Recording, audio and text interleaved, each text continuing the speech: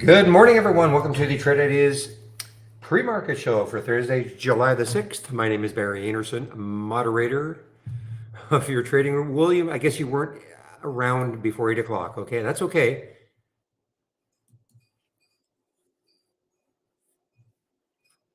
So now I've got to talk about BTAI. If you're in the room yesterday, you know that at least I was waiting for a 10 break.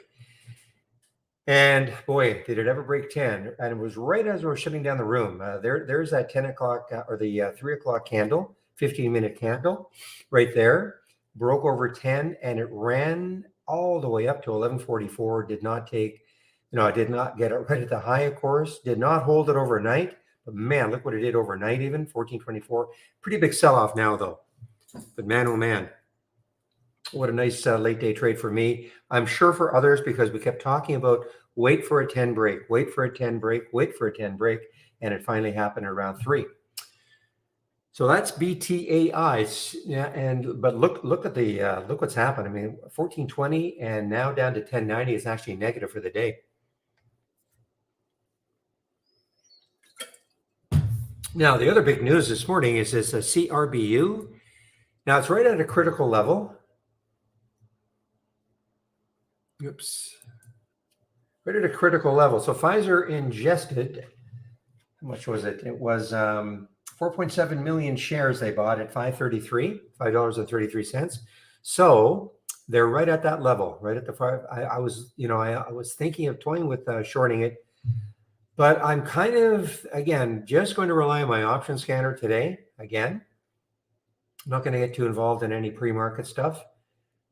This is more for entertainment for you guys. I really don't care about CRBU or any of the other ones that have moved in the pre-market. I'm just waiting for the market to open and see what happens in my option scanner. But I mean, this could, I don't know if it trades options, but if it does, it'll certainly hit it.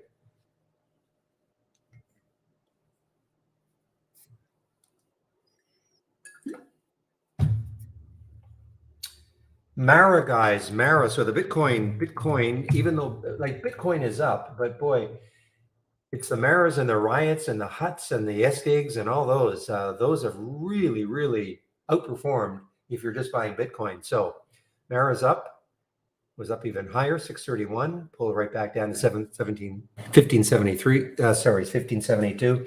Amar, I can help you a little bit later, okay? I can give you a bit of a clue. Question is close to pre-market highs. A bit of a clue. If you have, I would create a top list window, but this is the filter that you want to use. If you do a search and type in pre and position in pre-market range, okay? That's the filter that you want to use. So if you add the filter, and now it's up to you. You might want to use a minimum of 95% and a maximum of 99%. That would show you stocks that are within 1% and 5% of the pre-market high, as an example, okay? That's the filter to use. After that, it's up to you to create whatever price range you want, the minimum volume that you want, things like that. But that would be the filter you use, and I would have it as a column. You know, like in a top list, you can have the columns. I would have as a column, and then you can sort on that column, and then that'll show you the ones that are the closest to the pre-market high. Okay, now that might get you started, but that's the key one: position in pre-market range. So I'd probably put 95 and 99 and see what sort of results you get.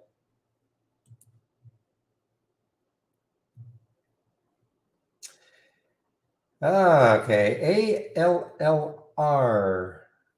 This was a very low floater from yesterday. ALLR just getting clobbered right now.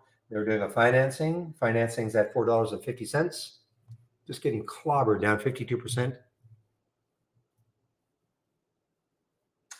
Kazia, KZIA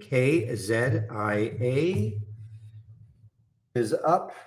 Well, it was up a lot more. FDA gave them fast track designation for their drug.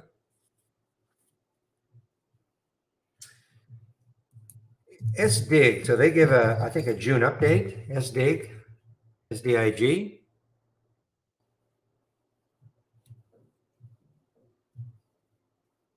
Another Bitcoin player, of course. Bitcoin miner was up to 670, back down to 631, still up 6%. Low float, 4.5 million in the float.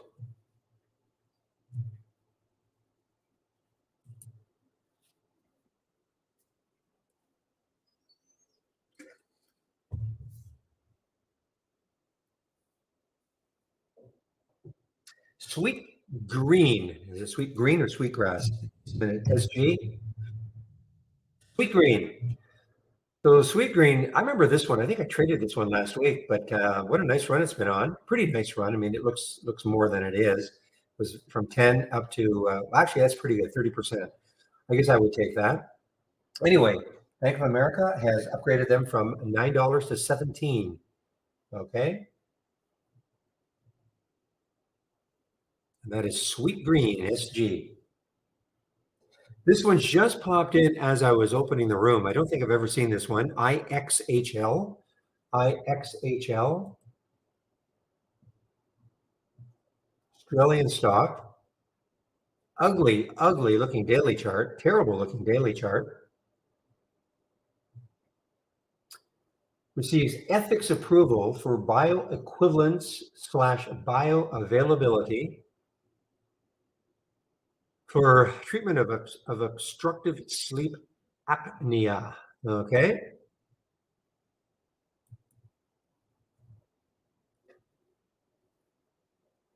Not a low float, excuse me, not a low float, 50 million in the float.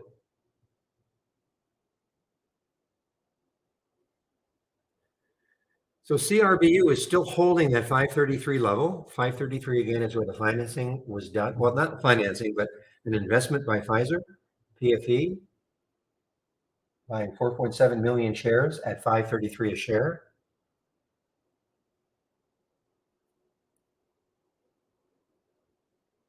Well, let's see. I mean, if this kept going, I think it came into what I would have considered on the weekly chart, perhaps a stalling point.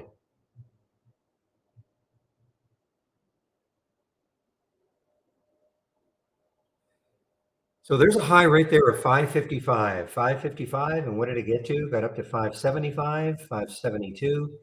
That is the next, well, as we speak, that is the next high in the weekly chart, 556 actually. If it takes that out, excuse me, if it takes that out, the next highs are a little over 6, around 616.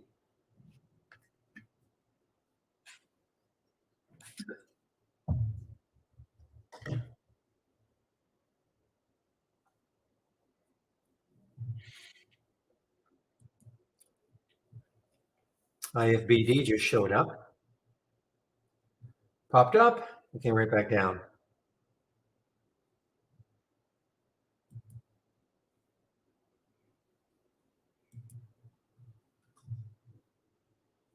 MU testing the 200-day moving average. Take a look at MU, Micron. Yeah, getting closer. How's SMH doing overall?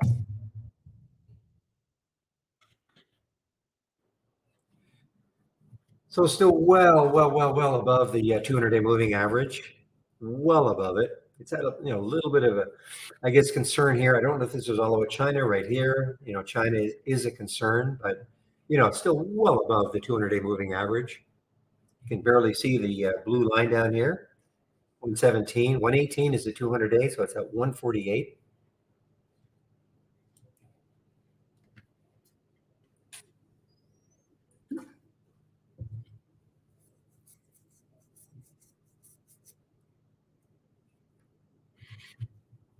Okay, I saw Genie just show up. You know what, guys? Look at this though. There are only 3 stocks up over 10% in the pre-market. That's it right now, and only 4 that are down 10%. So again, very inactive pre-market.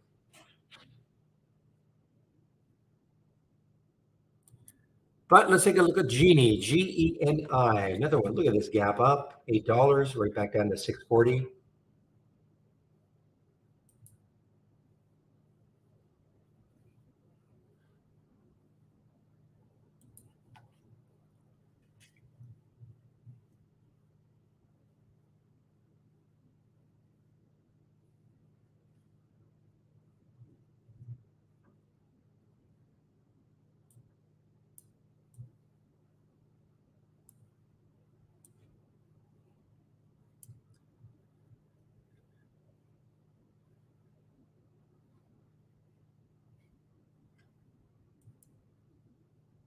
All right, guys. So that CRBU is still holding at 533.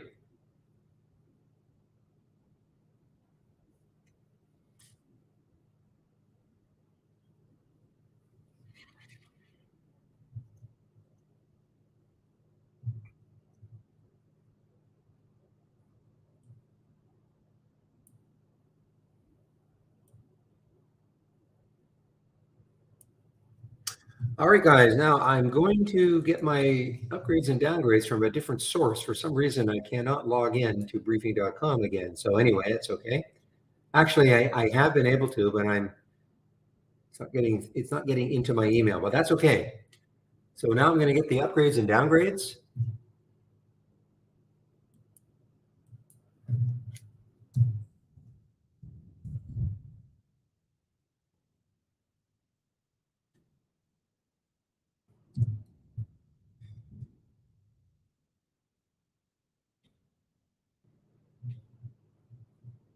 Actually, I like this a little bit better too.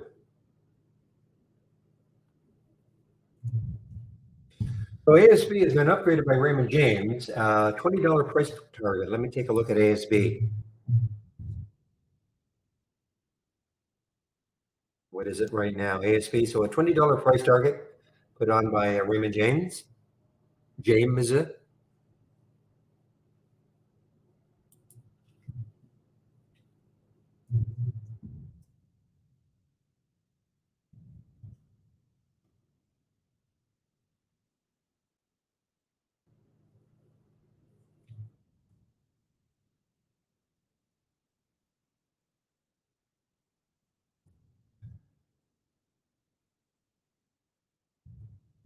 Take a look at some of these.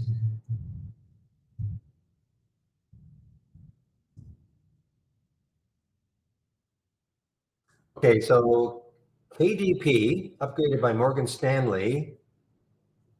Morgan Stanley's had some pretty good success in the last little while with their upgrades on the day of even. Price target of 37. Price target of 37 for KDP, and that is Morgan Stanley.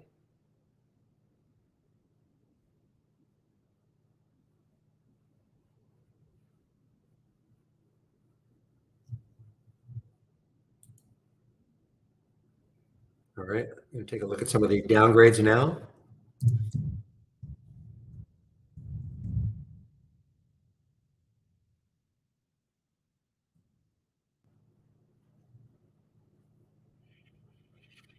So, William, did you traded Affirm, AFRM? Is that right? Oh no, was it Affirm or AS? Oh, it was ASLN. Okay.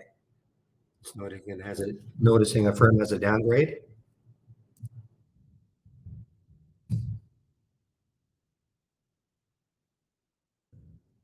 What I'll do is I'll get these in and then I'll take a look at them individually, some of them, to see what sort of price they're at with these downgrades. Because there are some price targets.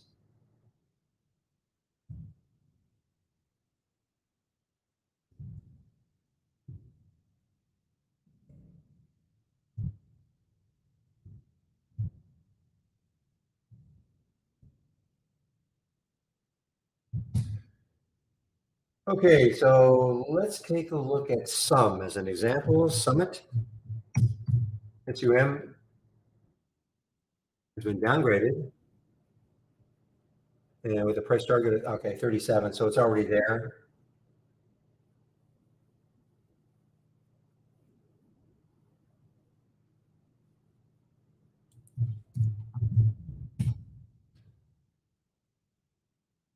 And Affirm with a downgrade to 11 by Piper Sandler. Okay, so there are some of the upgrades and downgrades.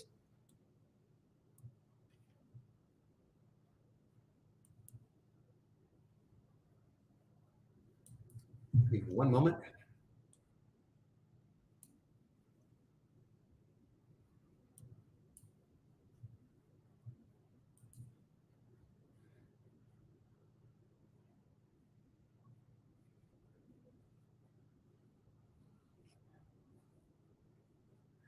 I'm looking at your list. I'm looking at your list, Denver.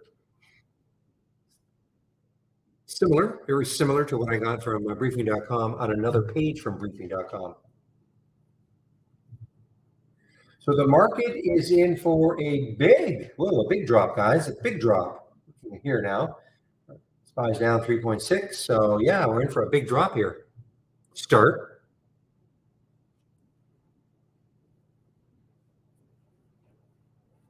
CRBU, guys, is still hanging at that 533. I think if it gives up that 533 in any great way, it could have a bit of a descent.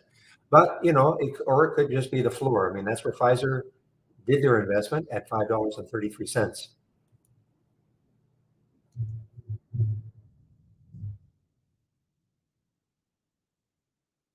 And you can see the VWAP is literally 533.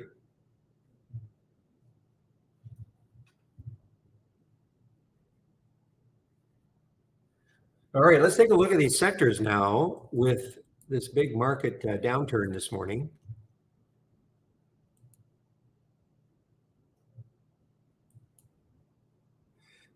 So I'm taking a look at the major sectors right now, and most of them will be red, of course. And something has gone awry. Not getting any data. Okay, let me load it again.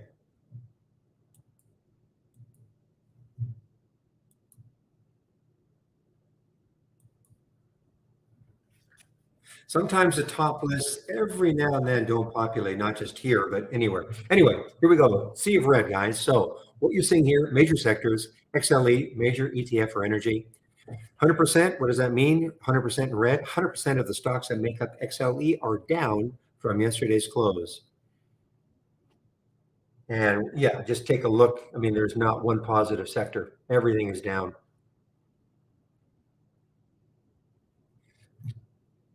So let's take a look now. The market, let's see, the market was down yesterday. Let's see how close, XLE was still not at the 200-day moving average. It was climbing a little bit towards it, but yeah, so there it is. There's the 200-day moving average, that blue line. If you recall yesterday in the pre-market, all the energy stocks were up. And then once the market opened, most of them were all down, from their opening trade. Take a look at retail, XRT. It's another one that's, in jeopardy. Yeah, it's still above the 200-day moving average. Staples, XLP.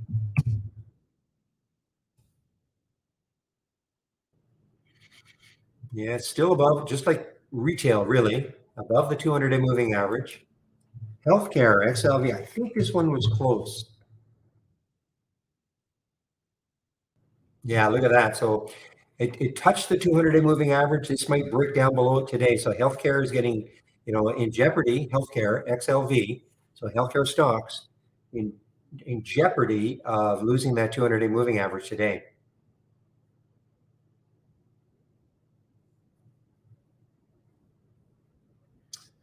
Let's take a look at financials. Don't really have to take a look at the other ones. They're all way above. There's financials. Yeah. So look at this, guys. So just, precariously above yesterday, but just a little bit below the 200-day moving average right now, financials. So we've got energy, which is still below, healthcare now, and also retail. Sorry, and financials.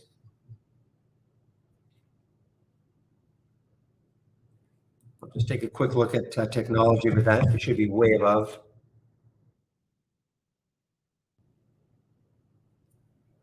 Yeah, you can't even see the 200-day. There you are, way down here, way above.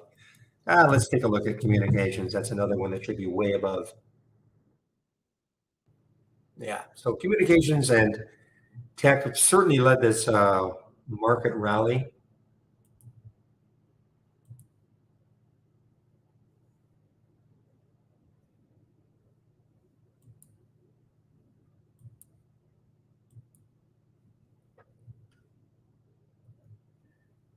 Yeah, Facebook or Meta. You mean, yeah, it's hard, isn't it? It's hard to call it Meta. But anyway, Meta, META. Yeah, so I guess they're try to challenge Twitter.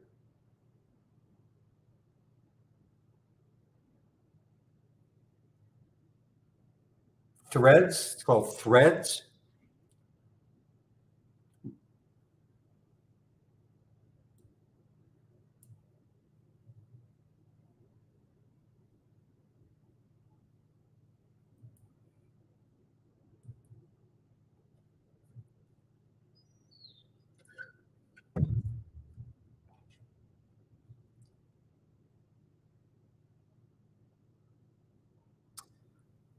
Not sure if I mentioned this one, the INBS. Not sure if I mentioned INBS. No, I did not. So they signed a South American distribution agreement with TSCOM for fingerprint drug screening system. Okay, so that is INBS.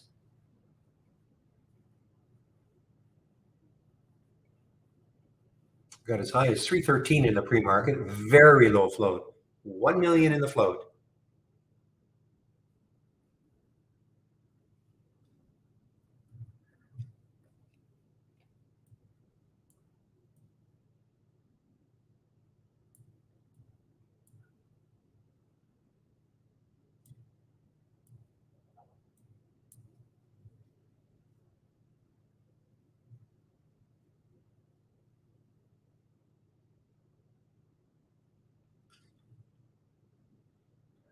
Okay, guys, let's see. Anything else? I'm just looking at some of my thumbnail charts, see if anything interesting is happening.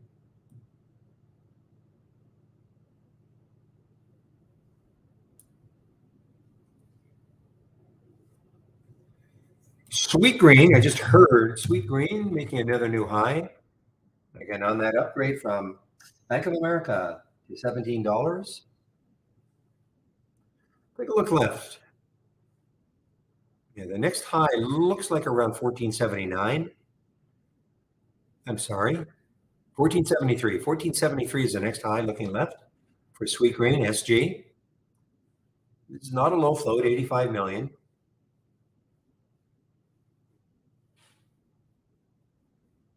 See if anybody else has upgraded them. I just see it's Bank of America. There could be others, but look at my news headlines here. It's just all about Bank of America, BOA, BOA, BOA.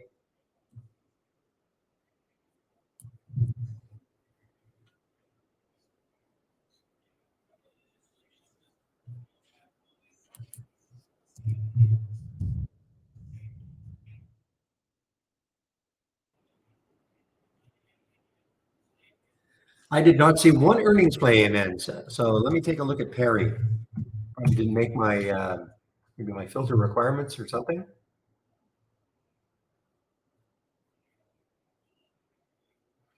Okay, so yeah, we have it on August 2nd. So I don't know if this is like a they just changed it. But you're right, this is a earnings release. PERI is an earnings release.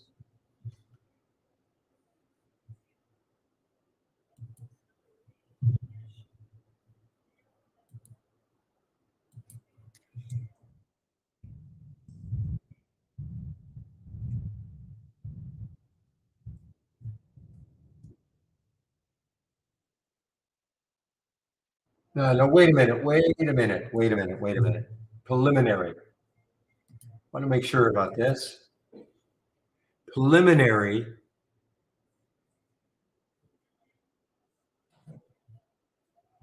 So this is not, okay, this is not, yeah, okay. So this is not, I mean, for all intents and purposes, it's an earnings play.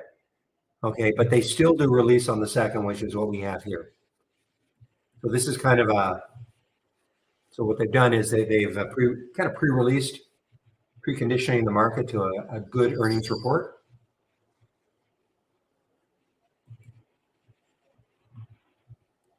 Meanwhile, look at BTAI just getting thumped here.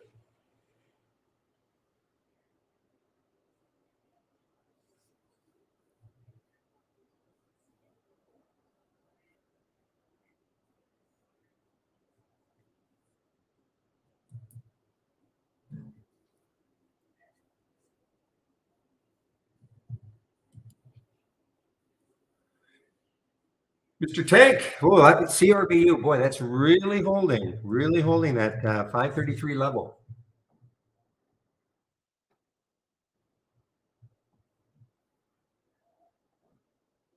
Big investment by Pfizer, PFE, in them. Well, for them, it's a big investment. And they paid a premium. I mean, that's the interesting thing. They did pay a premium because the stock closed yesterday in the $4 level, and Pfizer basically bought 4.7 million shares at 533. So they paid about a 30% premium to this or for this.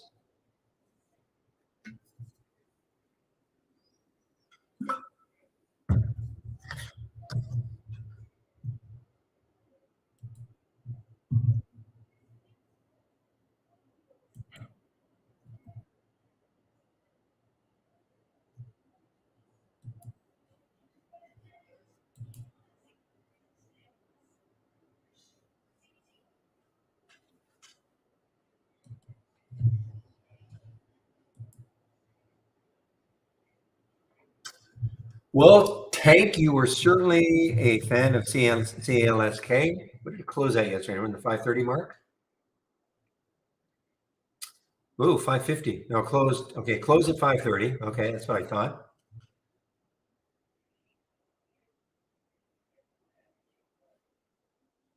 Very, very choppy pre-market. Man, oh man, look at this. Got up to 584. Up and down, up and down, up and down.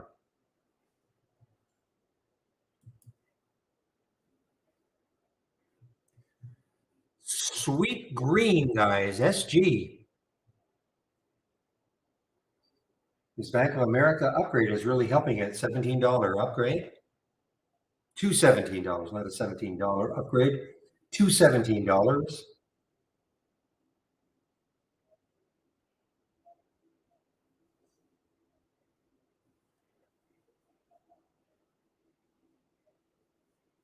Anybody explain to me? I don't trade options, as most of you know. Why there is no option trading in the pre-market? Any specific reason? Other than just because?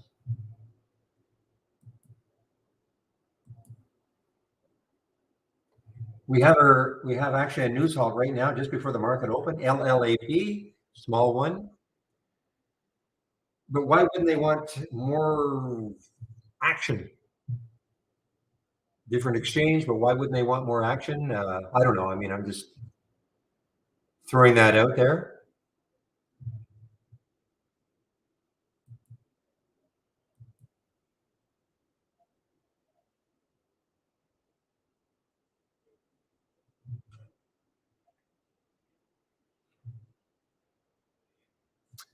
So this is halted for news, and I don't know how good these guys are going to be, but they have this benchmark has a $12 price target put on these guys. This is a $1.49 stock as we speak. Excuse me. Now this happened earlier. This is not the reason for the halt. 1 minute to the open. Okay, guys. Thank you, William. So again, I typically do not trade in the first 15 minutes. Try to let things settle down. Wait for what now, guys. Before you jump all over and say, "Hey, how come there are no option plays?" Give it time. There wasn't one until about 9:40, 10 minutes after the market opened. So there will be option plays today.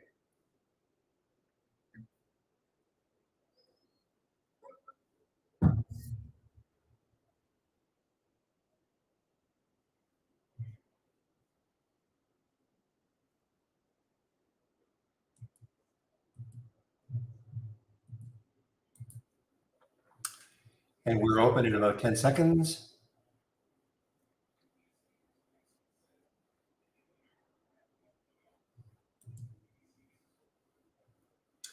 All right, guys, we're now open. So let's see what's going to happen here. So there's the CRBU.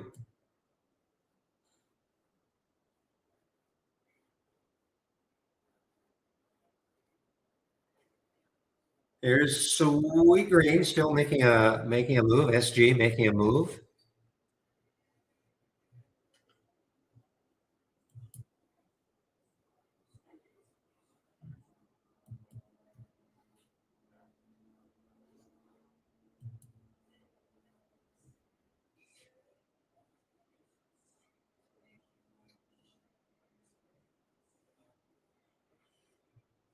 Okay, guys. So not much. So this is Australian stock IXHL,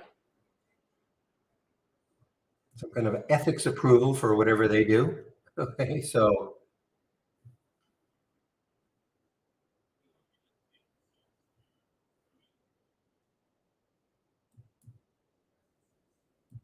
boy, no quit yet in this CRBU, guys. No quit yet. So 616 was the next high looking left on the weekly chart. And there's the gambling stock, I guess, GENI.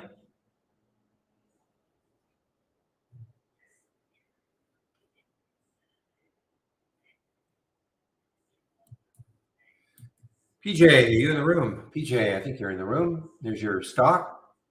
WW, big level. If it takes out 811, guys, it's got some room. So I will put an alert right there.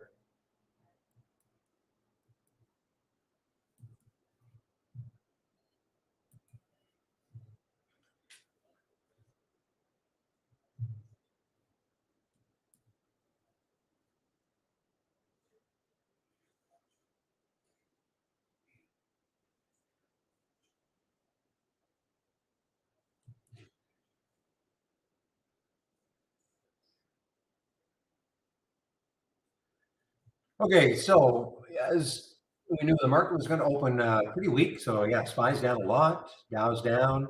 NAS is down. Everything's down.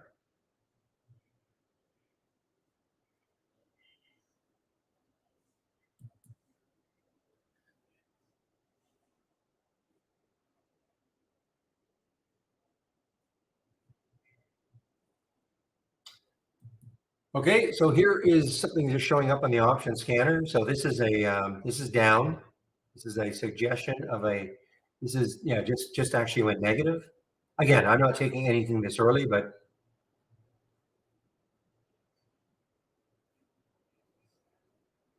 here's our BTAI. Ah, shoot, there are shirts. There are shorts available. Interactive brokers, quite a few, 120,000. Too early though for me, just way too early. Now, guys, I don't know if it's been done yet, but I've added the don't repeat.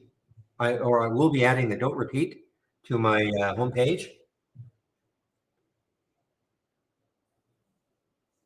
I have to rely on somebody else to do it, and he said he would get it done today. So at some point, the don't repeat version of this will be in my homepage.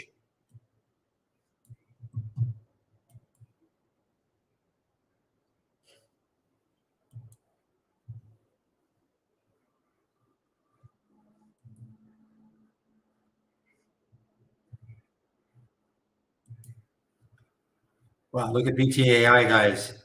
Now, if you're going to short, oh, this is not the one I was thinking of. Okay, it has a. I was thinking of the one that had about 500,000 in the float.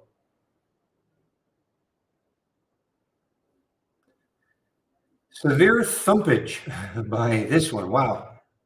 So the low yesterday was down here on 804.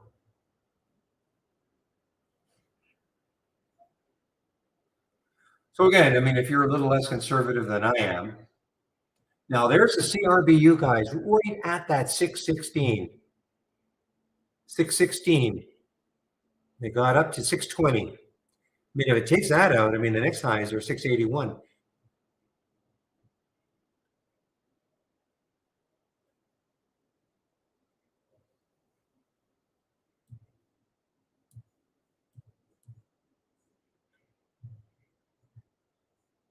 And SPY is continuing down, guys. The market is continuing to drop.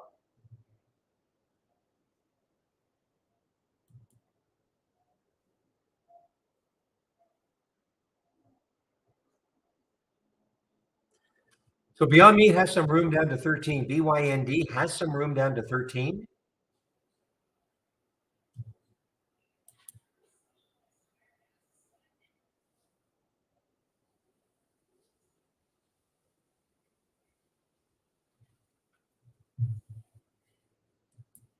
Another fan favorite taking it on the chin right now. IonQ. big level for to try to hold is around 13.20, 13 or so, even. If it broke down through 13, still 12.85. I mean, that would be a big level for it to try to hold that 12.88, 85 level. You stick a price alert right there because if it took that out, it's got a lot of room underneath. IonQ.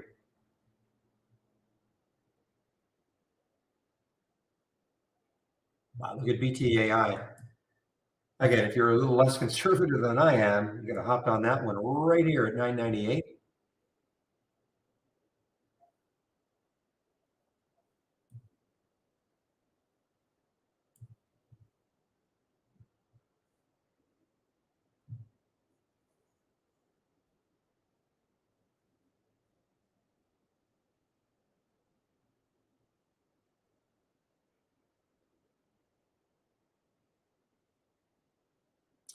This is definitely, well, we haven't seen a day like this for a while, you know, the big gap down. That's why we're getting all these option plays are on the way down. Also made a change. You're going to notice if you do take it, I've got rid of the 200%. So it's now just 300 and 150.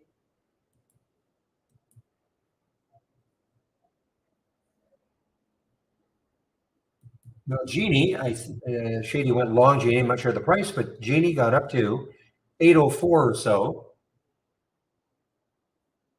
Had some news. GD Sports rallies after extending NFL deal.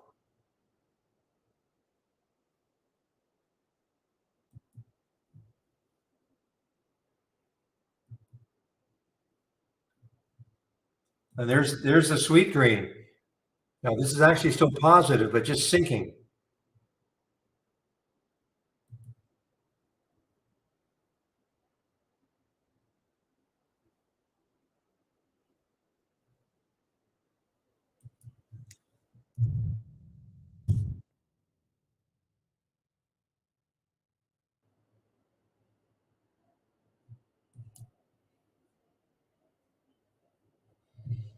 Yeah, isn't that interesting? No 10-day daily breakdowns yet on a day like this. You would think there'd be a few of them. We have a couple on the upside.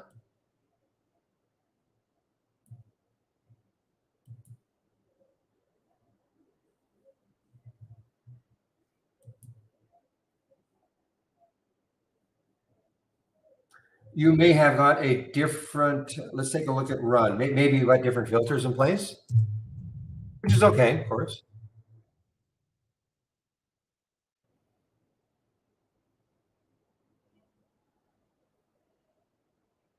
Yeah, my relative volume in that scan is 8. Okay, so it's only 4. So that's why that's not showing up.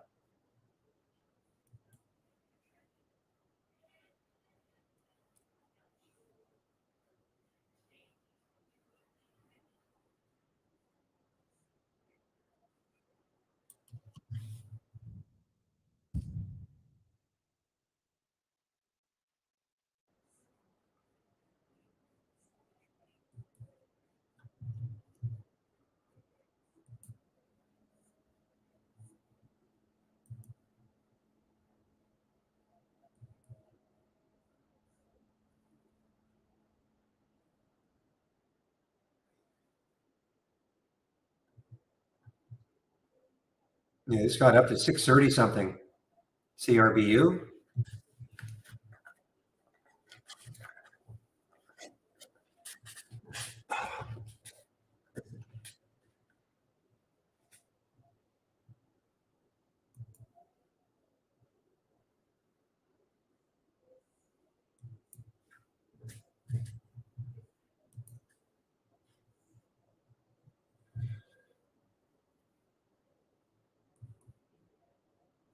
All right, let's take a look at this ACHR. The low yesterday was right around $4. Lots of shares, 1.78 million in Interactive Brokers.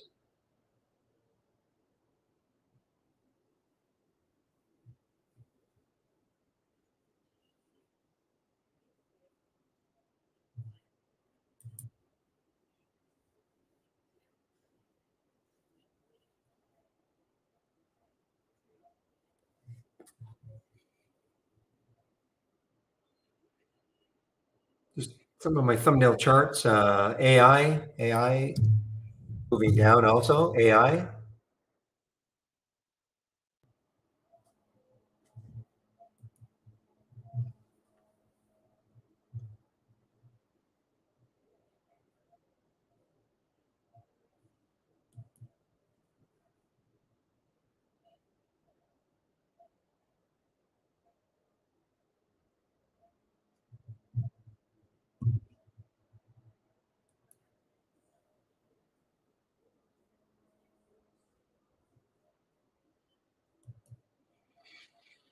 All right, so Beyond got down to that 13 level.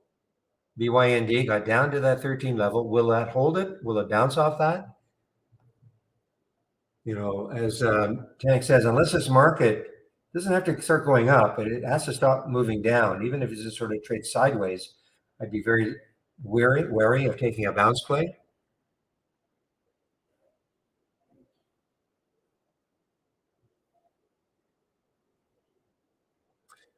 I'd be a little leery of going long anything right now, guys. Even I don't care where it's coming from. The only one that's really still super strong is that CRBU, way above the buy-in price now, way above it. 533 again. If you don't know, Pfizer injected $25 million. I think it was $25 million, about 4.7 million shares at $5.33 a share. That's about $25 million into this company.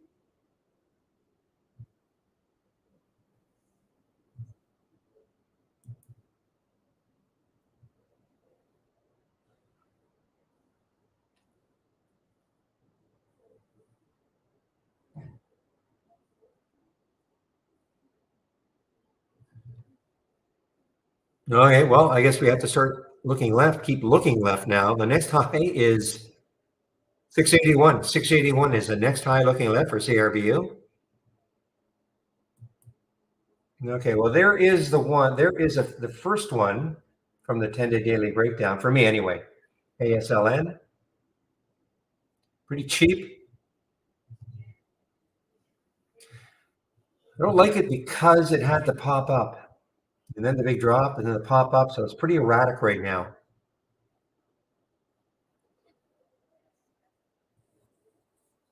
I mean, it's too bad. The next low is 234. I mean, that's a dollar away almost on a $3 stock. That would be a tremendous. Like, what did it get down to on the pre-market? Got down to 210. Wow.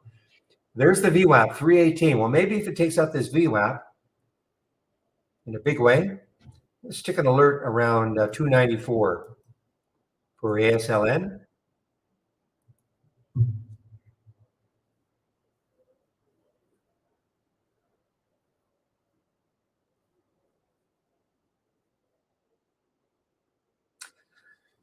So this is your definition of an alpha stock, guys. CRBU. CRBU doesn't give a hoot about what's happening with the market. Okay, look at this. That is your alpha stock trading completely on its own.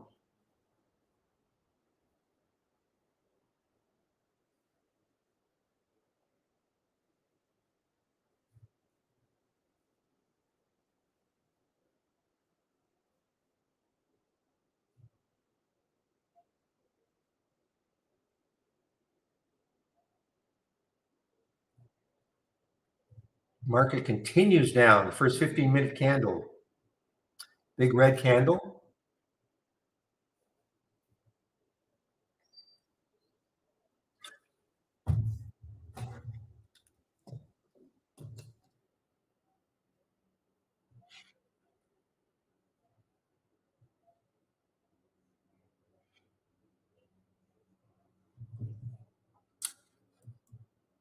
Unfortunately, there's your CLSK tank showing up on the option scanner.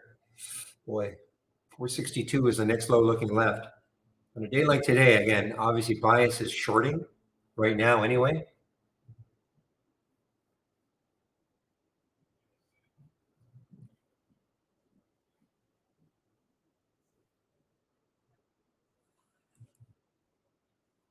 All right, tallow.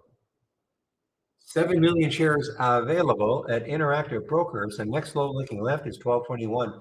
This is interesting. Tallow as a short showing up, I think, well, showing up on the 10-day daily breakdown, showing up here in the momentum down. Doesn't really trade options. That's why it's not going to show. Look at Caribou. Wow.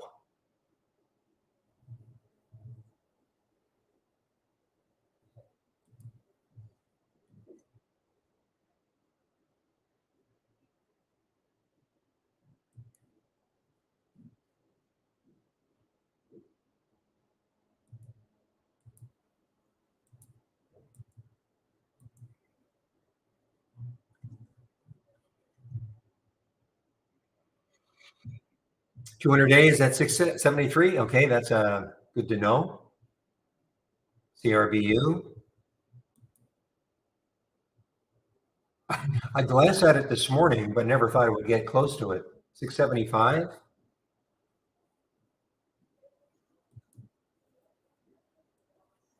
Okay, guys, in the tallow, TALO. First trade, hit there at 1280. Got in just actually, what did I get at? Actually, right at 1280. Good fill. Good fill.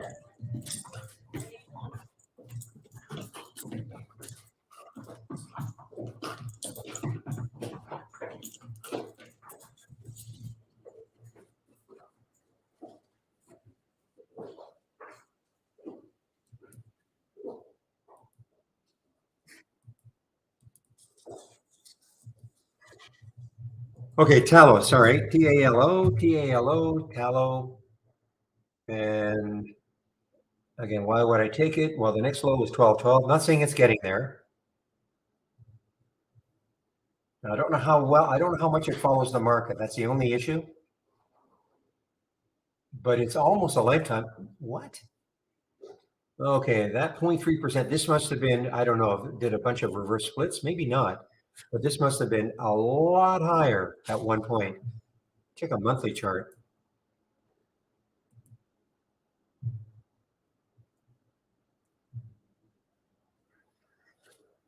Yeah, I mean, this must have done a reverse split. I don't know if this ever was a $442 stock. The thing that's confusing me, that's a lot in the float if it has done a reverse split.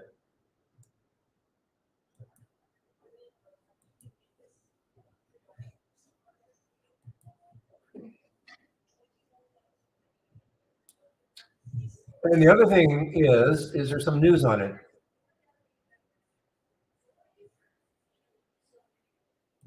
I don't see any news.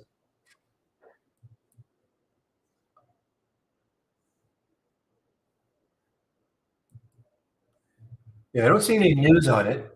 So it might be just drifting down because of the market.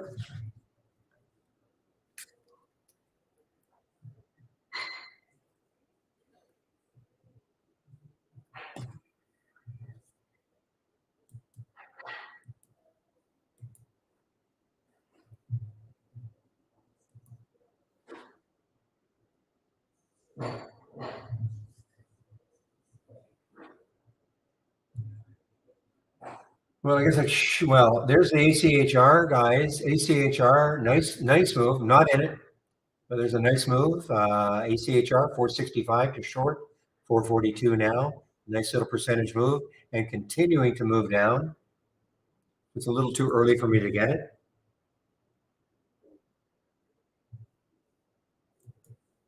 All right, tallow, TALO, tallow.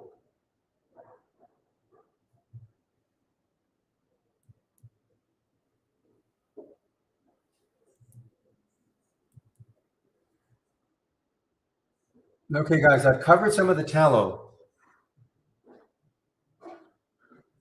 The 1256 level from 1280, TALO.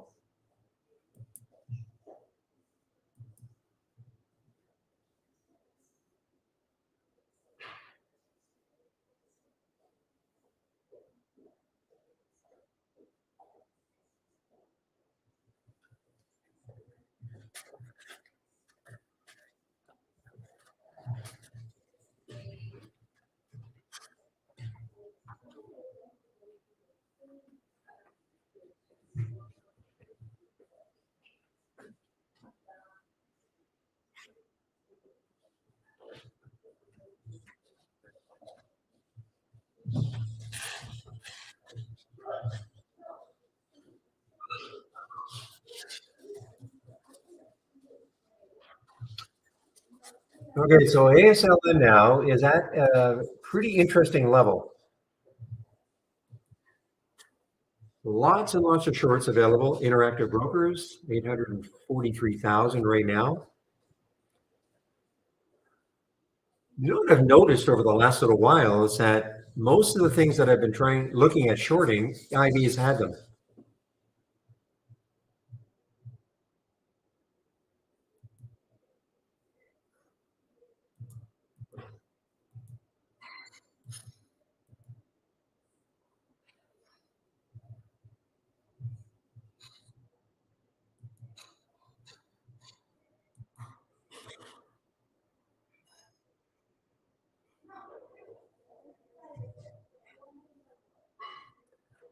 Tallow, don't even know what they do. Let's take a look. What does TALO do? Oil and gas extraction. That could be a stinky place.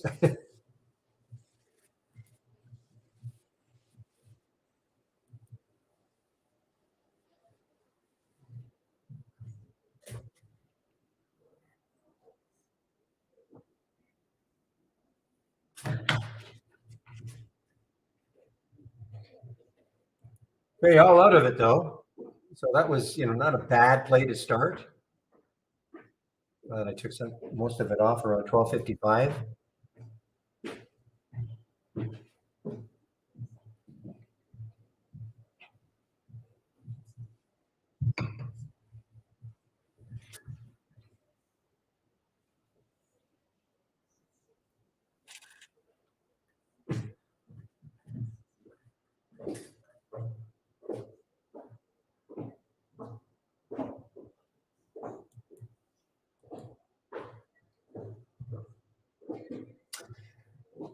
All right, so how's Genie doing now? It had a pullback. I know it had a pullback, so I don't know if Shady, if you're still in this one.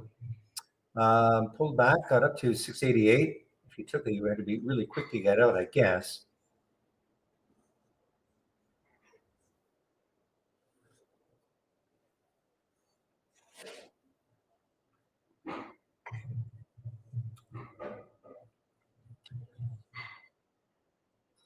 Yeah, some cheap ones coming in here, guys, like Wolf. Whoops, let me get this up here. Some real cheap ones now.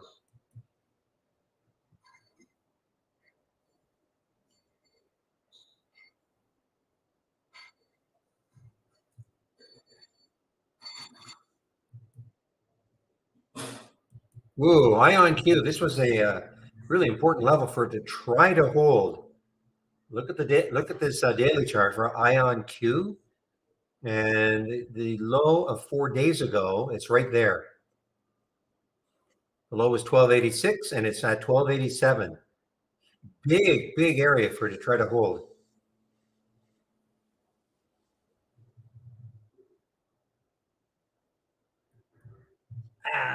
ASLN. Yes, starts working now too, guys. Boy, even this cheap one is working. How about Overstock? 2855. 2855 was the alert. No, I missed it. Too fast.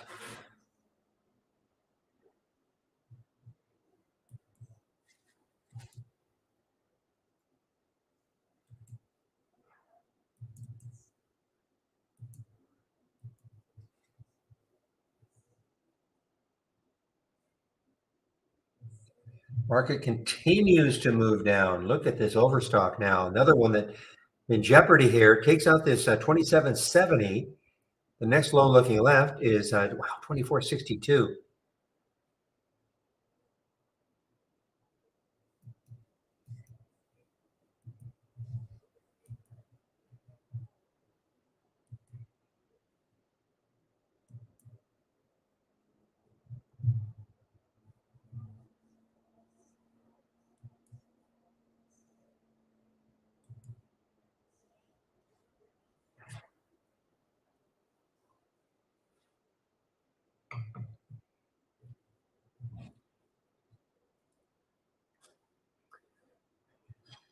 I have to check this ACHR. Was there any specific news for it, or is this moving because of the market? This is Archer. Maintain $9 price target by Canaccord. Okay, fine. Let's take a look at Joby. JOBY.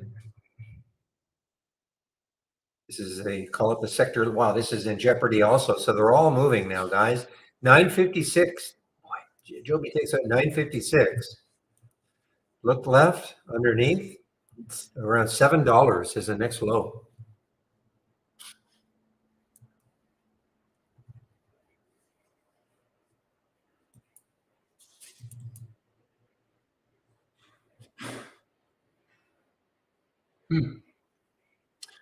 Got knocked out of my ASLN trade, basically flat. Looked pretty good. Looked like it was going to get, well, it was down to 470. I had a little profit in it, but it just popped up. So I'm going to keep an eye on it even later on.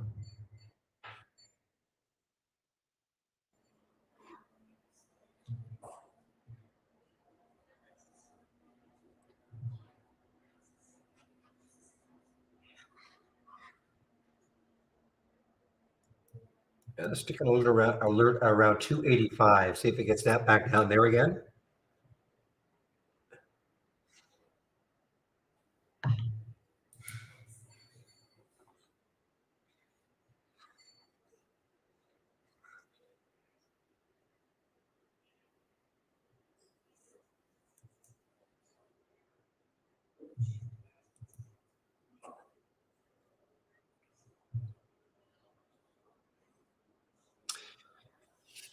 Well, this one's got a little bit of room. This WMG. Look at ACHR just getting clobbered here.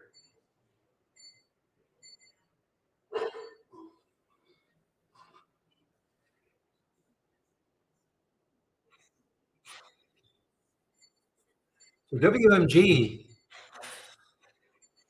yeah, 2704. So it's above that. The next high looking left is 2779. So it's got some room. Certainly moving against the market. WMG, Warner Music. This is spread like not bad.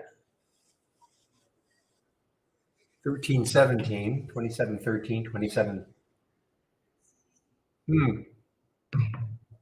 Well, certainly glad I covered my ASLN.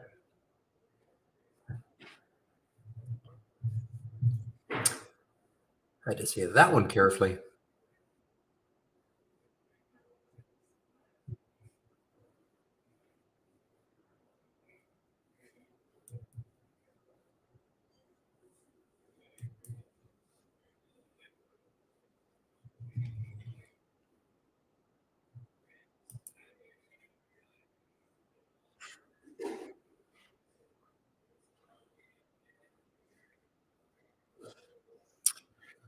Okay, so things have settled down a little bit. I'm not getting too many new alerts or things moving down. My guess is Overstock has probably bounced. Yeah, look at that big bounce here with OSTK.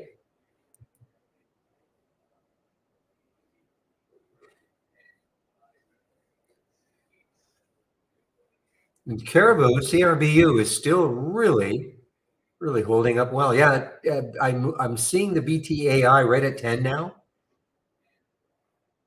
One of the ones I have thumbnailed.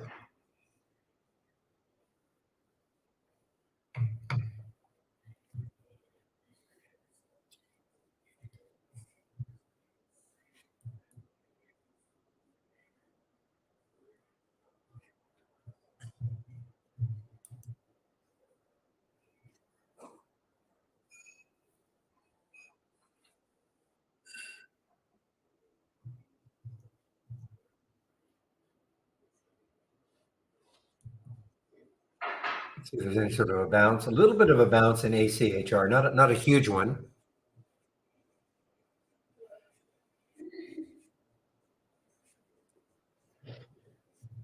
Market continues down, guys. So obviously be careful if you're trying to go long anything right now.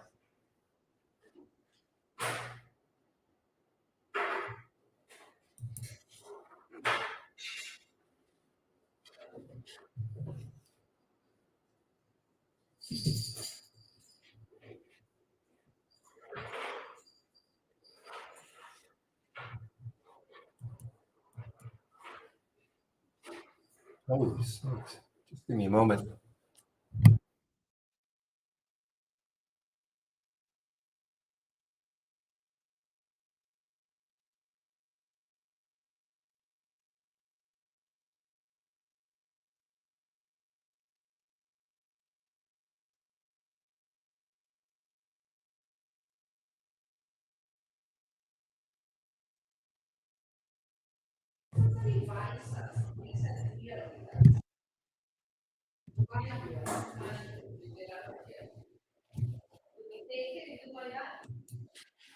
Mhm.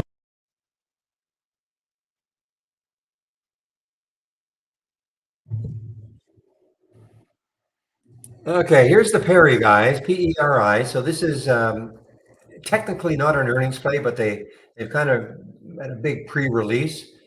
Their official earnings date is the second, August the 2nd.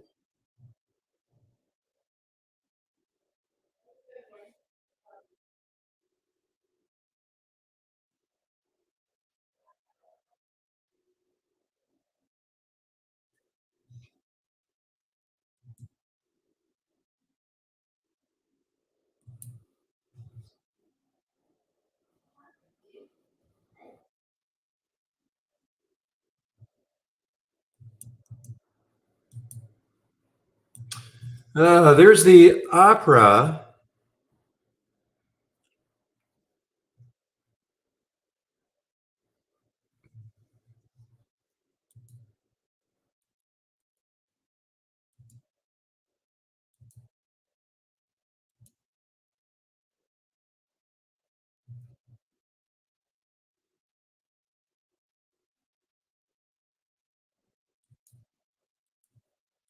Now this actually had a pretty big move in the pre-market, got up to 24.50.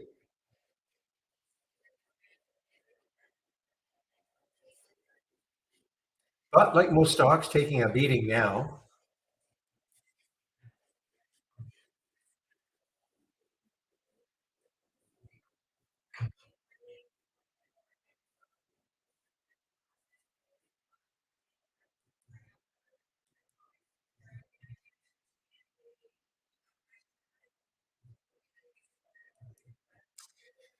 Okay, so there's the ASLN back down. I'm not 100% sure I want to do it again though. Let's see.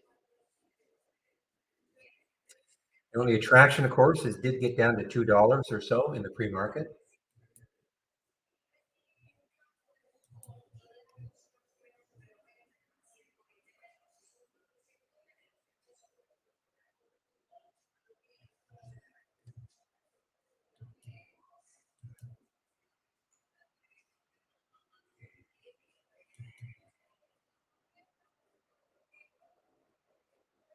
Yeah, I mean, this is showing up on the 10-day daily breakout, guys. I'm just hesitant to go long anything right now.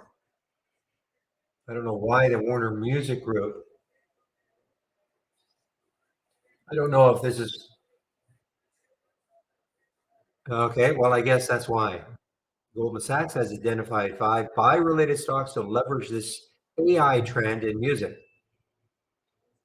So Live Nation, Warner Music Group, WMG. Take a look at the other ones.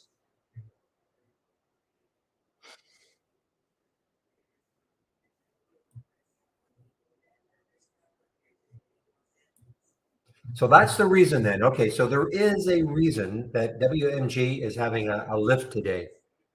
Let's take a look at the other ones that they mentioned. BLV.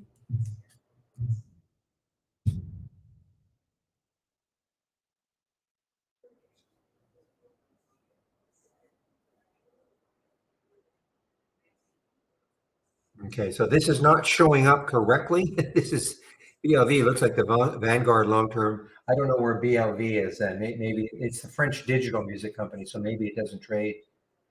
But let's take a look at NetEase. I know NetEase is a China stock. NTES. Take a look at NTES. So the one that's really moving is the WMG from that Goldman news.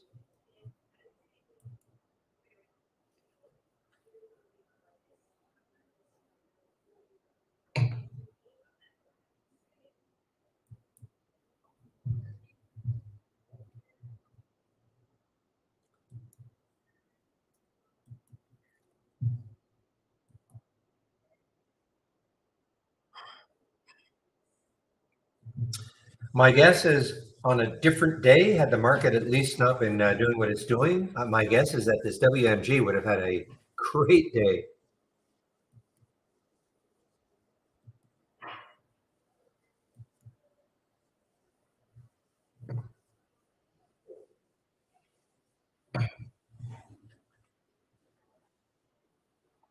Yeah, look at this now. So I'm glad I held off. I'm not convinced to go long anything right now, guys. Not with the market doing what it's doing.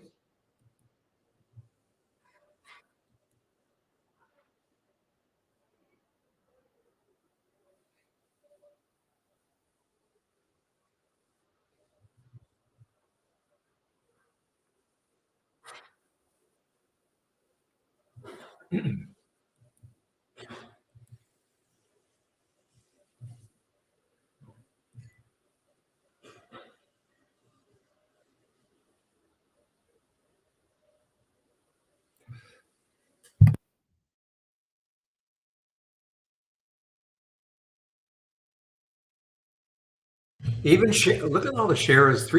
I'm pretty amazed. Everything I'm looking at potential, for shorts that are showing up in the option scanner and the breakdowns, and here all sorts of shorts available. Interactive Brokers.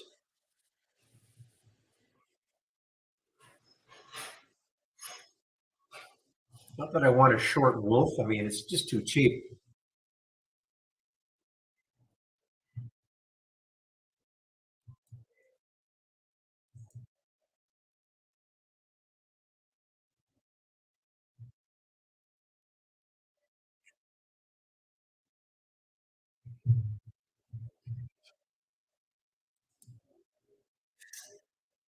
Well, I thought maybe Opera might do something, but again, it's doing its thing again, like yesterday. It was very, very, very difficult trader, I found.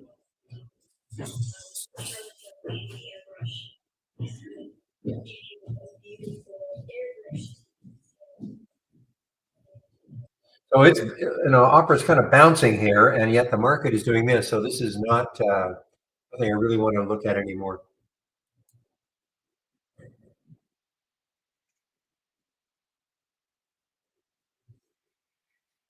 Okay, here's this Australian stock, IXHL.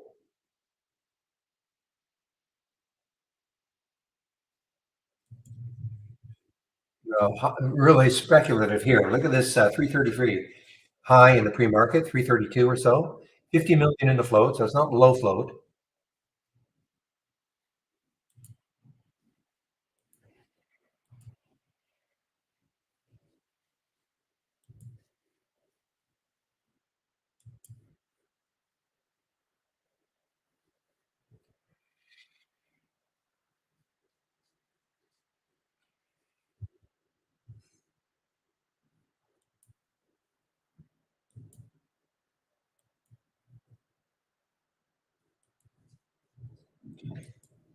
Remember Barnes and Noble last week? I cannot believe this. Look at this Barnes and Noble. I mean, it's only 184, but it's gone from a dollar, almost not quite a double, since June 29th.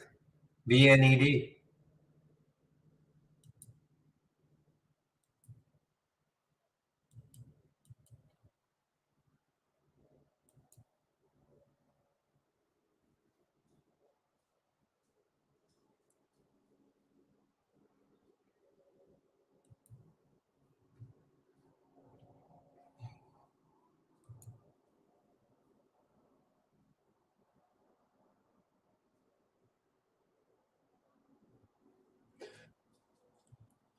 Okay, guys, think I'm going to take a flyer on this IXHL. I like the way it's holding in this 215 mark.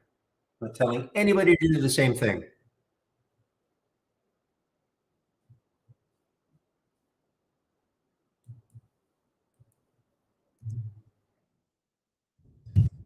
And of course, the attraction to me is the high it hit in the pre-market.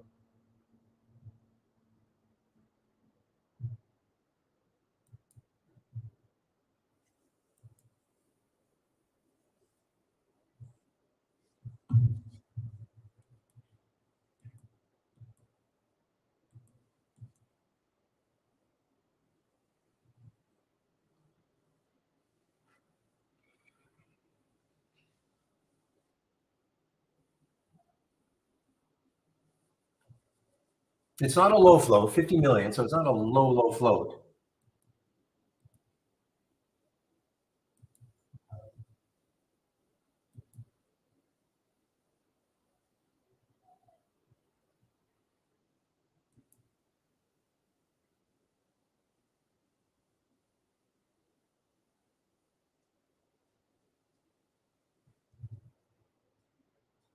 All right, a little move here now. Wow, nice move, nice move. IXHL, nice move. Yeah, I just covered some guy, or covered, I just sold some.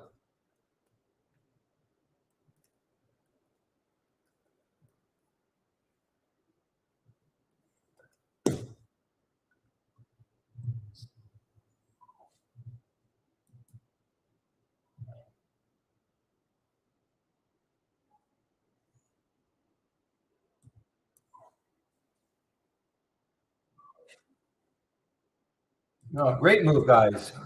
Well, again, I can't tell anybody to buy anything or sell anything, but IXHL certainly was a nice one so far anyway, but managed the trade.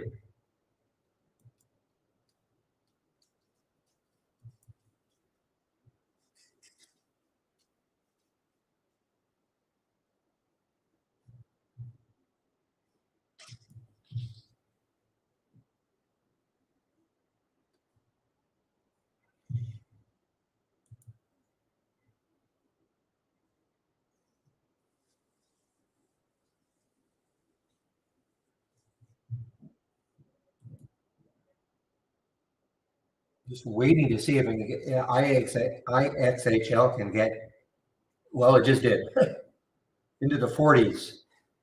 So I have maybe a bit of a problem at that 250 level.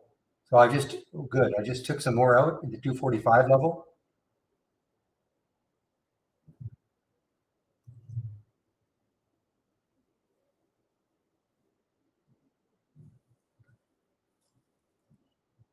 So I don't have very much left, guys, of the IXHL.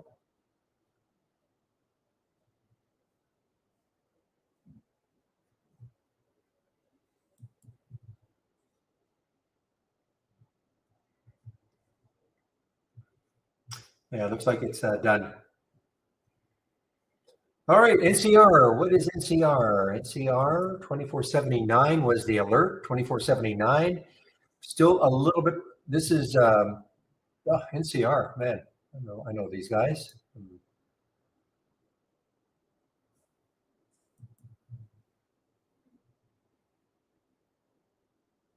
I still have a bit of a problem though going long anything right now. Till this market settles down a bit.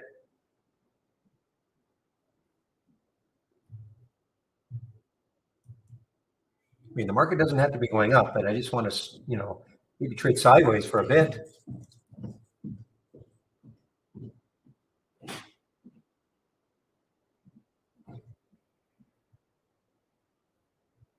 But here's your alert, 2479. So it's moved a little bit.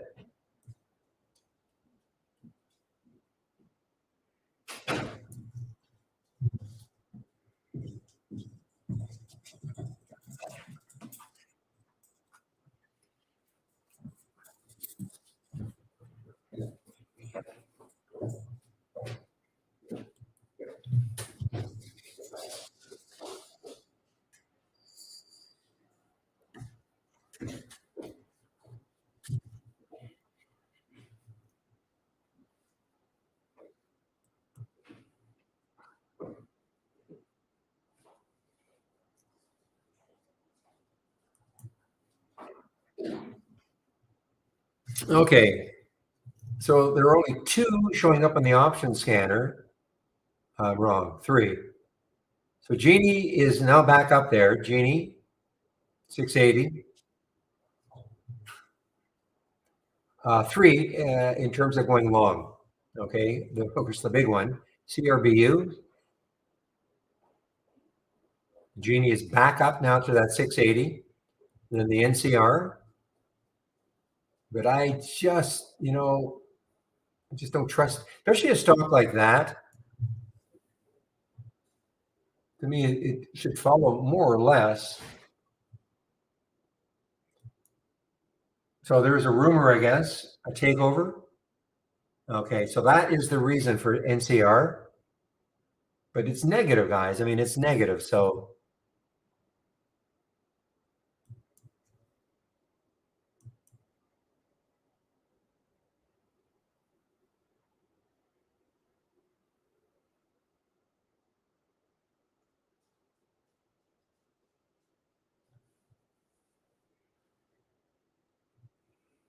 IXHL. It's hard to say. IXHL is right back up. I'm not in it anymore. I'm done.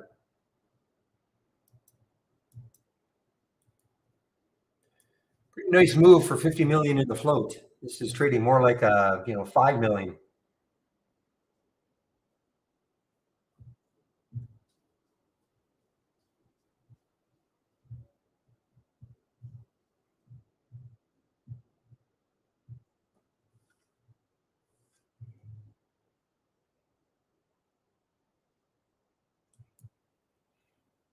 Oh man, sorry. Wolf, if you take a look at Stantec lately, I know you're out of it.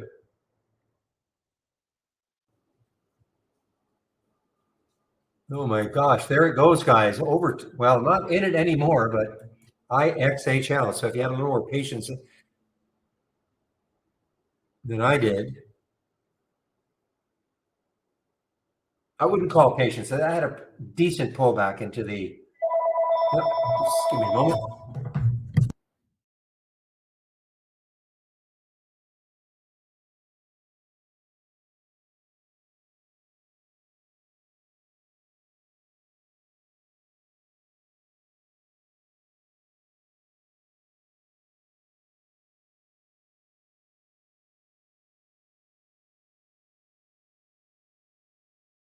Guys, I'll be right back. Give me about a minute.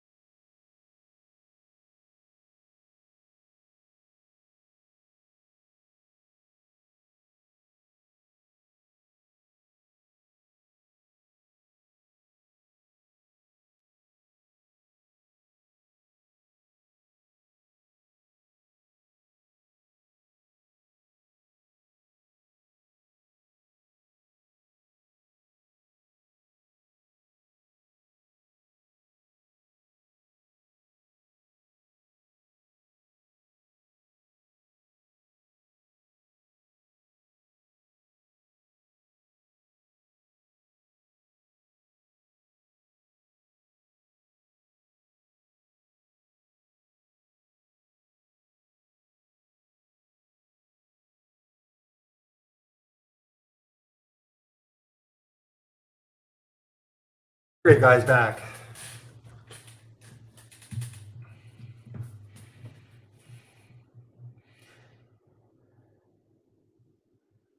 You know what had a great bounce was Opera.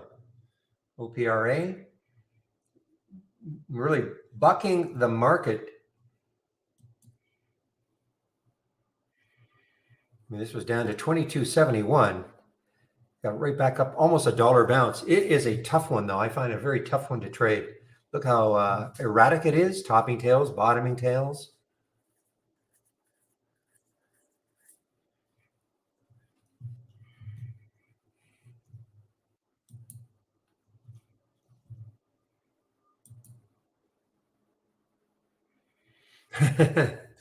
Commissioner Wife on the bat phone.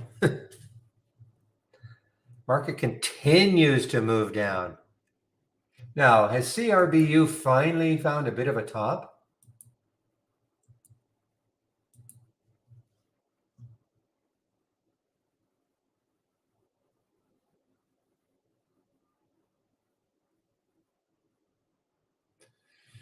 The problem with it right now to try to short it is that wow, look at the VWAP has really changed now. It was at 633 before. It's at 615 now.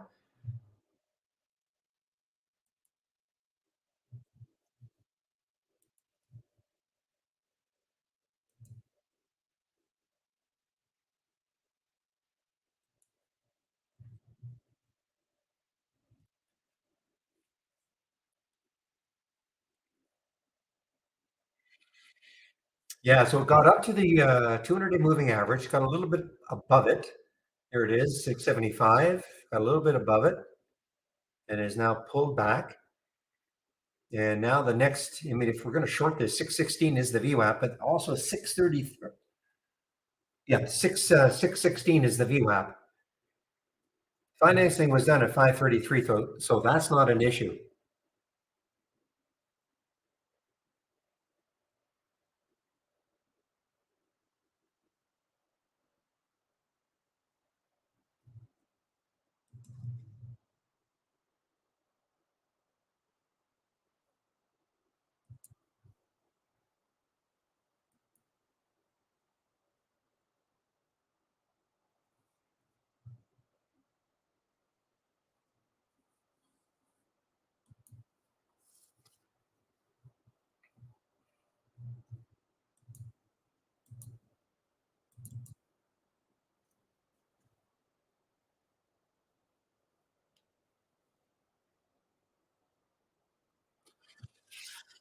Yeah, well, most sectors are getting beaten up pretty much, not just the AI sector in our YouTube room.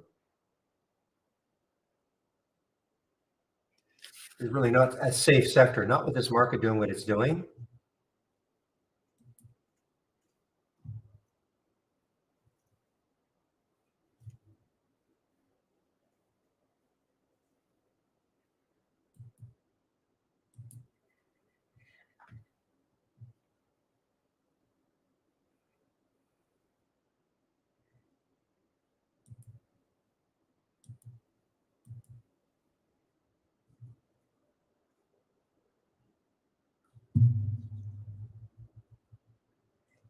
All right, let's see if the CRBU can move down from here.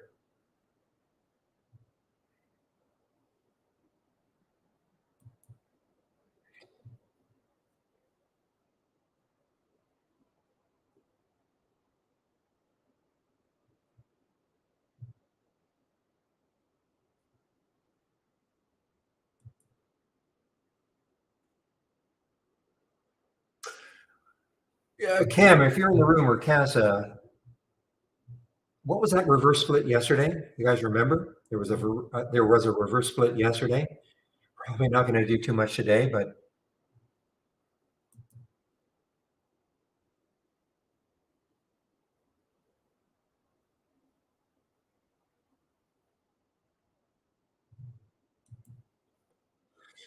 I could check. I could check. There, I know there's a website I can check. I thought maybe if you guys were in the room.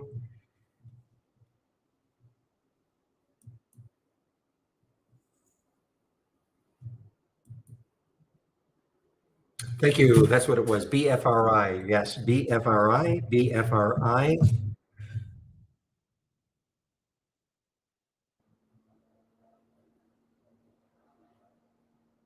So it's not doing anything.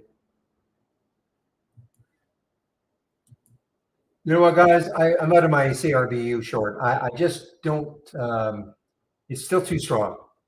Little minor profit. We're down to that. Yeah, I just don't. I mean, it's going to really have to take out 640, I think, but it's just strong.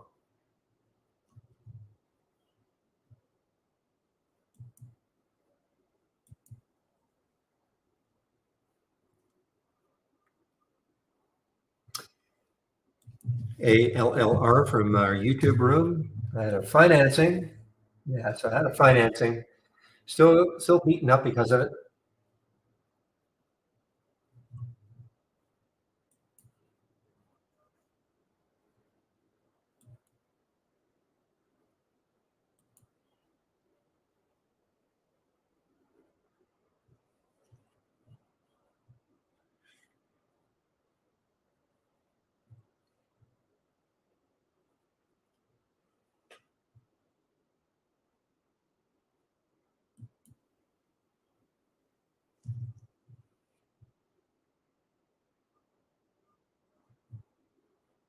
EBIX. Okay, this is showing up now. The momentum down. EBIX.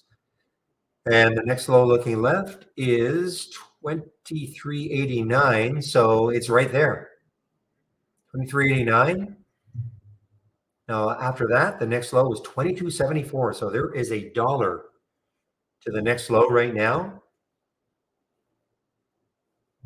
And that is for EBIX.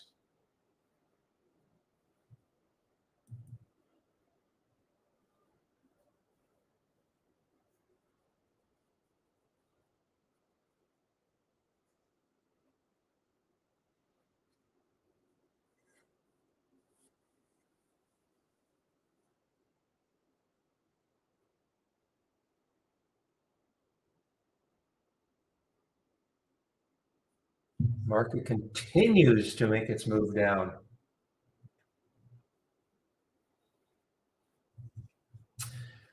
All right, guys, while I'm kind of waiting for something else to happen, I'm going to go over. By the way, the promo is still valid, the 25% off. I just checked this morning. I'll do another quick check. So you can still get 25% off a subscription.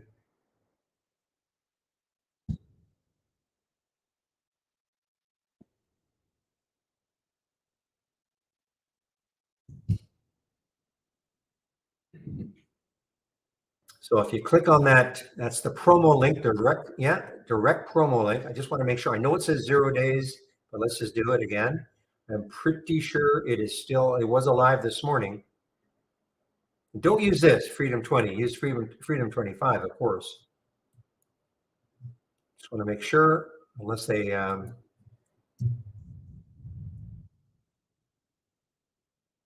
Freedom 25.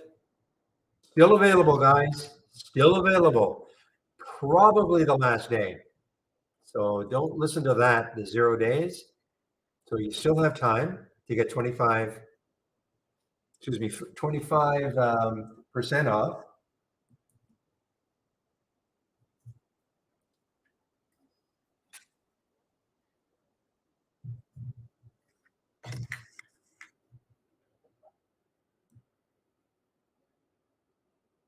Again, it's 25% off the first month only. Now, if you're a current monthly subscriber, you can take advantage of that also. So if you wanted to, if you want to go from monthly to annual, you can take advantage of it. And of course, if you're a first-time subscriber, you'll get 25% off the first month only or the entire year.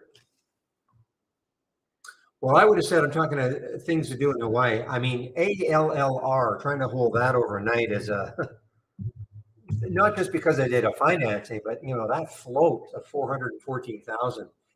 I don't know how many shares you have, but that is something I never ever would hold overnight. So I mean, the fact that you say why you hate holding stock overnight, I mean that is a really, really specific stock that I would never hold. I'm not a big swing trader, as you know, but that is highly risky. But you probably know that now anyway, not just because they did a financing. And I'm talking to somebody in our YouTube room.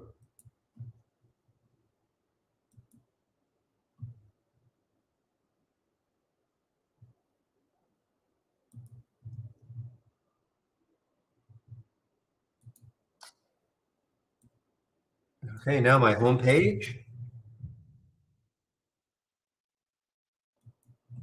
Yeah, you might be right, William. As far as the CRBU, to me, it should have had a big collapse down into the 630s, even high 620s, if it was going to really move. Just didn't do it.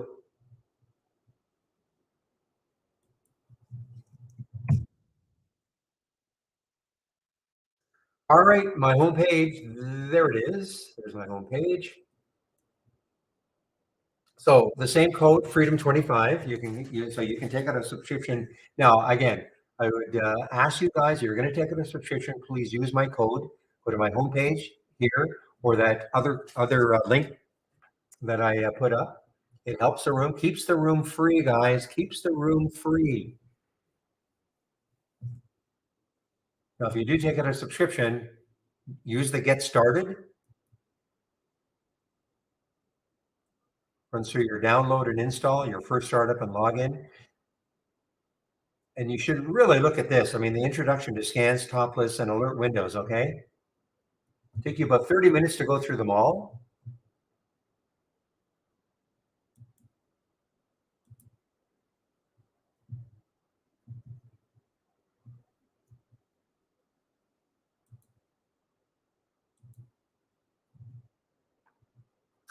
Now, if you're new to trading, Trading 101, that's a good course for you. Michael Noss at Trade Ideas put this together.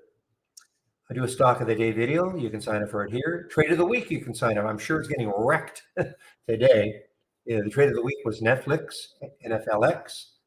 I know it triggered, had a little bit of profit in it, but I'm sure it's getting wrecked today. Education section is here. So we have a user guide, great user guide. Now you don't have to know everything, of course, about the software. So it's like any other software program. You can choose what you're interested in. There's the getting started again. Alert windows, top list windows, T window, and stock racing. I'd also look at price alerts. Get those down first. And that might be all you have to do with Trade Ideas, to be honest. You don't have to know everything about it.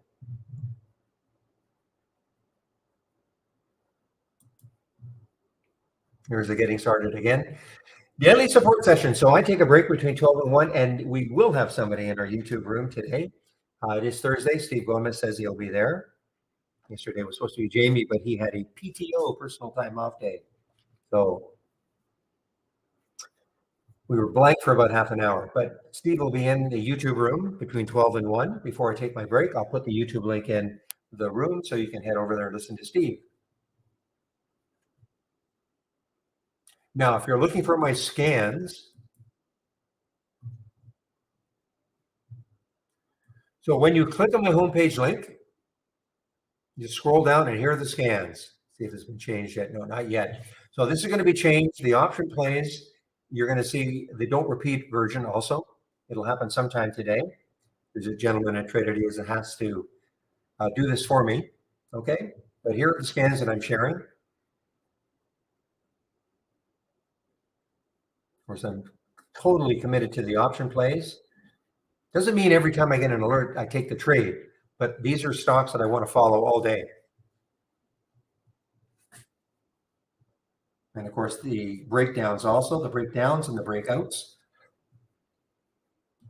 So again, if you're going to take out a subscription, please use my link.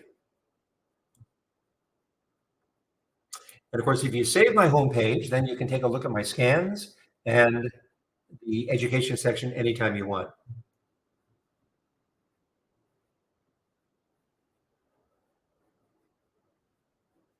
Oh, I see. You're just making a general statement about holding stock overnight.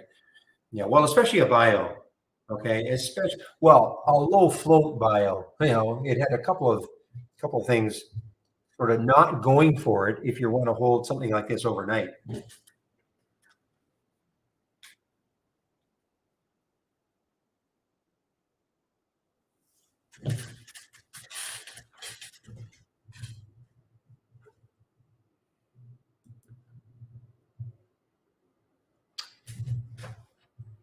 APLD, let me take a look at APLD. I'm sure there's some filter that's blocking it.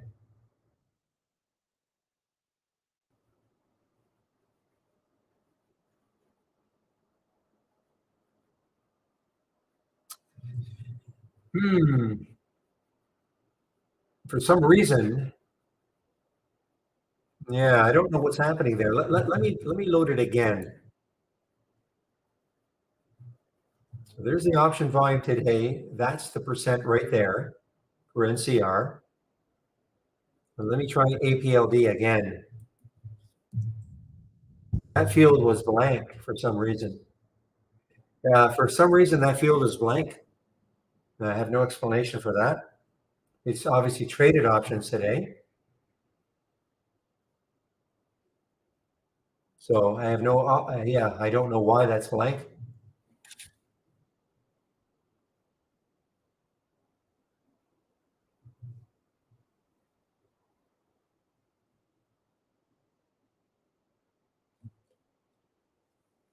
It is a mystery because it's traded options. It's traded way more than 10 days, of course.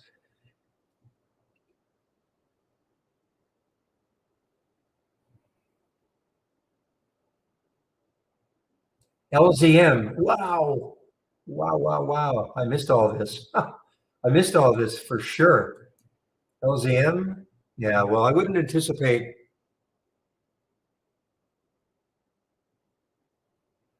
Never heard of this one before. Oh, I know why. This is a wow. This was a SPAC, I guess, that turned into LZM overnight or in the pre-market.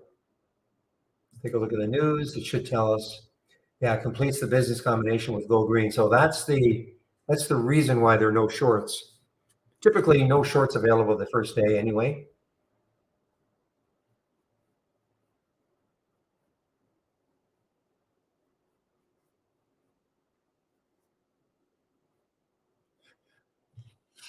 Definitely halting again. It is halted again. LZM, LZM.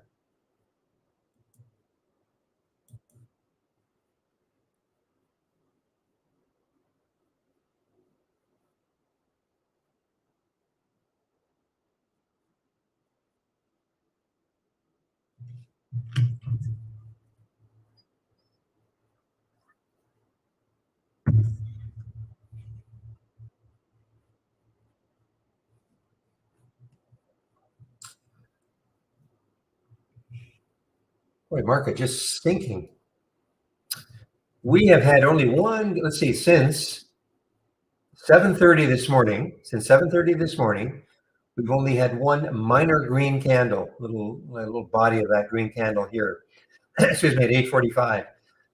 But since 7:30, we have been straight down. So there's, excuse me, 3 hours of straight down.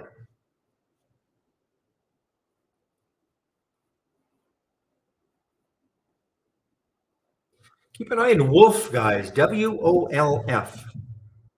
It just broke down through 60.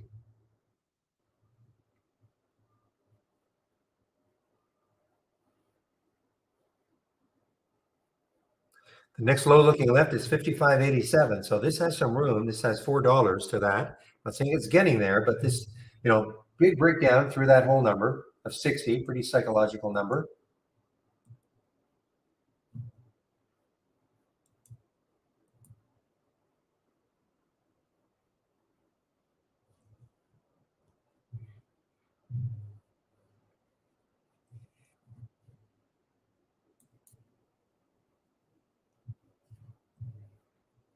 Oh my goodness, just a minute.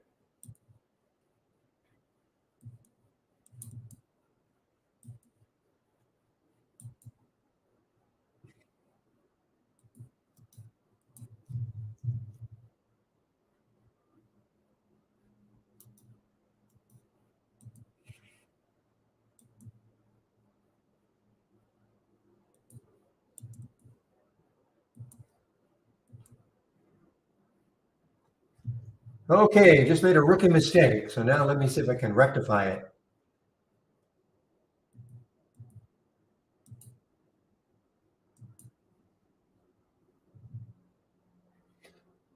It was not okay. Well, actually, I don't know if I want to do it. I actually tried to shorts Wolf, and I actually ended up buying it. I hit the wrong button, but basically got out flat. So no harm there. But that was that's why you got to pay so much attention.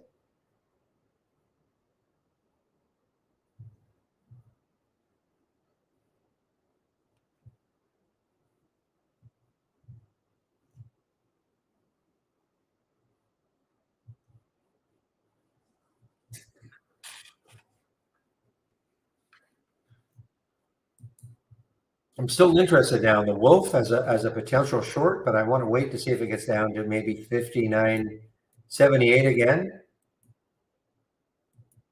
It's funny, I couldn't understand why my P&L wasn't showing positive on it. Good thing I look at, but when I was trying to sell it, it actually started popping up right back to where I was trying to short it. So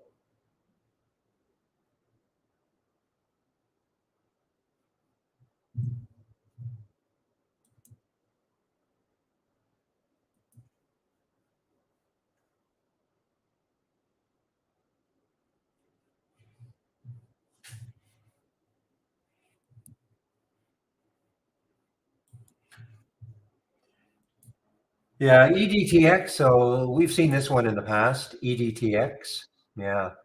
So halt it again. We've seen this one in the past. Yeah, that's not that long ago, guys. Less than a month ago, June 15th, got up to 40 something, 41, $42. Of course, crashed all the way back down. Having another day today.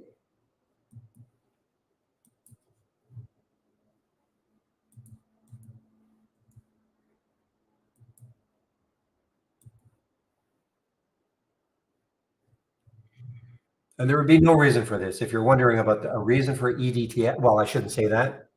I don't think there's a reason for it.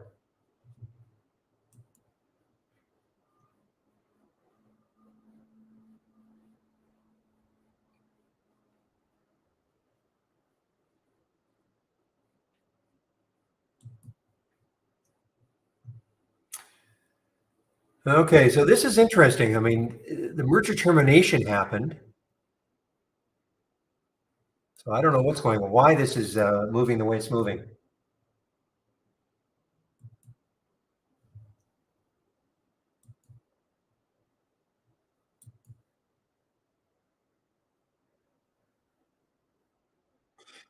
Okay, yeah, somebody mentioned earlier that AI was right around the VWAP. Now, obviously, it's above it, 37. Well, not obviously, but 37.41. So it's above the VWAP now. AI trying to have a bit of a comeback.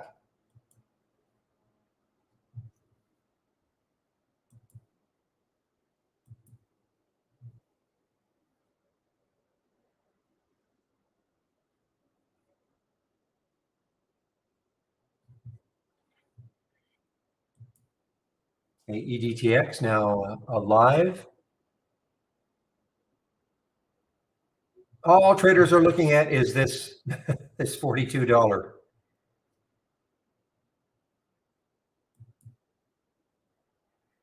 You're wondering, could it do something like that, or even get halfway there? But look at that float, guys. 255,000. That's ridiculously low. Okay. Hint: don't hold this overnight.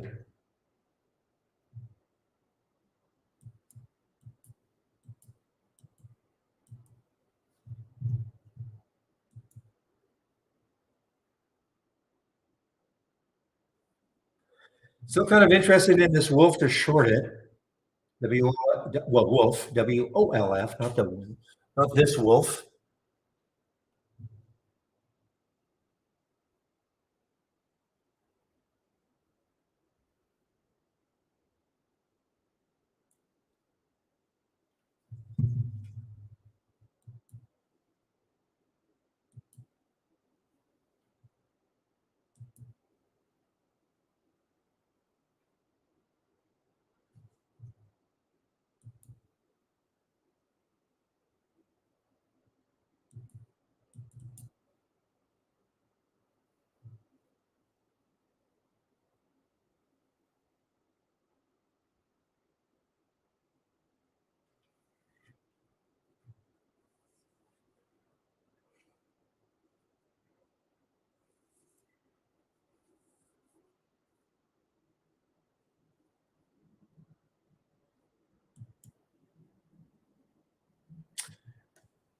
Okay, guys, I'm just kind of watching the wolf underneath 60 here to see if it really gives it up or does it pop back over 60 and move. So I'm just kind of watching it.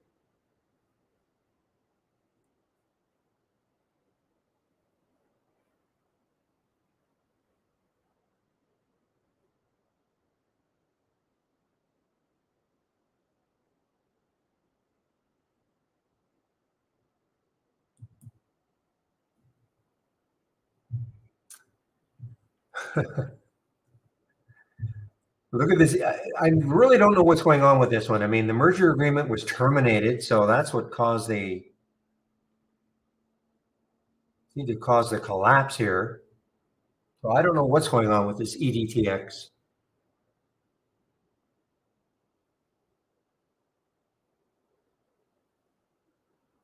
I didn't know that Wolf was also William. I knew MP, but I did not know that Wolf was also in that sector.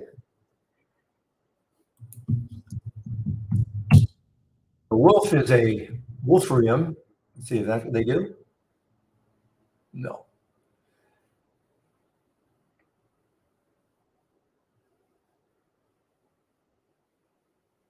Really? It's sort of a, okay. I mean,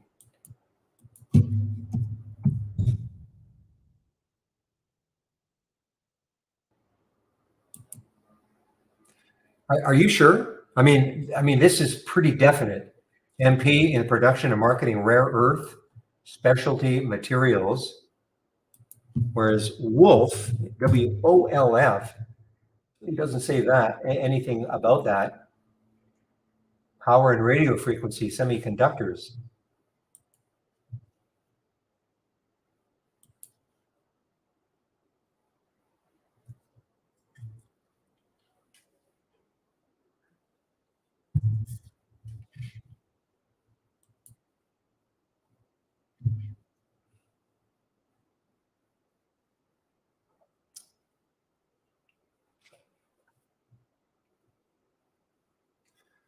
Okay, so I see MP is here and it hasn't moved very much. The alert was at 2387, so it's at 2385 now. So it really hasn't moved much.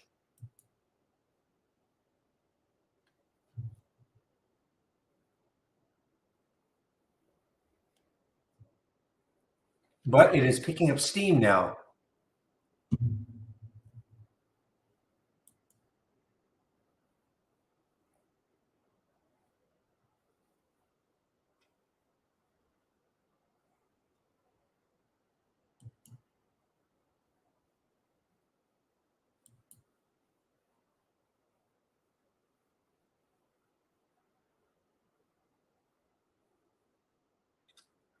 Caribou still hanging around that 650 mark. CRBU still hanging around 650.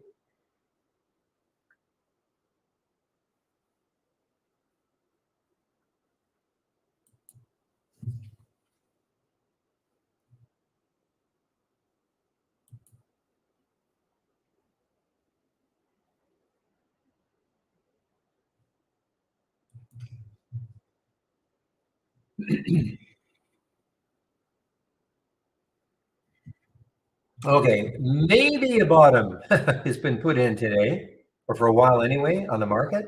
Maybe we have some narrowing candles finally. Doesn't have to be green, just even if it's sideways for a while. Maybe get some of these bounce plays. Whoa, look at Wolf.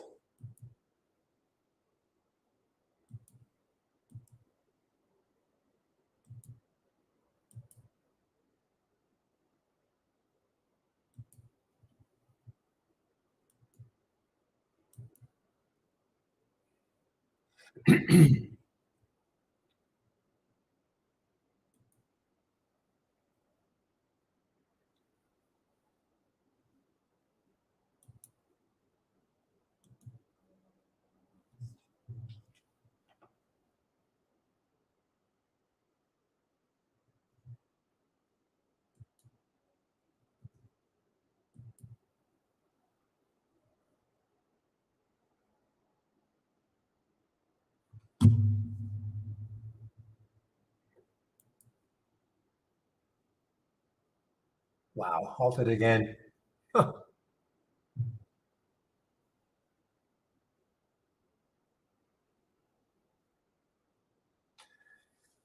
Yeah, I don't get this at all. It dropped 20% after the merger agreement was terminated, merger termination. Okay, so this is a SPAC, blank check company, and they were going to merge with this company called Zspace, but it was canceled. So unless there's word that it's back on, I don't know.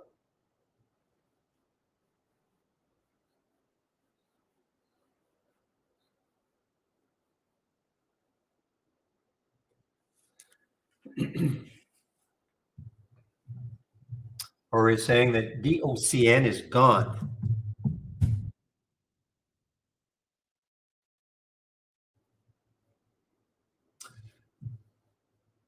Interesting level.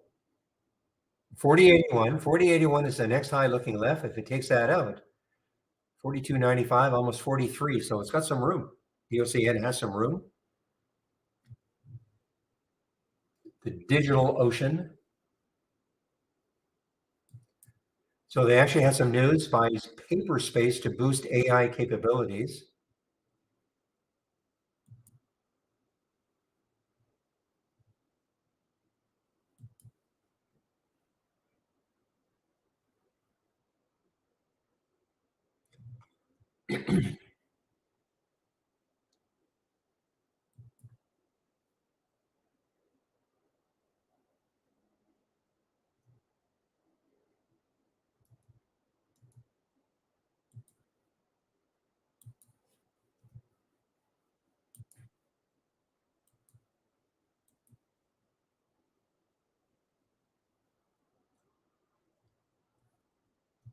And again, guys, broken record.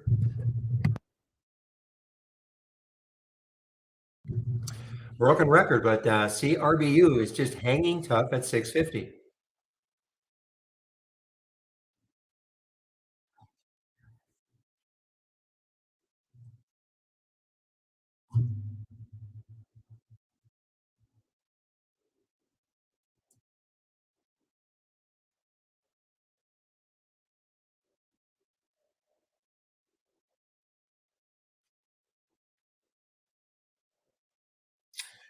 Look at this Unisys. Man, Unisys used to be a huge company.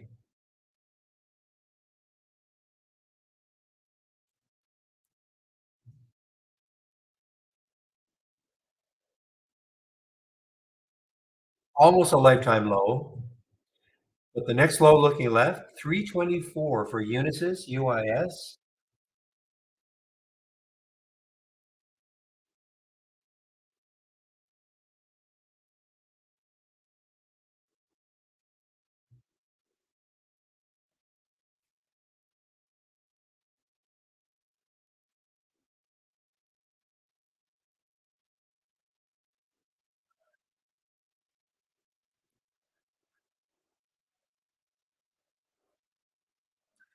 Okay, so Warner Music is back up, okay? WMG. So this is one of Goldman's selections as something that could enhance their business with AI. They had five, I think five music companies, and this was one of them, WMG. It appears it's the only one that really is up, but it did, it got all the way back down to 26.95. Actually, it's not all the way. I guess that's not as big a drop as I thought. So I'm just going to say, if the market can, at least not keep going down, but another red candle, because this could be good. I mean, this because the next high looking left is almost 28 for WMG, but just don't like the way the market is trading it right now to try to go long anything.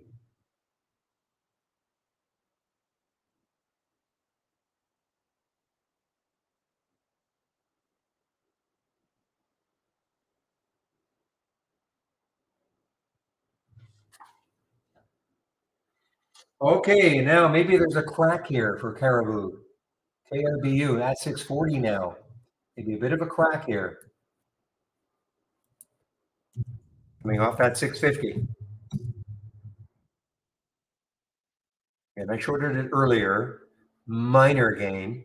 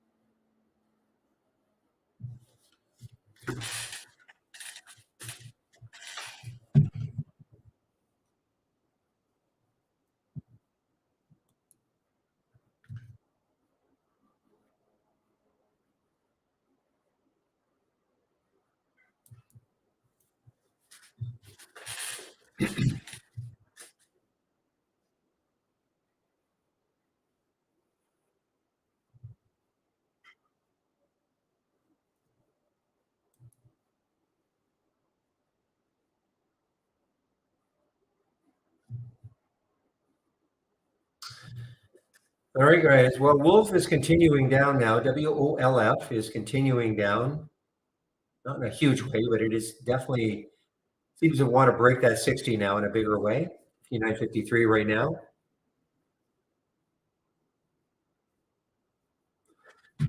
So BTAI, yeah, it had a nice little move off 10.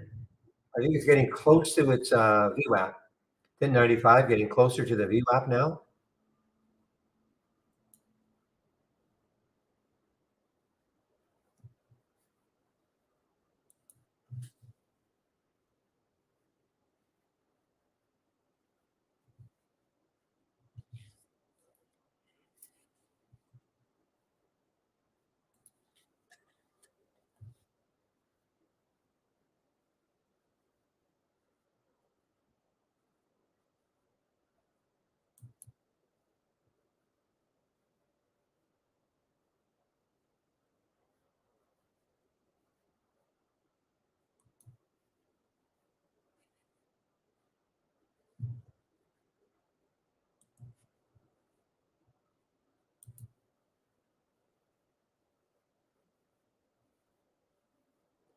Up to you, Aurora. I'm not an investment advisor. Okay, it's up to you. Dropping a bit, but up to you. You know, the VWAP is at 611, I think. So I mean, it could get down to that level and bounce 620, but it's up to you. I'm not going to tell you to short it or not to short it.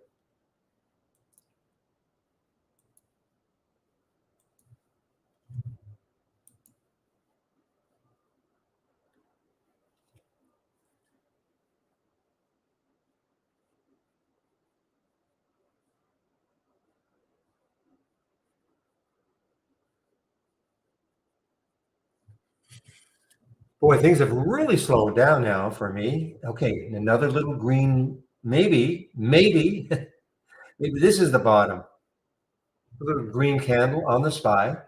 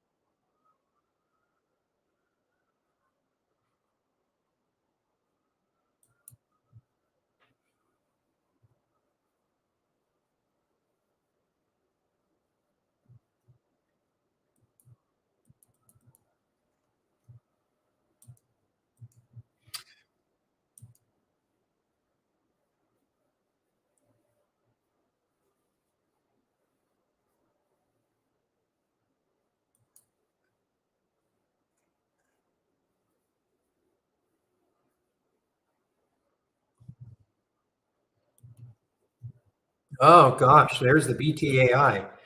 Now, right near the VWAP, guys, 1095. So showing up here in the option scanner, it is right near the VWAP though, 1095. Still negative for the day. So if you're going to take this one, I would absolutely wait for an 11 break.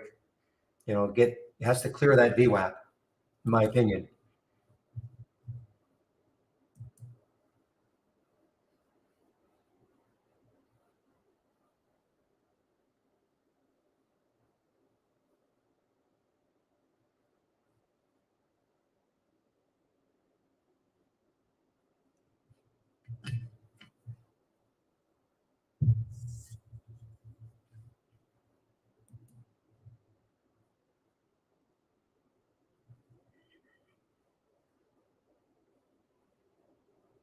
Yeah, well, I don't know. It's not across yet. I mean, it's there. It's right there. 1094 is the VWAP, so it's right there, literally 11 now.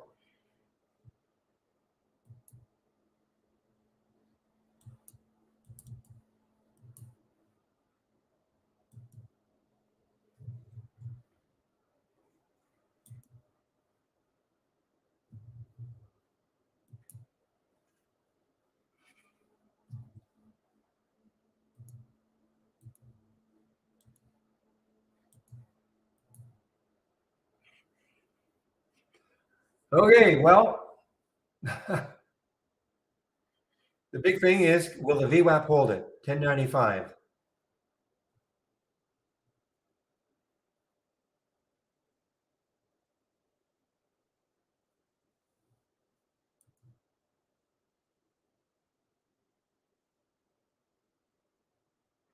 Drawer, do you have real-time data? I mean, that's why I didn't understand when you said I want to short it around 688. It's at 638, as Shady is saying. So do you have charts and it's real-time data and it says 688?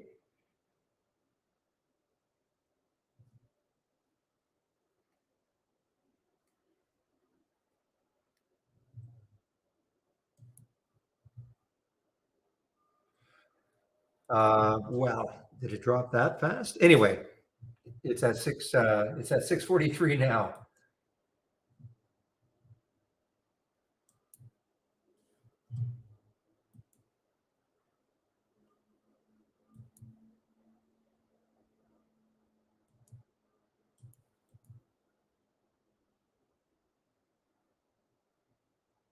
Come on, hold, hold, hold.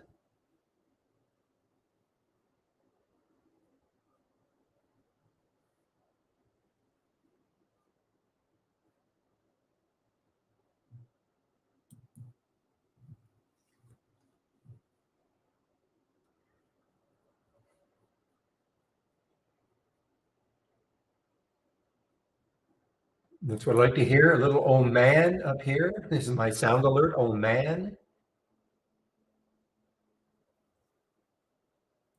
It's got a clear 11 in a big way, in a big way. I mean, this hit 14 something in the pre-market.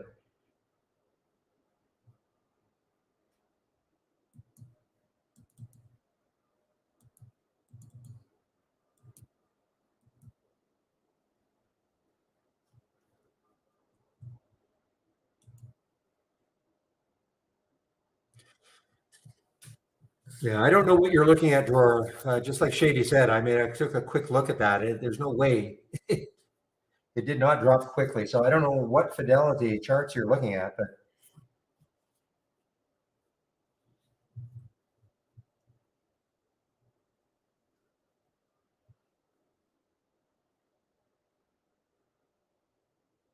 another one at the VWAP guys, SDIG, SDIG.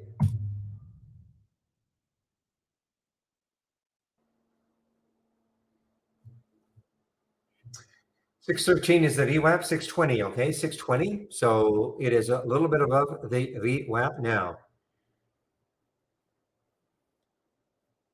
High in the pre-market was 669.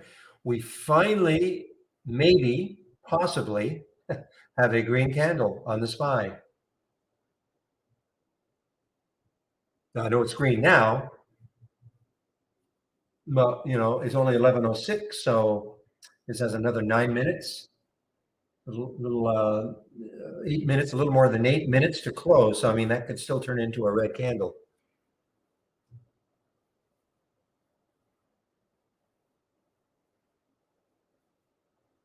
It's just there's no time frame. It's just the VWAP is the VWAP. Okay, there's no time frame.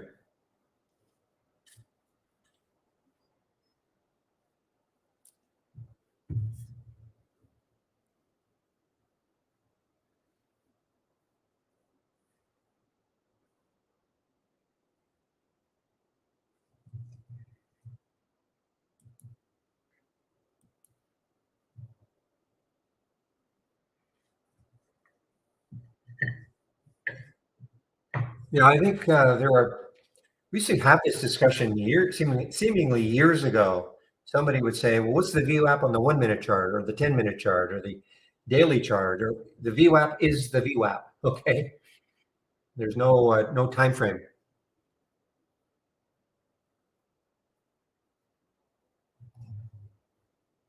Shoot. I didn't get back into that wolf. Now it's dropping nicely from 60.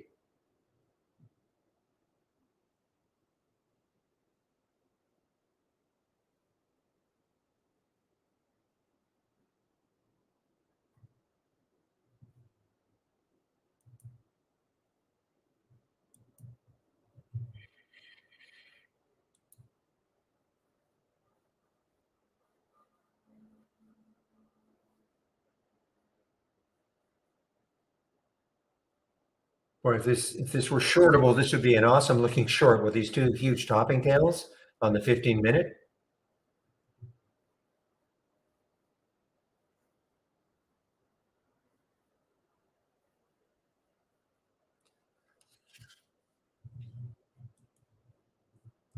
Well, it was above yesterday's high.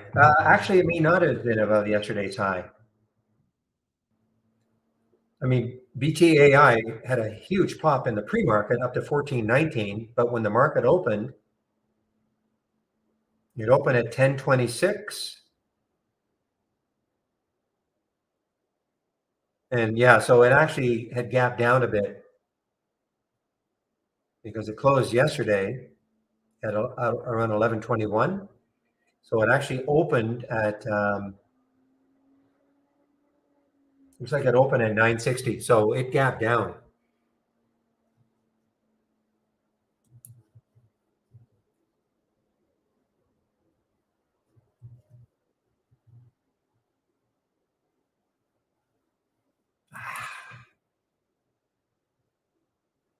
I missed, I just got distracted for about 5 seconds and I just missed out on the wolf short.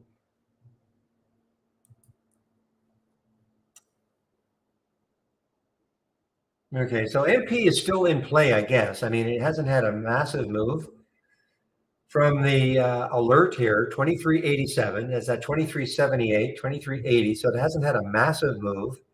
There's still room down to 23.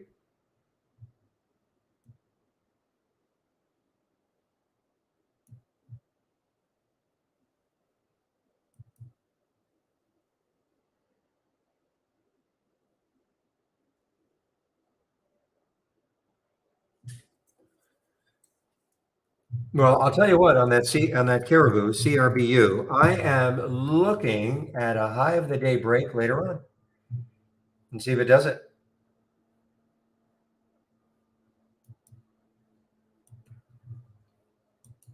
It's just super, super strong because the next high would be 762. So yeah, this is just strong stock, guys. Just a strong stock.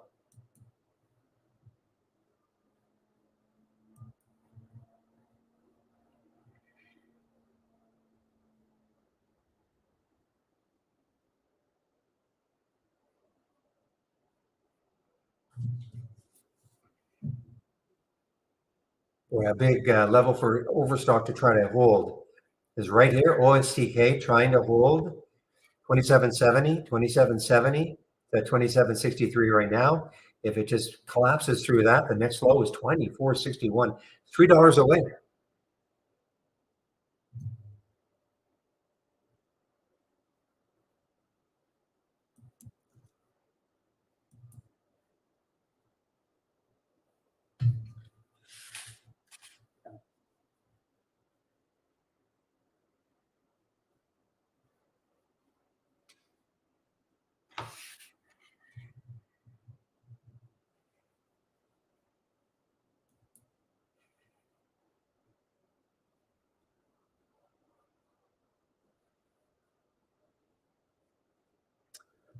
Well, remember when this one was kind of flying high, double X, double I? Not that long ago, it was a $20 stock.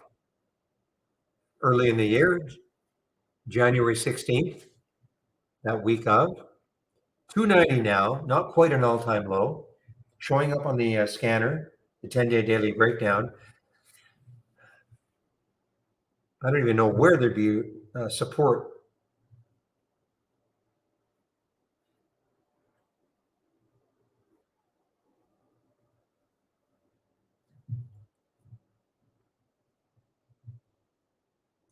There's the Joby. Now that was a key level for Joby to try to hold, I think. Looking on the daily chart, yes. It's the JOBY. And so much for the green candle, guys. Remember I was saying that was a nice, it looked like a green, well, it was a green candle forming on the 15-minute, but we still had another 8 minutes to close. And look what's happened. The sellers have just stepped in and said, nope, not yet.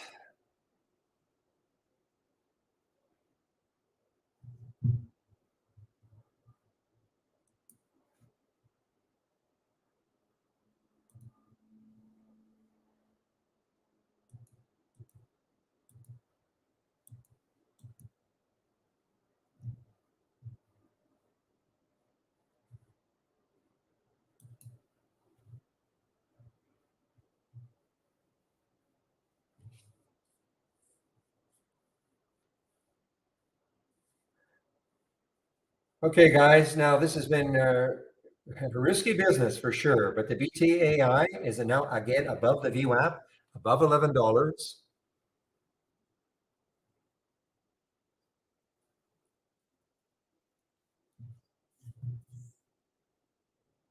Okay, give me a moment, I'll be right back.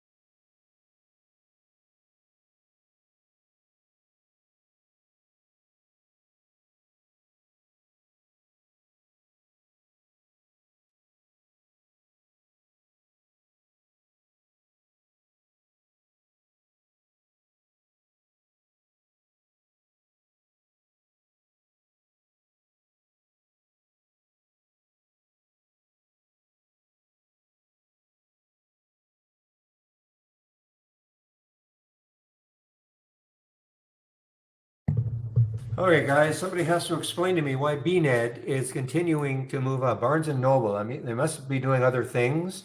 But look at this through the, I mean, this has just been on a tremendous run. It's almost a double. I mean, there was on June the 29th, $1.13 was the low. We're at 201 now through the 200-day moving average for BNED.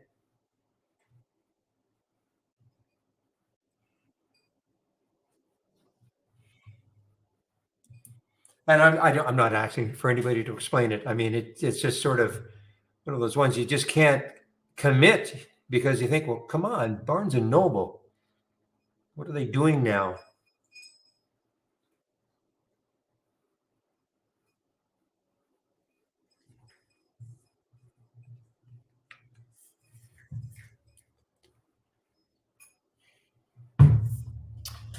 Ugh, didn't get back in.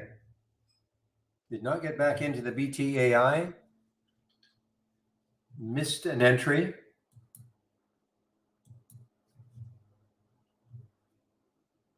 But if you took this one, just be really, really alert because I mean, look what it did. I mean, I got relatively lucky. The first time it broke through that VWAP in 11, but then it came right back down through it.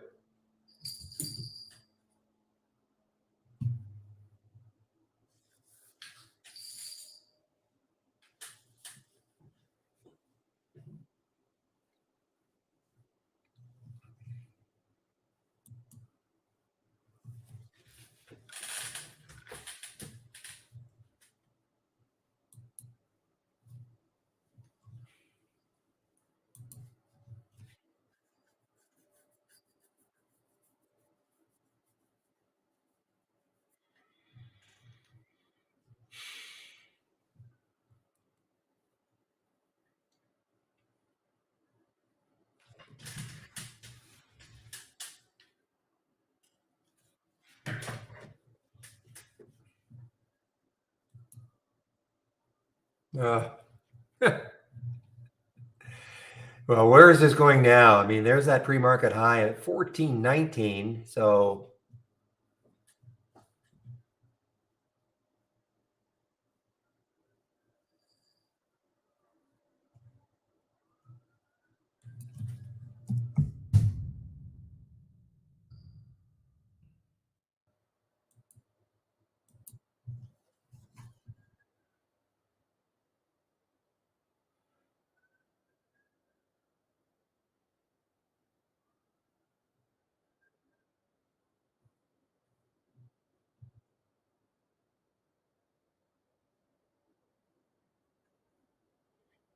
Okay, guys, MP now making another or trying to make another new low here. MP been inching its way down from that initial alert. Where are you? 1040, 2387. The alert, there we go. The alert happened at 1040. 2387 was the price. Don't repeat version of the options play.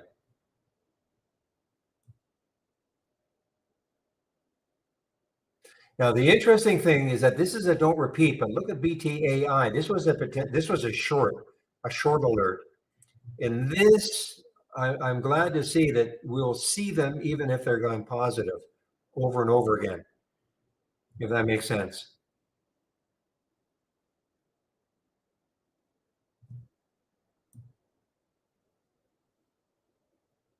This is just the don't repeat version. I'm sorry, this is the repeat version. Obviously, you see the stock over and over again now as the stock makes a new high, new high, new high, new low, new low, new low. Brown and yellow are ideas to short. Green and blue are ideas to go long. Okay.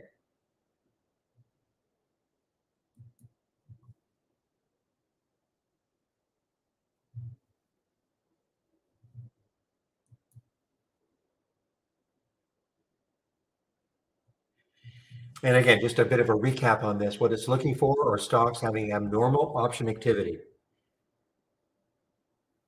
So here's BTAI, 8,000 contracts, 37 times normal.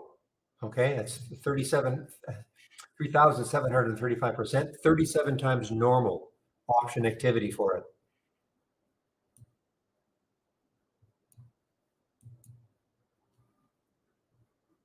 Whoa, LZM. Now this is interesting. Is it halted? Not halted. Terrible spread. 1607, 1648.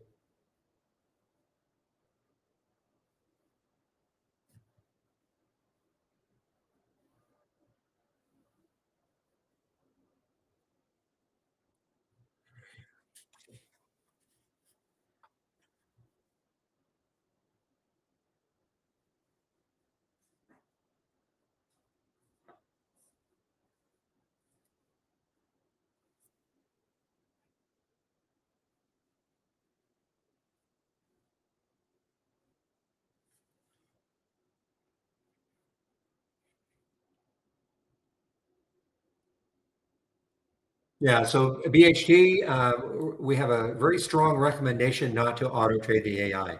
Okay, it's that simple. If you want to auto trade, you can. If you have your own strategy that you back test and you want to try auto trading it, fine. But we have a very strong recommendation against auto trading the AI.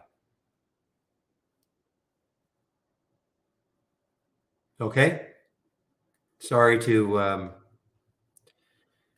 maybe dampen your enthusiasm for that, but that's just the way it is.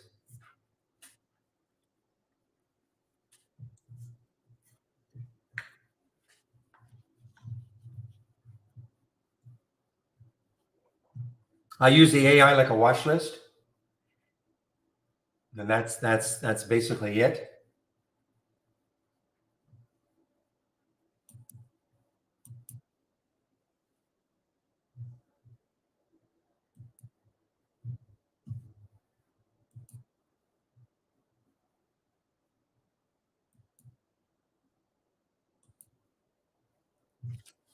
If and just to put a ribbon on this, I mean, if believe me, if I thought that I could make money automating, real or auto trading the AI, I'd do it.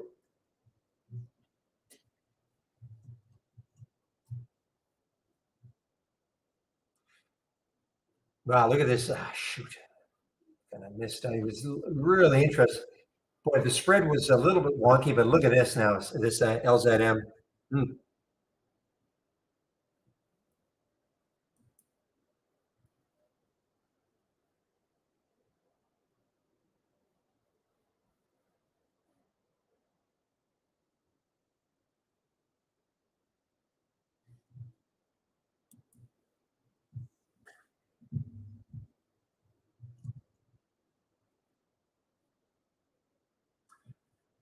LZM actually showed up on the question in our YouTube room in Gargo, showed up on the Halts Resumes.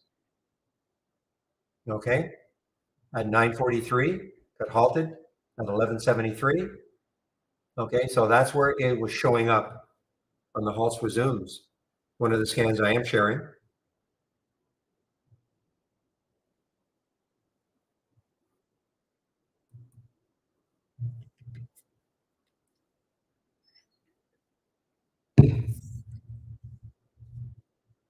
Yeah, I was toying with the idea right here on that. That's why I put a price alert at the high of that 15-minute candle. And I was looking at it, and I think I jokingly said, the price, the spread was a little bit wonky. And then I just got distracted because sometimes, even if it's a 30-cent spread on something that could move a couple of dollars, it can be worth, take a few shares, not going to go crazy, is where you're going to put your stop.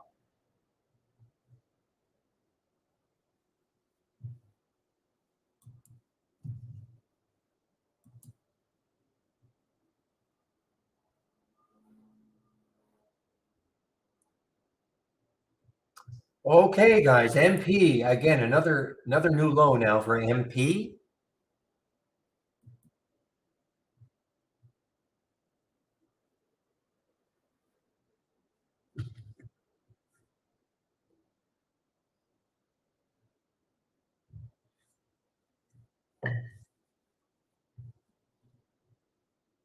Look at this market. So maybe we're starting to level out. Maybe. Okay, these candles are getting narrower and more narrow.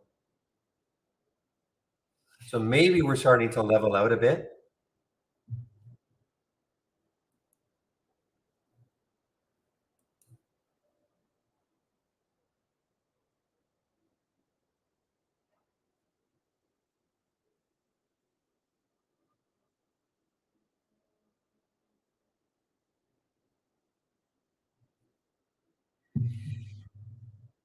So Edgardo, do you see the LZM here on the Halts Resumes? That's the only place that showed up for me. It is not showing up anywhere else, more than likely, because this is it's a new issue, and the relative volume is probably it's not. I mean, it's just going to be defaulting to one. Okay, it's defaulting to one because this started trading as LZM in the pre-market. It was a SPAC that became LZM. And so because it's the relative volume is only one indicated there, every one of my scanners is a minimum of three.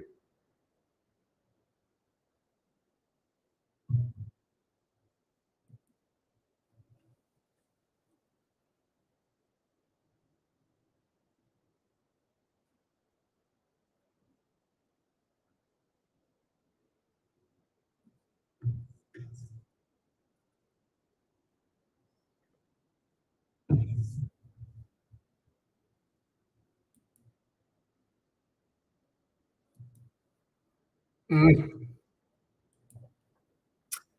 Oh, I thought it was another. I thought it was another stock. I thought there was a projected open at 23, but no.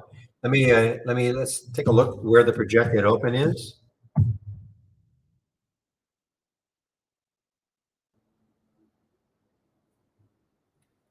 Now EPSN, not ESPN. EPSN is showing up. I've never seen this one before. Epsilon. Yeah, ugly looking daily chart, guys. I just have to steer clear of it.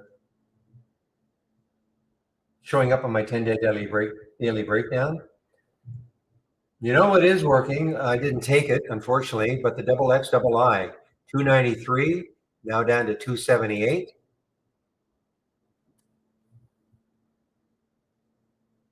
Yeah, I didn't take that one.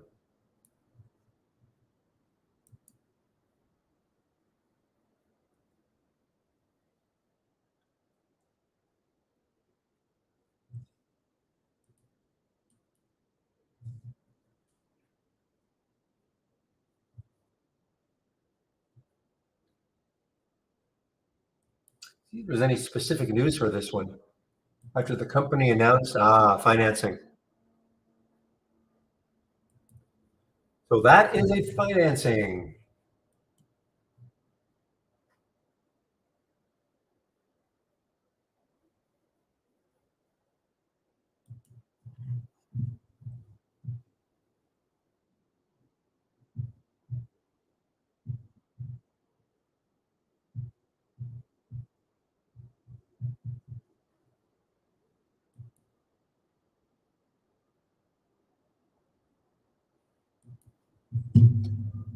Oh boy, this is all over the place now. Wow. I'm looking at this bid ask. 1679, 18 now. 1679, 1690, 1699, 18, all over the place. Now 1748, 1795. Wild.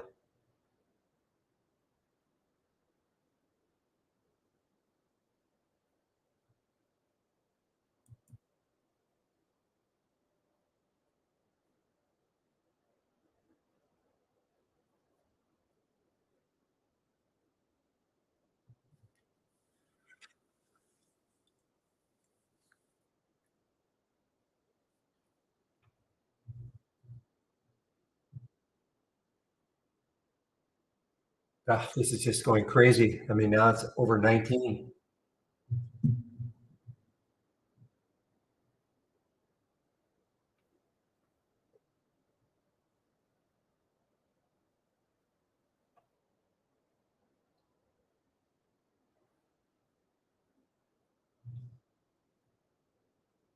Hey, we have a green bar. We have a legitimate green candle. The 11:15 to 11:30 candle is green, and we have maybe a little follow-up.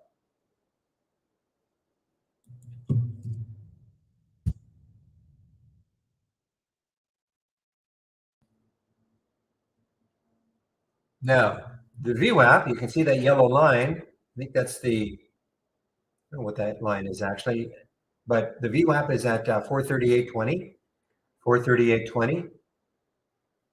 So getting close. That might be the VWAP.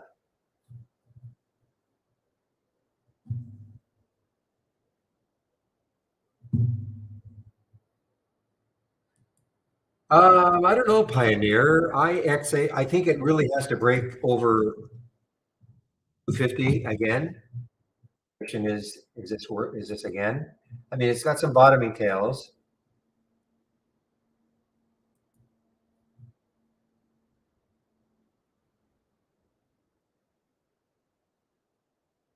I mean, I really think it could stall at 250. So from 232 to 250, to me, it's not good enough. Now, if you told me it was going to absolutely do that and I can have all the shares I wanted right here and get rid of them all at 250, sure.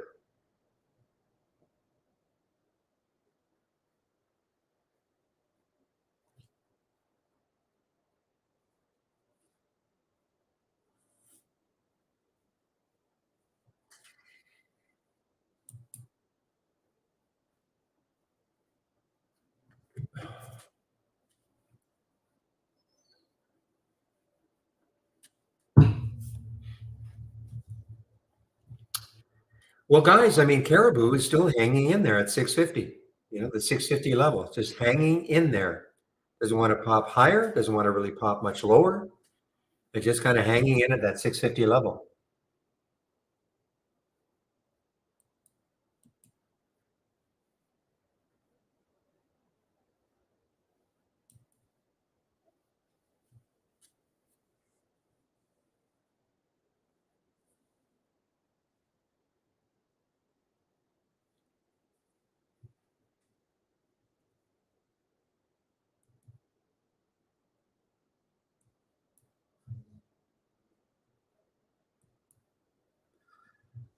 Okay, EchoStar, SATS, SATS just had a huge pop here, guys.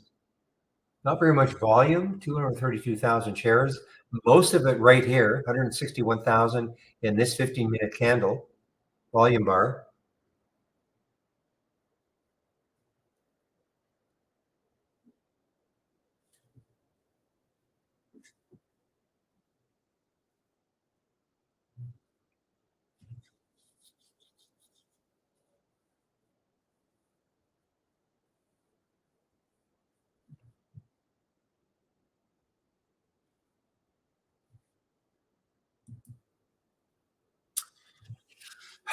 Mary 3, hello, welcome to the room. By the way, I keep forgetting, if you're new to the room, not just you, Mary, but welcome. And this is the format, Monday to Friday, between 9 a.m. and about 3:30 p.m., sharing my screen live on the mic.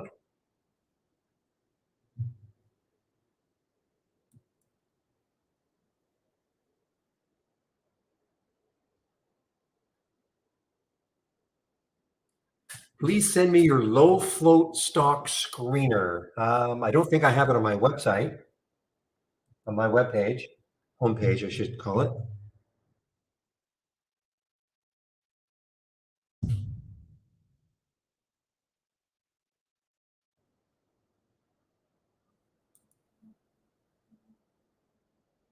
Okay. So I probably have one that I created. I'm not using it anymore. The reason being is that most of these things here in the momentum scan, most of them are probably low floaters. But anyway, if you're looking for specifically low floaters on the move, okay? I can give you this if you want.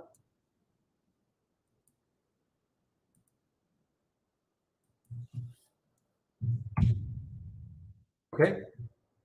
Now, all you could do is take any like a momentum scan, any momentum scan, and just put the float max at whatever you think a low float is. Oh, you mean my momentum scan? Well, it's in my homepage then, okay? You're talking about this one, momentum up and momentum down, these two? It's on my homepage.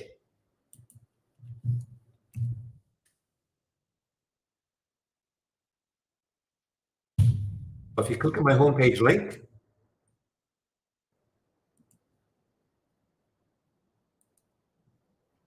so scroll down and you'll have your pick, okay? If you click on the scan section, so what you're seeing here, the momentum up and momentum down, this is a dock momentum up or down, or you could have a momentum up scan, which is the repeating version of this. So every time a stock made a new high, kind of like this, you know, every time it's MP making a new low, you'll see it. BTAI making a new high, you see it. This is just a different way of presenting. So every time, like SAS was making a new high, you would have seen it over and over and over again. So if you like that presentation, then you can click on Momo, okay? It's up to you.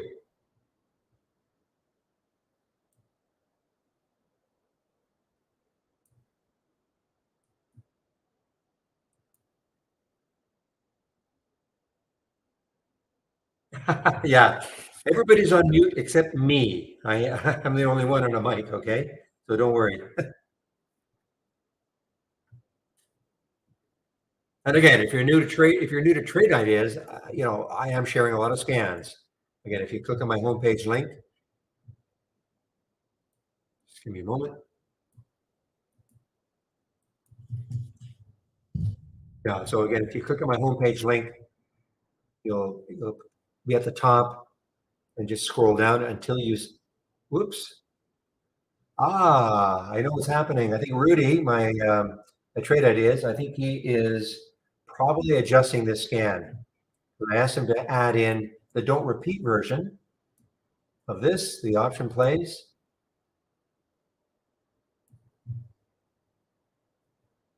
Because this has never happened, so I'll have to revisit that in a minute.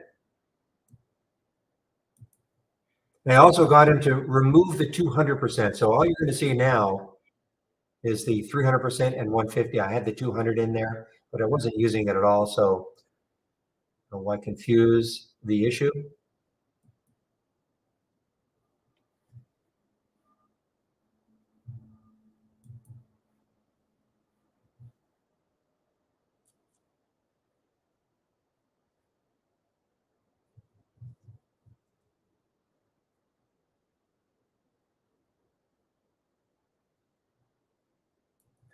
I guess I really should find out what that,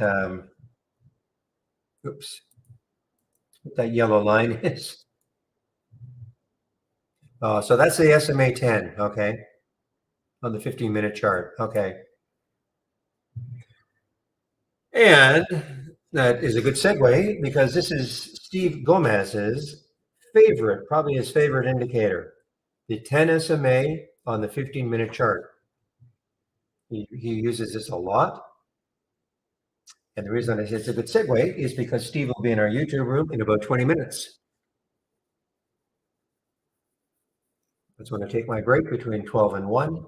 And Steve will take over for me in our YouTube room. Before I take my break, I'll put the YouTube link in the main room.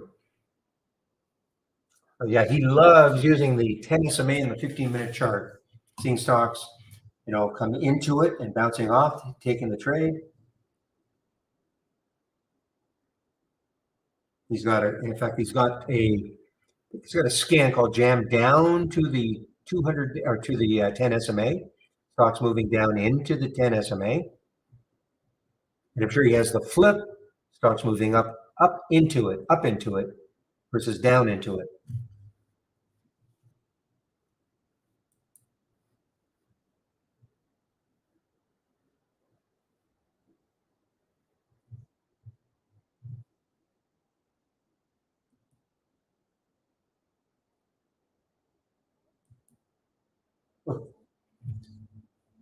So you got to be so careful. I mean, look at this pop up to 1849, then right back down at $1.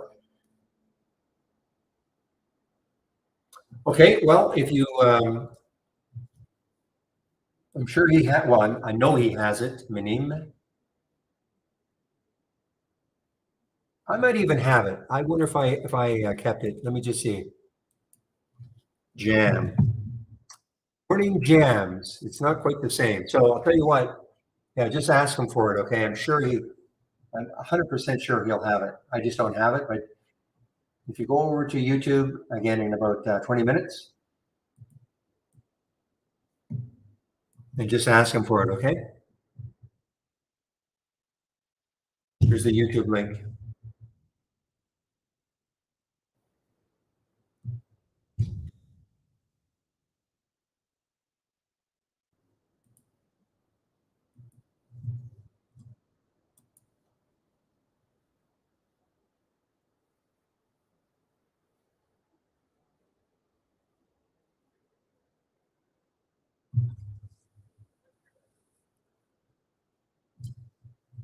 Well, Genie is starting to move a little bit now. GENI. It's actually an AI alert too. 6:45. You can see it right there. Did have some news. I think expanding a deal they've got with the NFL. But it's been pretty choppy. Look at this big pop up in the pre-market to 804, all the way down to 625, but up to 683, and right back down to 635. But on the move now, not a low float, 112 million. So we take a bunch to keep it moving, but volume is starting to pick up. You can see the volume bars increasing on the 15-minute chart.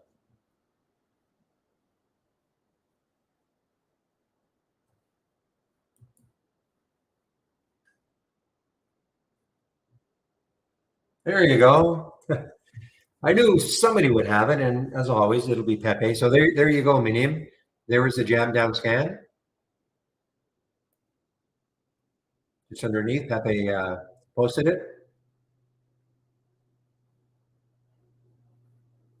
I should probably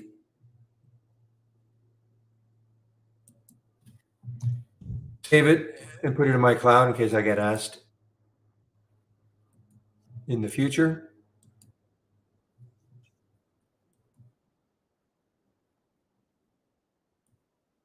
Now I don't have the 10 SMA on my 15-minute chart here.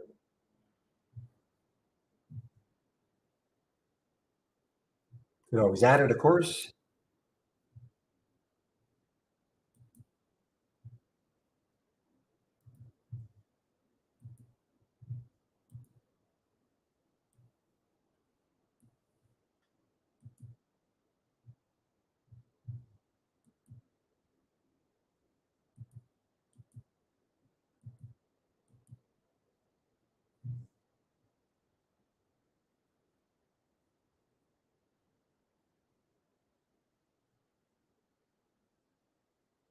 I'll add it just for fun. I'll add it and see what sort of alerts we get from it.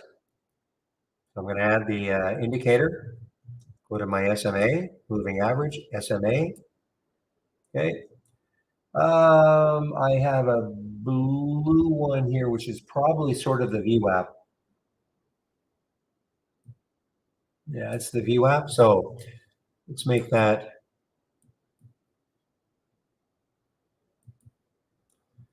What color is going to kind of stand out? Maybe an orange. I'm going to add it a couple of times.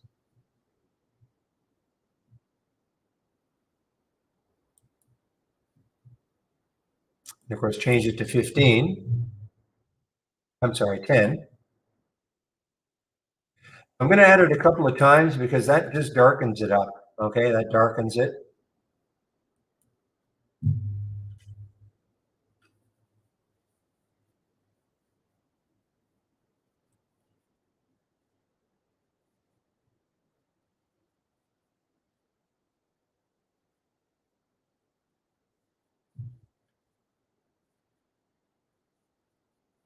Now, here's something though. Steve does not use the pre-market. And I'm stubbornly always wanting to use the pre-market. Okay, so there might be some differences. I want to see the pre-market. Okay, but Steve does not like to see the pre-market. So there could be some differences between what he sees and what I see.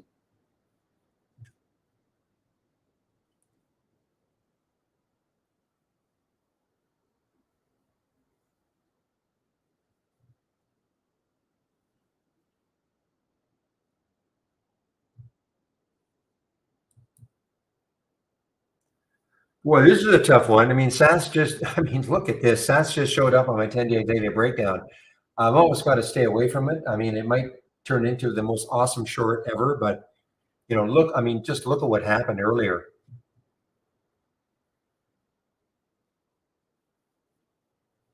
Thought so. Yeah, so Rudy updated it. That's why I couldn't access it. So let's just see what it looks like.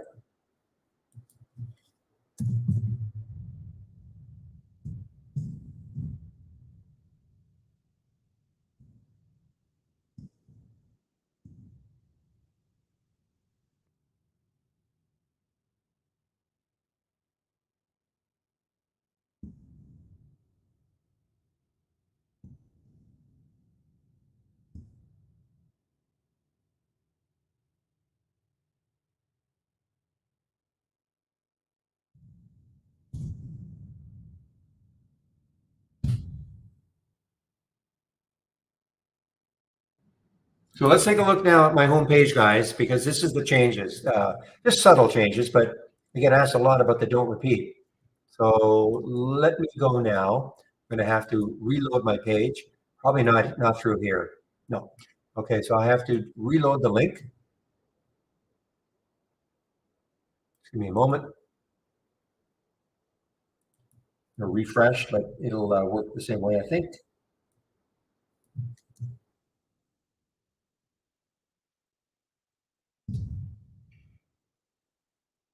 Okay, now let me see the scan section.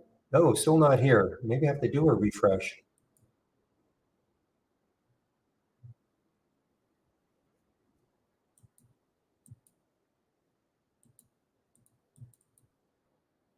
Okay, it's still not quite ready, I guess.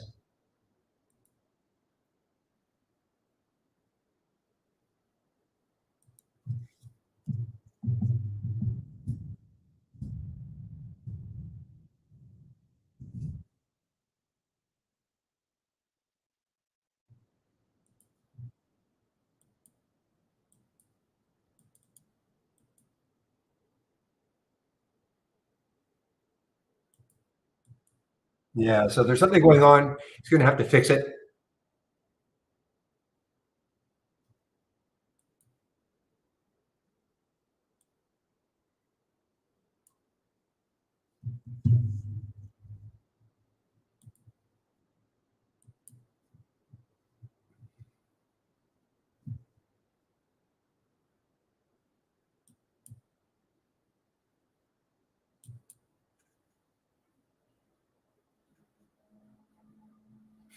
Okay, guys, EBIX is just making another new low here. EBIX 2304 was the alert.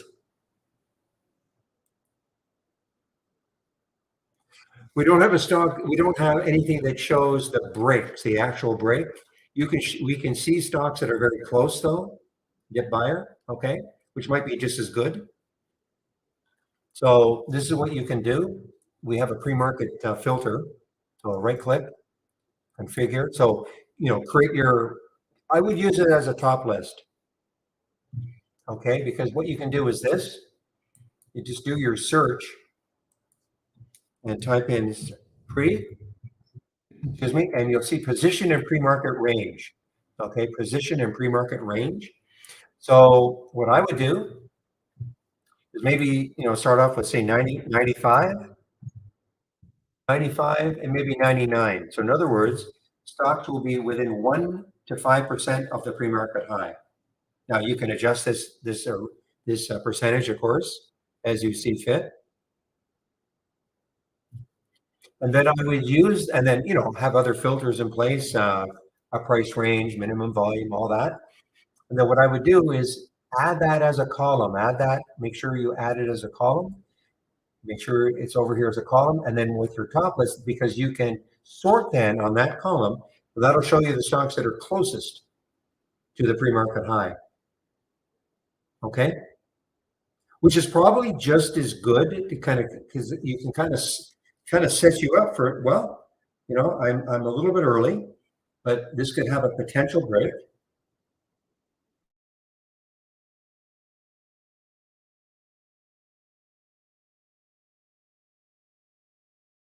Alerts to actually show the break.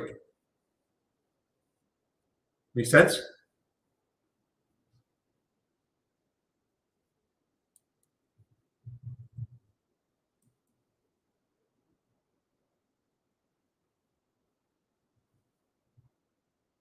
That's what I would do anyway.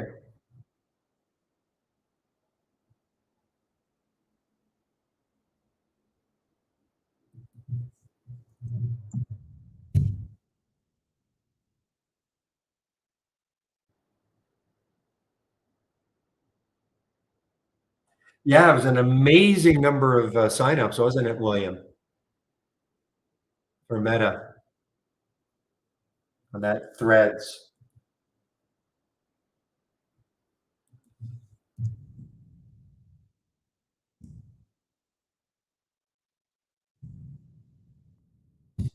See if I can access it.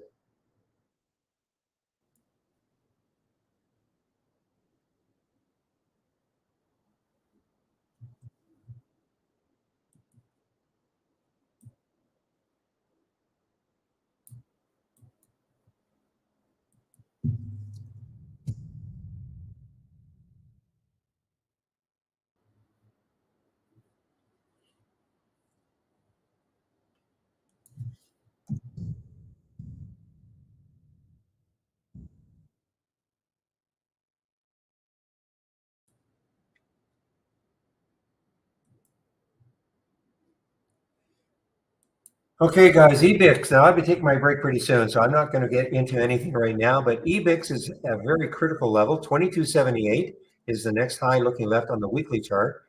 If it takes out that 2278, then you've got a shot to the 22 level.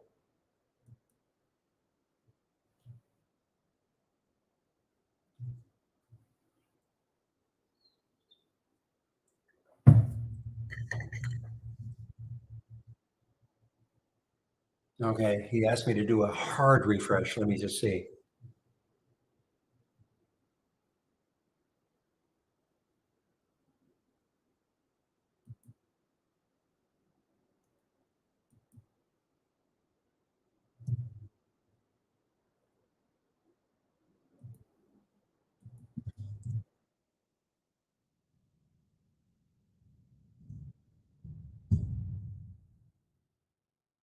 Okay, guys, so here it is. This is the new, well, yeah, so option plays and the don't repeat option plays, okay?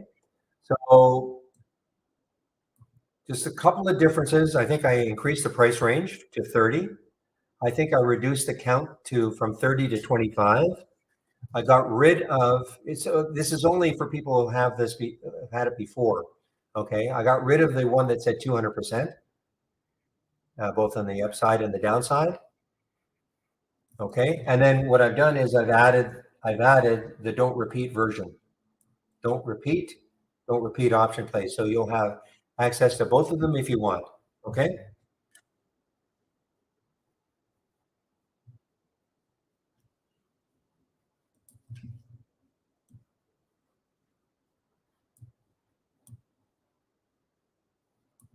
Okay, guys. Now, Steve usually shows up a little bit early because he has to leave a little bit early. So I'm going to just put my announcement in.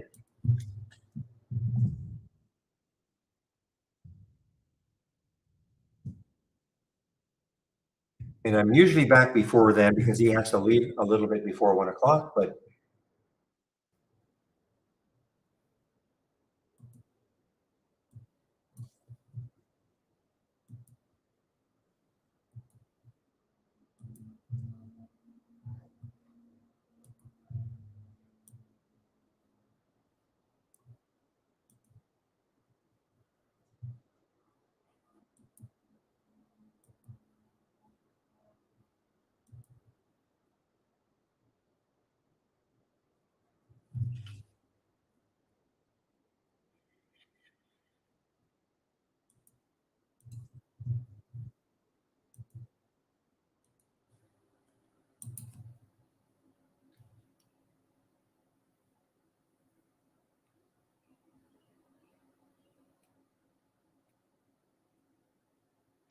all right, guys, just waiting for Steve now to show up.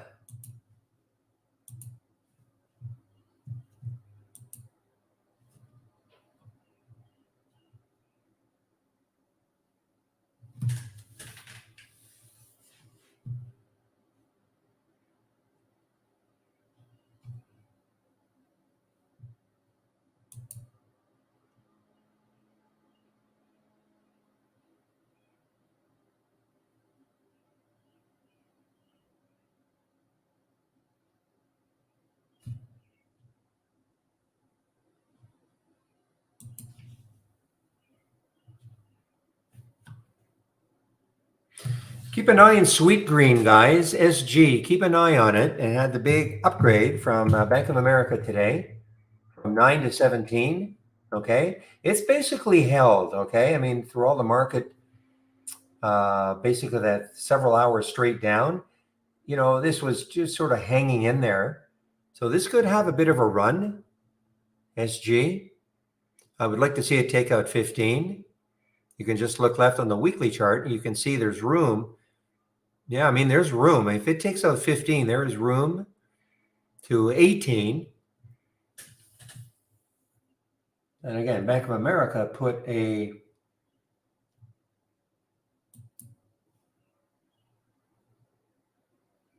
I thought it said 18. Well, I should have it written down here somewhere.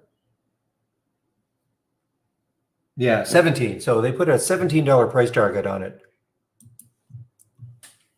Now, that doesn't mean go out and, mortgage everything and buy this because it's going to 17. But that is just, what Bank of America has come out today and said.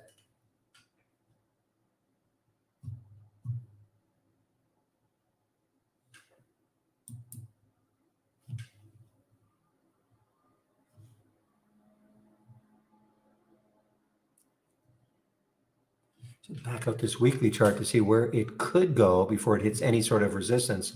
So this is Genie here, Genie. So it looks like 7 could be a bit of a stumbling block. Looking at these topping tails, there he is. Okay, Steve, I hear you. Okay, guys, I'm putting myself on mute in the main room. Steve is there now, so Hello. you can head over and listen to Steve. All right. Now, Steve, before you take over my screen, did you take my suggestion? I know you saw it about putting your computer to sleep overnight. I did one night, and I think it's working better. So yeah, that was an odd technical workaround. Whoever gave you that hack was probably pretty smart. Nobody. I just discovered it on my own. I thought you said you said there was somebody in the room that told you to try it. I thought. No. What I said was, that was Pepe, and I said, "Hey, Yes. Pepe, guess what I did? And this worked for me." And so he tried. He says, "You're right. I don't," and he didn't Okay. know what. Got it. Okay. Good Now, the other job. thing too is make sure don't take over don't take over the screen yet. Oh, too Just late. make sure you've done this. Make sure I've got a what? Just make sure you okay. Can you see my screen? Oh no, I took it over. You want me to put it back? Oh, yeah. Okay, hold on. You're gonna have to add yours back to screen, back to stream, I guess. Okay. Well, you know what? I just want you to make sure when you go to your tax manager that, and if you scroll down and get to the E's, okay, Yeah. to the letters E's, Uh-huh. letter E, make sure you don't have ease of use still up and running. Ease of use. Let's take a look. We'll Okay. go to task Because that's manager. the other one that really helped.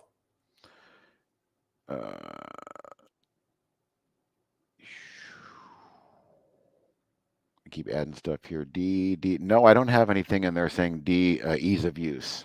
Okay. Well, maybe you got rid of it, but if you don't Might have have it, gotten then rid of that's that good. one. Yeah. Okay.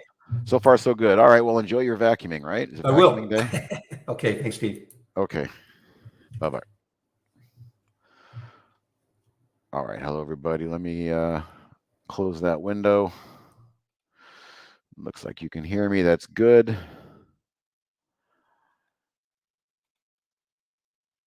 Hang on one second. Just catching up here.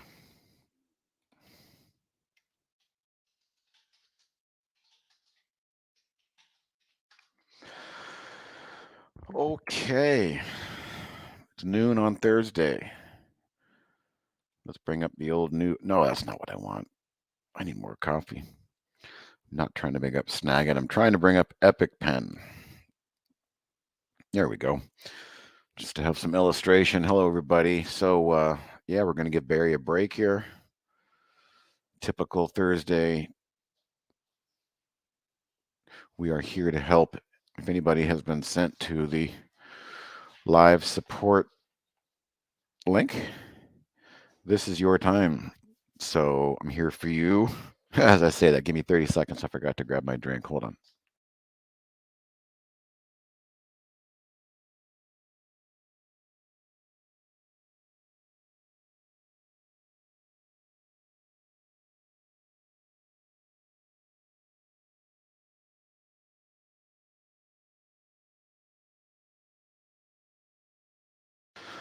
Okay, hello. Oh, Meta short.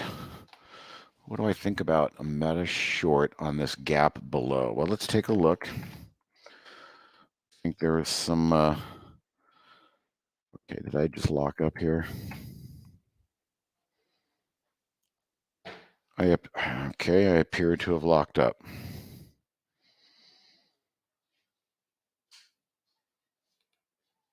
Let's try this again.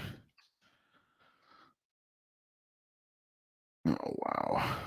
You know, when I did that Control-Alt-Delete task manager, it must have messed up. Give me a second there. It says it's running.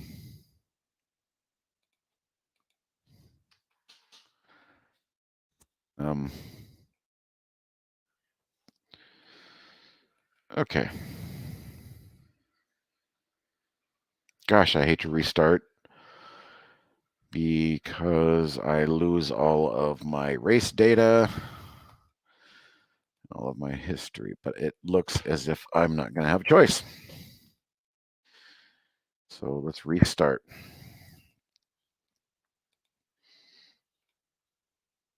End task. Hate to do it. I hate to do it. But apparently it needs to be done.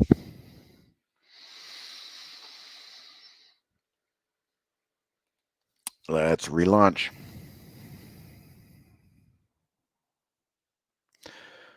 For those of you who don't know, we do have an HTML5 platform being built out, and soon we won't be in the 20th century anymore with the C++ Windows stuff here.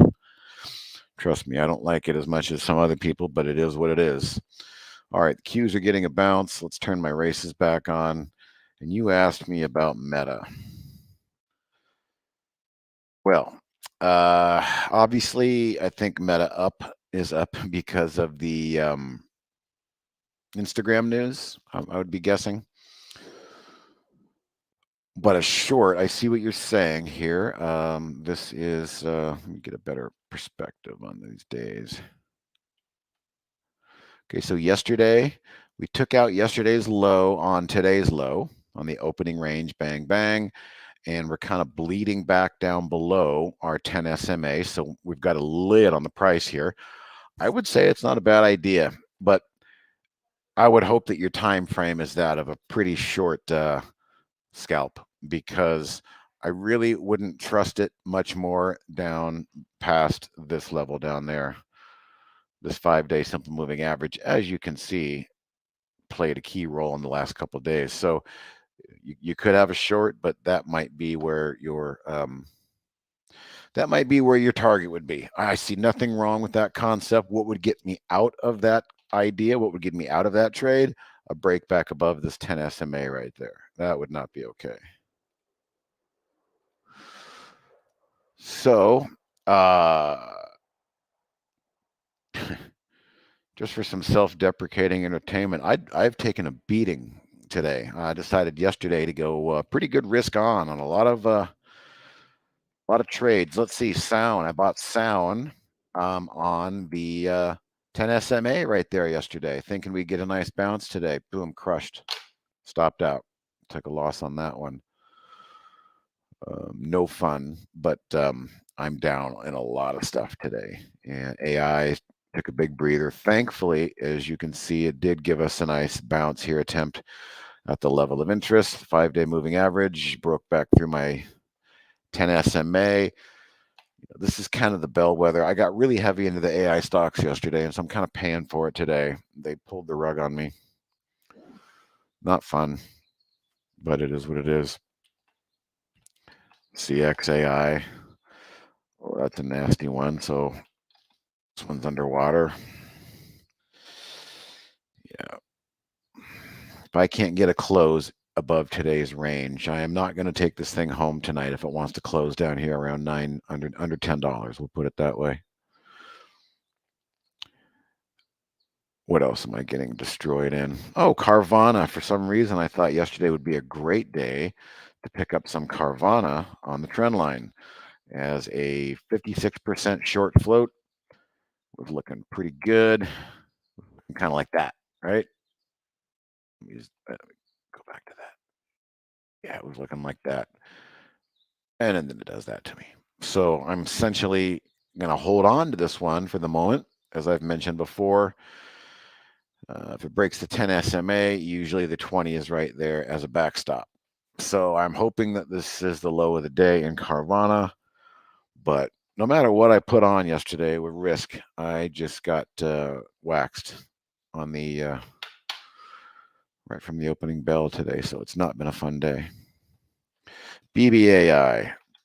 Thank God I sold some of this yesterday, because it wasn't closing the way I wanted it to. So I took 1/3 off, which I had taken it all off, but I took 1/3 off, and now I'm kind of just trapped in it here, because I need to see if it can bounce off the 200-day, and now we've got this 10 SMA coming down. So getting out of this trade right now and just saying get me out as a swing trade, for me, usually comes back to bite me.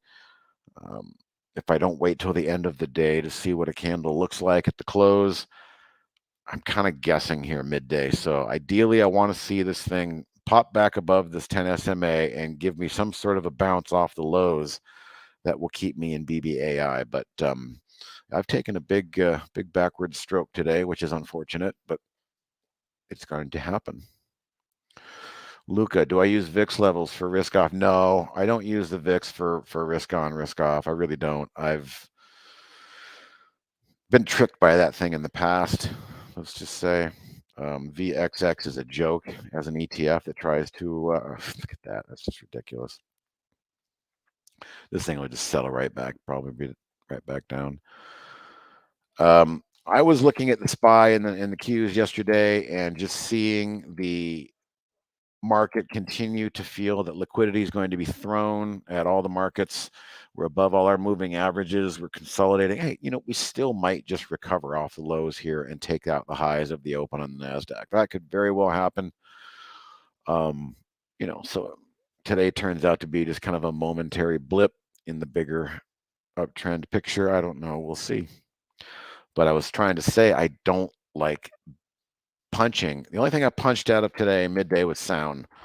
I needed to lighten up on some stuff, and this sound was extremely disappointing the way it didn't hold. And so I got stopped out there around 350 earlier today.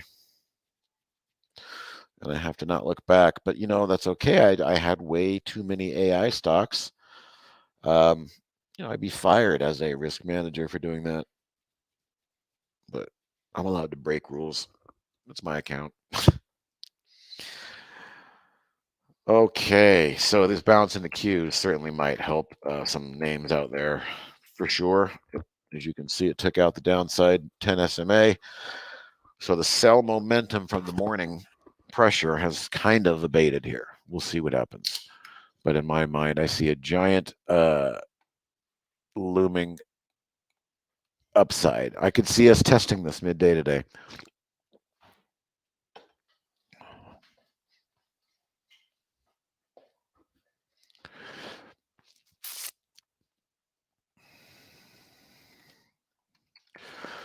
Also been a position trade.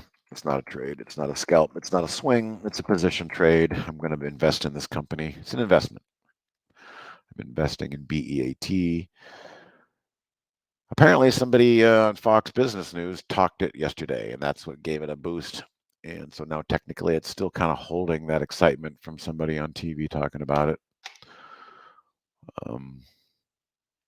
But Andy and I were kind of lamenting the fact that if you're playing stocks under $5 right now, it's really tough because the market seems to like Apple and Amazon and Microsoft, Google. And you can see that IWM there, pretty nasty pullback. The small caps just can't get out of their own way. But you got your Qs and you got your Apple. There's the market right there, Apple. That's all you need to know. They just keep giving it more and more weighting in the indexes to make everybody feel, hey, the stock market's going up.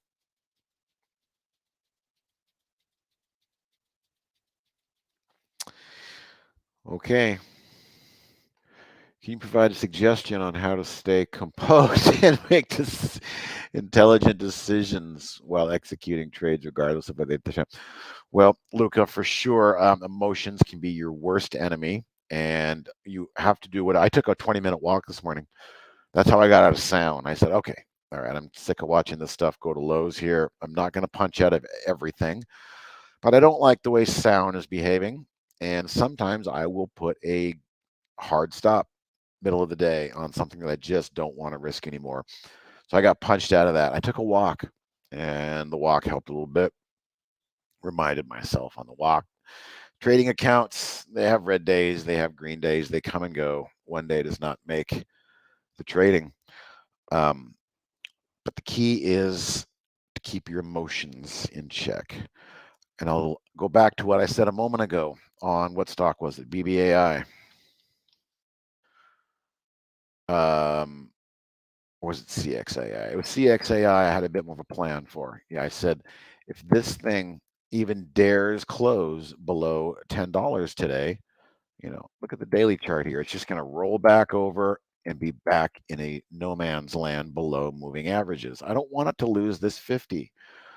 But good question. A suggestion on how to stay composed. Right now, I could look at this chart, have a couple of thoughts about how I'm mad about something, and just go, you know what? I don't need this. Boom, get me out. And at the end of the day, this thing pops back up to 1050.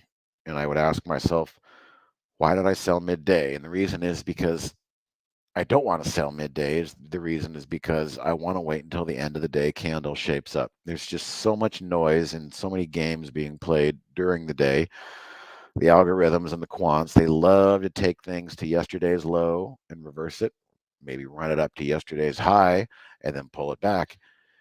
It's a lot of noise out there. The price action is nothing remotely similar to what I learned to trade 25 years ago. So for me, I've seen a lot of changes, and that forces me to adapt and to continue to say you can't get emotional about this stuff. So back to my point, one of the things I do as a swing trader is I would love to just get rid of this CXAI and get it off my screen because I'm sick of looking at it.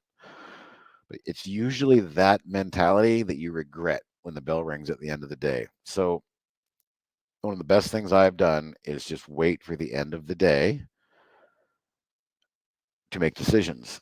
What I did yesterday in BBAI was I waited until the end. My God, these charts.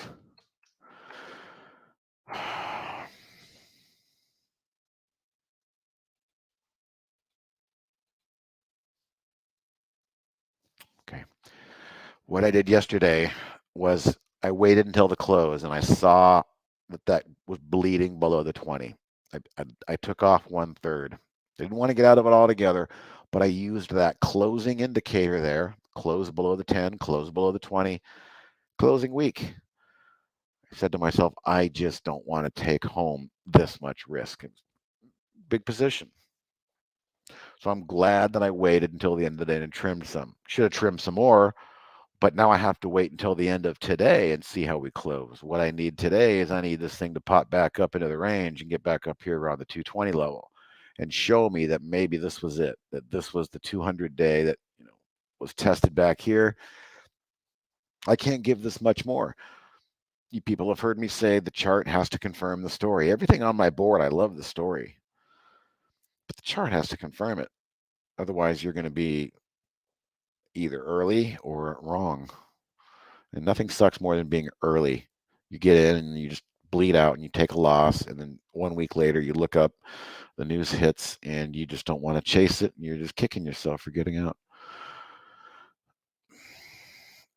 Do those suggestions help, Luca? Emotions. You've got to keep your emotions in check. You know how you trade on a simulator? You've got to figure out a way to trade live money the way you traded on a simulator. You look at it and you go, oh, okay. Rather than, oh my God, that's half my car payment this month. What have I done? Those are the types of thoughts that are just going to ruin you. You can't do that. So hopefully some of that helps. Joe Siegel, I'm brand new. No, I love basic questions. That's why we want you guys to come here. How do I open a window like yours and have different stock charts? The ones I can just type a new symbol and have it change. So I've got 3 charts. Oops, I've got 3 charts open here. And they're all linked to each other. So what I do is I click a chart and I just start typing. And those 3 charts will all change. If I want one of those charts to not change and stay static, you have to go to right-click Properties and then turn off symbol linking. But for now, I've got all of these charts linked. And again, it's not perfectly intuitive, but click the chart and just start typing. SPY. And I'm telling you, I type too fast, and for some reason our new charts are getting kind of weird. So I'm learning to type a little slower. That's how you can manually change the charts. To load those is just, File, New, a new chart. And the new chart will launch as defaulted to linking. Let's just see that. We open a new chart, and the default parameters are linking. So right now, this new chart is already linking to all my other charts. Okay, how do I open that? Was it right there? So new chart window. And as I said, as you spawn them, they will all default to linking to each other. So if you want to have one chart and just say like you have the SPYs on there, the Qs on there, and you don't want that to change every time, you'll have to go to Properties and turn off the symbol linking if you want any charts to stay static. Otherwise, they're automatically going to be linked. So again, Joseph, to change the symbol, just click the chart once. So the chart is now highlighted and start typing. I like to hit enter. You can start typing and select the menu it gives you, or I just, MSFT, enter. But you have to have the chart selected. Hopefully that's working and helping. Luca, a love-hate relationship with adrenaline, as I fear it can lead to spontaneous decisions. Yep. Pleasure spiked with pain is trading, but emotion is your worst enemy. Patience is your best friend. All right, Joseph, good.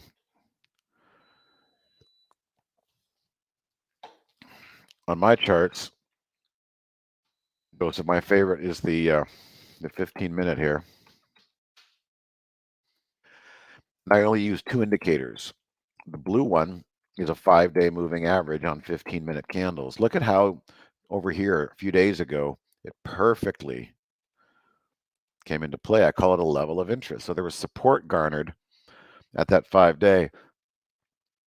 Well, we've broken the 5-day today, but I have a feeling we're going to come back up here and test it. And that will become resistance, which was once former support.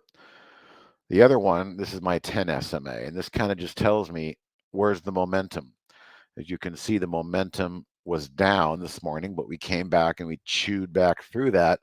And so anytime I see a downward, momentum, 10 SMA here, 10 moving averages on my 15 chart, if we can break across that and just keep grinding on the other side of it, then that means that currently I feel that the downside momentum has abated, and maybe we are in the midst of a second half day reversal.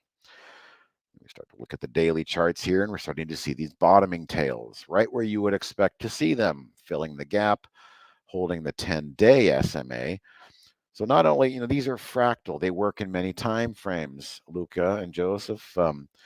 Look at how the 10-day moving average came into play. Then it broke, and then the 10-day moving average became resistance. But the 20-day moving average became support, the backstop. So these are key daily moving averages, 10, 20, 50. And we got ahead of ourselves, and we also have gaps, and gaps are always meant to be filled. There's an airspace right there. So maybe that's all today really turns out to be by the end of the day. And like I said, by the end of the day, that's when I like to make my decisions on how to tend my garden. This one's a weed. I'm going to pull you. You're closing on lows. You're closing below my key moving averages. I can't take home risk overnight when it looks like that at the close, versus something that was giving me trouble midday, but reverses and bounces and comes back up to highs near the end of the day. I will be glad that I didn't sell that midday. And a reminder, I'm a swing trader. If you're a day trader, momentum and quick hit scalper, whatever you want to call yourself, that's really not the way to do it. You're constantly wanting to be on the right side of momentum if you're a quick hit, fast day trading scalper. Me, I'm just looking for a beautiful 1.5 to 2 day move so I can fade out of it when I'm getting my move. If I don't get my move, I have to wait till the end of the day and reevaluate. Does this chart still have the potential to maybe do something for me? So not a fun opening this morning. Went for a walk. I've had worse days, but you've got to take the good days with the bad days and add them up, at the end of the month, end of the week, however. Do I think that the selling this morning is the beginning of a giant reversal in the market? No, not at all. Again, NASDAQ here is pretty darn solid, holding those moving averages and trend lines. Now, I bet you anything, this little double area here probably looks ugly on the RSI, and it does. So just to show you what I'm talking about, this basic, this is basic technical analysis. We'll start down here. Okay, we've got the lower highs and the RSI. We're not getting as much oomph on the up moves, whereas on the up moves, we almost had a new high, but we did it with a lower push. So that in itself, some people would call that a possible bearish divergence, meaning we're up here, price is trying to make new highs, but it's doing so with less energy. That can sometimes be a undercurrent of a change in the winds, but you don't bank on it. What I bank on is where the candles are closing and at what levels are they bouncing. No, I do not trade the same way through all types of markets. Right now, I'm not interested in shorting at all, Luca. I'm interested in buying dips, and I'm interested in finding the sectors that are interesting and looking for good entries in those sectors. Also, you've got to kind of think like a contrarian robot. Like I said earlier, they will take the price down to certain levels. They meaning the collective markets, which are quants and algorithms, which have been programmed by humans, in my opinion, to exploit human emotions. And they do that by driving the price down, taking out yesterday's low, seeing if there's any weak-handed stops down there, and then the price bounces back up. Likewise, on stocks that are moving higher, it'll break out of a prior high and everybody's stock charts start lighting up. New high, new high, new 5-day high, new 10-day high. That's not where you want to be buying. That's where you want to have already been positioned and you're a seller to take profits. You've got to be opposite. If you're not playing opposites, you're chasing the herd. And if you're chasing the herd in this market environment, you're getting just shredded. So in a down market, Luca, let's say we're in a downtrend. I'm just flipping everything upside down. I'm looking for things that have had like a relief bounce and a downtrend, and then they're up 3 days in a row. And all of a sudden they reverse, at the declining 50-day moving average. So instead of buying dips, I'm selling the rips. But there's no reason to do that right now. The market is back in bullish buy the dip mode. So it's really a 40,000 foot view. You've got 3 different types of markets. You've got what we have here, a bull market, for the most part. The intraday, the intermediate trend is up. Just look at my screen, higher lows, higher lows, higher lows. The NASDAQ has been leading the way. That's your leadership. There's that type of market. There's the opposite type of market, the down market, where the moving averages are pushing down on the price, and every 3-day bounce is met by a moving average that rejects the price, and the sellers come back in and hammer. And then you have the third type of market, which is the hardest. That is the chop. Back and forth, chop, chop. Don't go anywhere. For me, that's the hardest because I position myself for a nice, day and a half, 2-day move, and it just never comes. Nothing ever follows through. So those are the tough ones. And that's when you have to kind of pull back and also take your profits quicker. If you can't identify an intermediate trend, up, down, if we're sideways, then be careful. That's a tough environment. I notice you don't use pre-market and post-market. Nope, there's a reason for that. I don't care. Barry cares, and he should, because it's important to a lot of traders. It's just not that important to me. I like a clean chart. The minute I come in here, let's just put up something, something random, Tesla. Of course, we've got all these bad ticks. The minute I come in here and start marking up pre and post, it ruins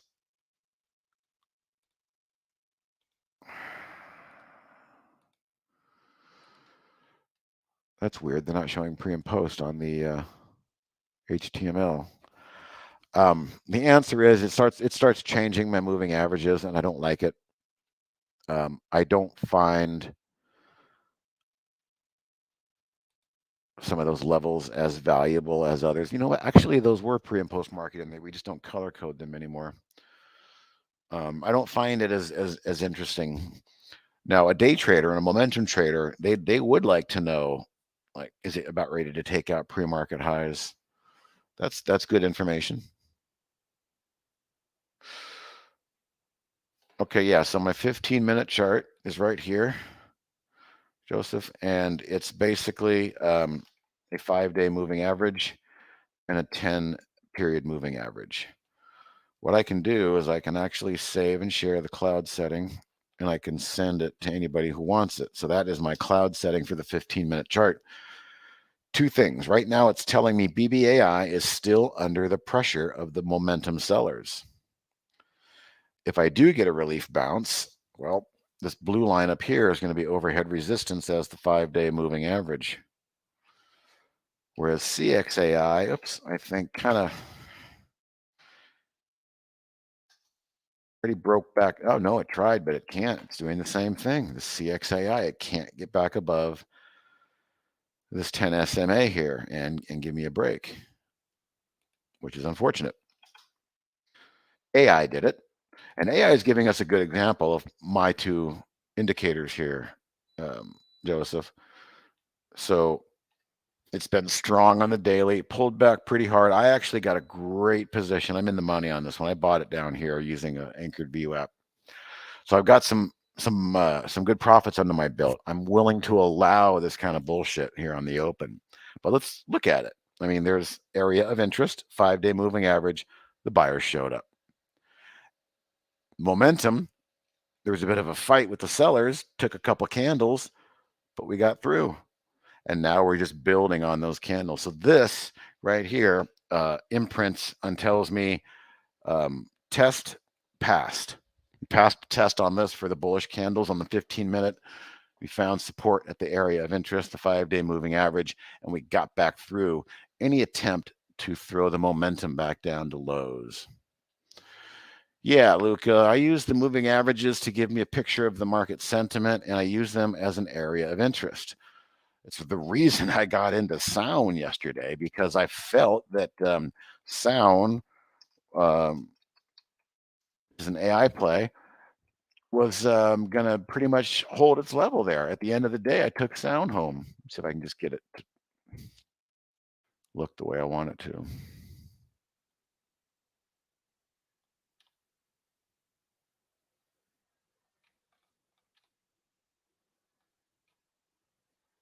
There we go.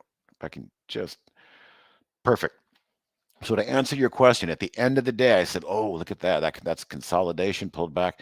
I'm going to take Sound home overnight. And it got me good. And if we look over here now, it's still being held down by the 10 SMA. So to answer your question, Luca, I'm using these as areas of interest. I use them to watch and see what's going to happen. And I also used it as a contrarian. All right. I was not the person that was jumping up here and saying, I got to get in Sound, chasing this 5-6 day run. That's just a death knell for anybody who's a new trader. That's why I say don't follow the herd. You've got to be contrarian. So I felt that I was being contrarian on that entry yesterday. And now as we click forward one day, these things happen. Currently, it's trying to push through the downside 10 SMA. We'll see what we get. We'll see what happens.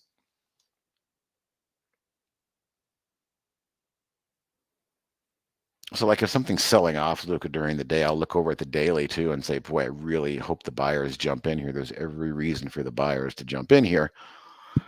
And, hopefully they do. And when they do, I will, be happy that I was patient, one, patient, two, unemotional, and held on to the close to see how it worked out.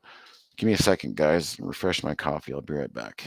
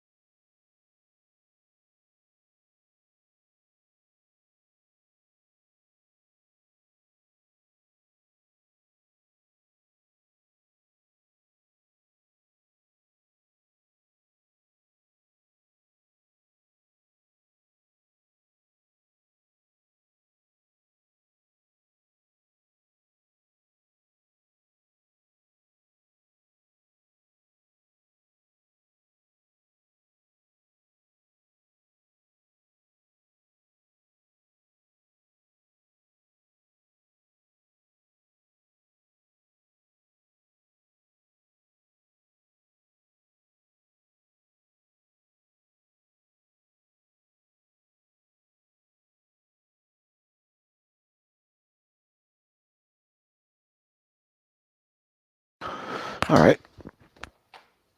I am back.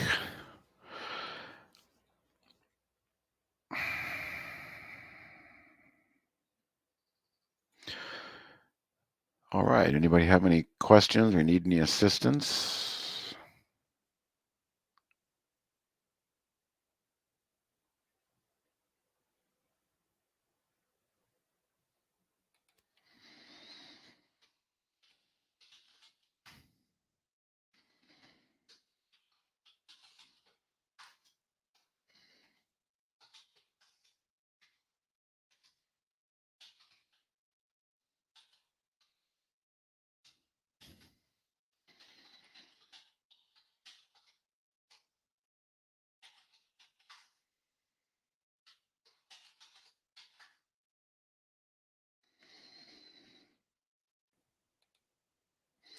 Now that sound is just gonna, there we go, the cues. They're gonna come up and test this 5-day. I can feel it, but yeah, I just had to lighten up sound. I don't like what you did to me. I'll take the loss.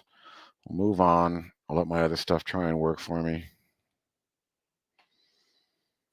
It's not trying too hard. Can you explain what the blue line indicator is on your chart? Sure. So let's back up here a little bit.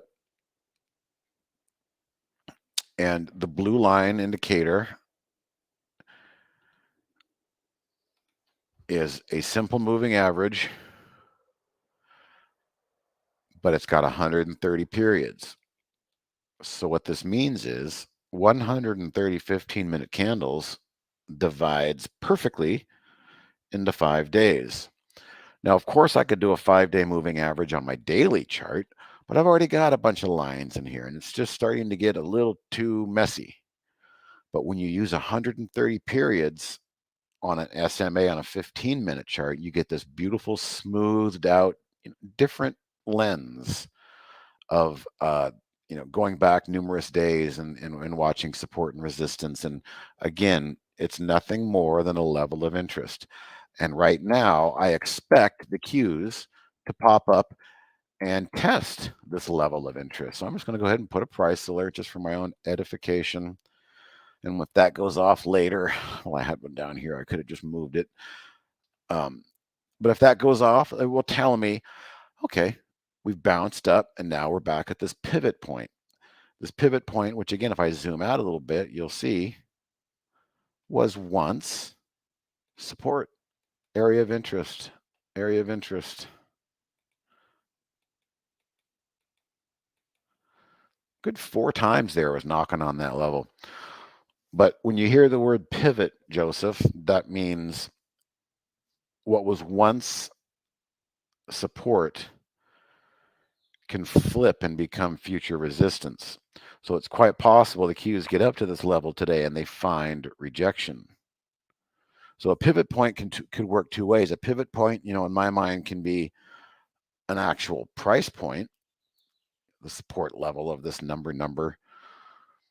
And that's typically how people use pivots. But I'm saying that this 5-day moving average can also act as a pivot, meaning it can flip back and forth. It can be support at one point, and then it can turn into resistance the next point. And that's very well what could happen later today here in the cues. We shall see. But I feel like we've got a date with at least a test. We did, in fact, take out the highs. So there it is right there. The cues have a new high on the day. Okay, that's kind of crazy. It's tough for the shorts who are looking for follow through. Now they're having to turn around and cover. And so we'll see what happens. But we're so close here in the neighborhood to knock on this 367.70 level. It feels like we're going to tap that 5-day moving average from the underneath side and see what we find. See what the players want to do about it.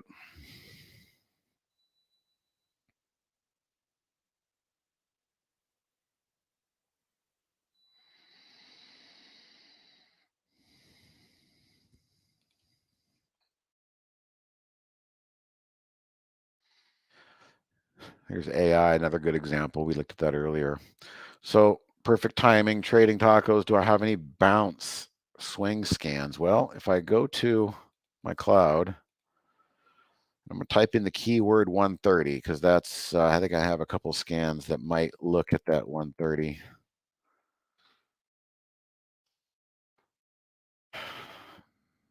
I said to do. Where did this come from?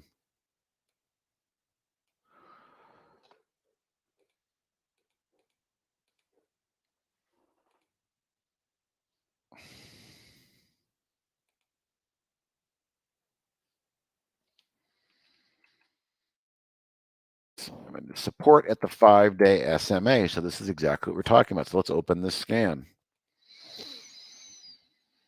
Let's look at the configuration of this scan. So the event is a new low. We're coming down, making a new low at the 5-day moving average. Here's our filter set. Change from the 130 period. So we actually have a filter for that 5-day moving average. So we can start to scan for stuff. The way in which I do it is I say, show me things making a new low, no more than 0.1% below the 130, but no more than 0.1% above the 130. So it's a 0.2% envelope. Stocks making new lows. Apparently, it works well between $20 and $50, $45. So I'll keep that in there. Apparently, it works best when the S&P change is no more than 0.49%, which would be today. Relative volume, normal. And change in 5 days, it had to be up at least 3%. This is a key value right here. Change in 5 days, 3%. However, today it's making a new low at the 130. So now that you've seen under the hood, let's take a look at the history. CHX was the last one. So CHX triggered and gave us the alert right there because as it was touching the 5-day. WFC, same kind of a thing, gave us an alert touching. What else do we have on here? LPG. Well, as you can see, trading tacos, I mean, it's doing what it's supposed to do, but it doesn't mean that all the stocks are bouncing perfectly at those levels. Today, we're getting a lot of bleed through on some of those 5-day supports. These were earlier today, and a lot of them held through. So I'm going to imagine that the ones that were earlier today are going to be, there's AI, there's my buddy AI, but we know, right? So I'm in this one. Could have looked at this and said, oh, wow, AI is plunging here on the opening running stops, but it just hit that 150. It's been up 3 days in a row. This is the kind of thing that I would anticipate this scan would give us good ideas for. But as I go through today, a lot of them, as I said, have overshot, a lot of overshooting of that number today. So the stuff that's happening later in the day here might be a bit more interesting. But I can give you this scan for use. I'll put it back in live mode and I'm saving and sharing it. So I'm going to drop that scan for you and anybody else that wants it. Do you have anything for beat down stocks that are trickling lower, but RSI is increasing? I don't have anything preset for that, but we do have RSI filters. So you'd have to kind of experiment with that. Maybe it depends on what your time frame would be. Trickling down, does that mean trickling down over 4 hours or 4 days? So you use the filters, change in 1 hour, change in 120 minutes. Or if you're swing trading, change in 5 days, change in 2 days. Those would be down, but you'd turn right around and you'd also have a filter of, RSI, minimum RSI or something like that. So I don't have that specific scan configuration you're talking about, but it's not to say that it can't be done. As far as RSI, I don't think we have anything that's non-filtered. Like, is there an event that shows us RSI is doing something? No. Only our RSIs are only filters. So we've got daily, and then you got the 60-minute value. So whatever value you'd want to put, you'd put in the minimum. even though the stock is down, maybe you want to make sure they're still over 50%, or value of 50, you'd use 50 in the minimum.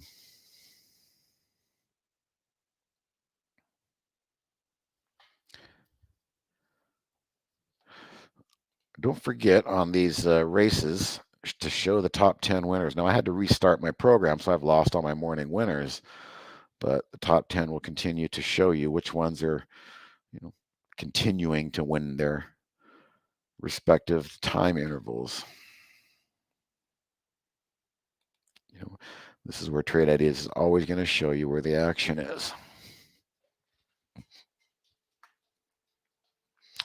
All right, everybody. I'll be with you for a little while longer if you have any more questions.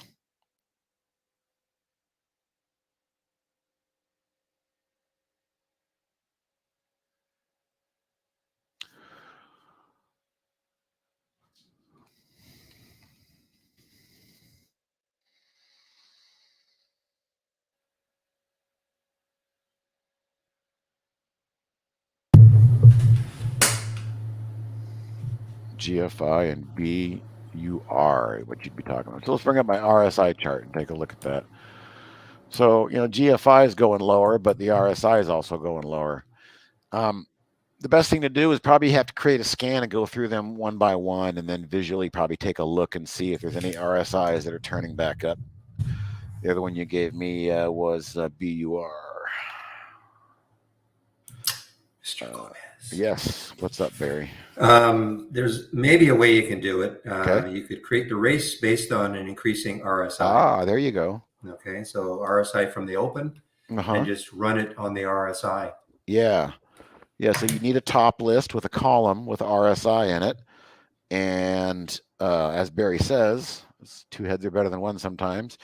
You just you come into the race setup based on your top list that you create. And we're basing it off of, let me stop the race. Instead of change from the open, you would use RSI, but you have to have RSI as a column in your top list in order for it to show up in this drop down. So yeah, that's a good thought there, Barry. That's exactly why we created these races, was to turn some of these filters into kind of events, right? To see them in motion. Yeah. Good call. No problem. And I know you want to get out of here, so you can if you'd like to. All right. How was your vacuuming session? Nice and zen-like? Excellent. Lots of cat hair to pick up, so yes. Isn't that the best part when you finally dump that thing in the trash? Oh my gosh. Well, actually, I don't. We have an in-house vac. So you have an in-house system. Yeah, so it's just going in. I just have to remember to change it every couple of months. They're going, hey, why isn't this sucking up anymore? Exactly. And look at the and it's completely Go to the garage. full. That's stuff. Yeah, in the garage, exactly. So cool. All right, Barry. Thanks. I'll take you up on that, and I'll see you around. Yeah, you will. Okay. Okay. All right. Bye.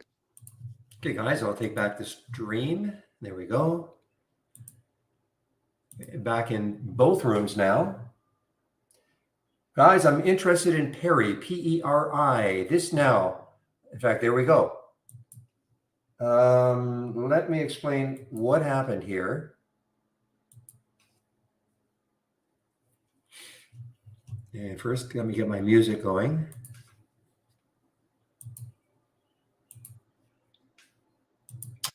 So I couldn't figure out why Peri was showing up here at 3388. I couldn't figure it out. And the reason is, and you notice it was not showing up here. The reason is that, if you load I'll have to load the latest one. I actually changed the price range here to 40, but I didn't do it here. I just did it now. So now this is 40. Peri, obviously, I think the max I had was 30. So that's why it was not showing up. But it is showing up now. Now, when Peri makes a new high, which would be right up here, let's stick an alert around 3411. Well, if Peri makes a new high, it'll show up here, if that makes sense. So I have to check to see what I did with the price range on this one, the option plays versus the option play, the don't repeat option plays that I've put in my homepage.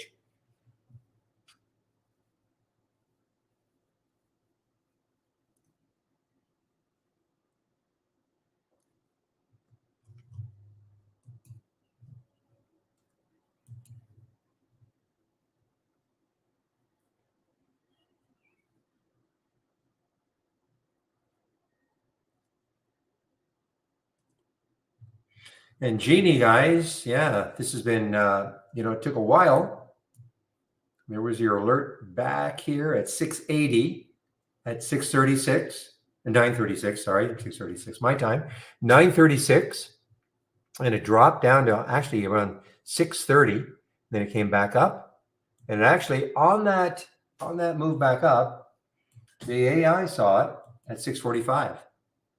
So this has been a pretty nice one from our AI. Okay, only 4 alerts so far. This CRBU, you never know. Later on in the day, this could get going. That's why I'm saying use it like a watch list. The fact that it's not doing anything right now doesn't mean later on in the day it won't.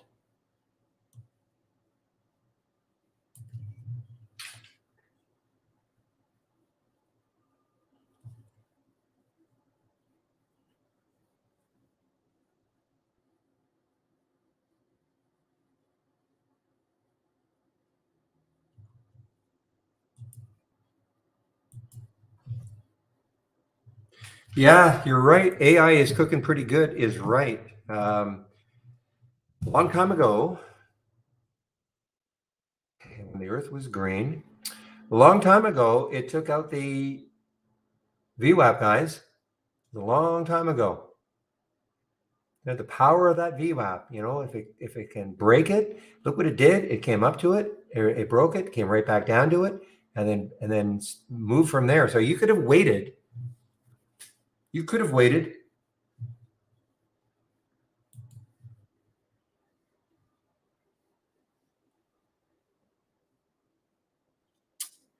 PJ, you know the song, but the loveliest of them all was the unicorn. The Irish Rovers.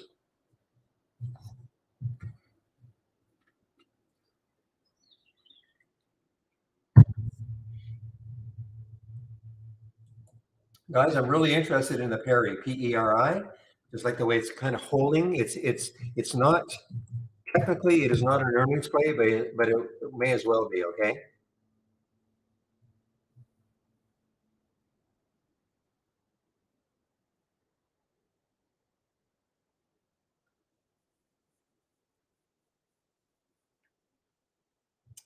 So the question is, what is the significance of the colors? And this is just this is just user for me. So anything that is green or blue for me is up is considered for me is considered a potential long. Anything yellow and brown is a potential short. Okay, that's just the way I've color coded it. Green is up, pink is down. Okay, and this red here that you see here, this is just I think. I actually tried to trick. This is just showing me where the relative volume, I think it has to be at least 8 or something like that to show up here, or even over 6. I wouldn't get too concerned about this one, but this is just, this is the way I like to see things. For me, blue, green, good, yellow, brown, bad. Okay.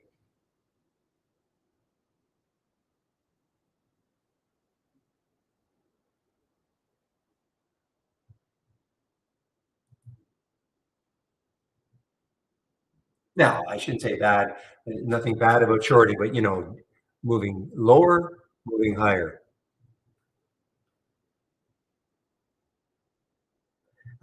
Just when I went on my break, I mentioned, guys, keep an eye on the sweet green. Look at the sweet green now. Look at this sweet green. I mentioned it, I think it was right about 1480. I went on my break at noon. Yeah, it was right around here, 1490 maybe.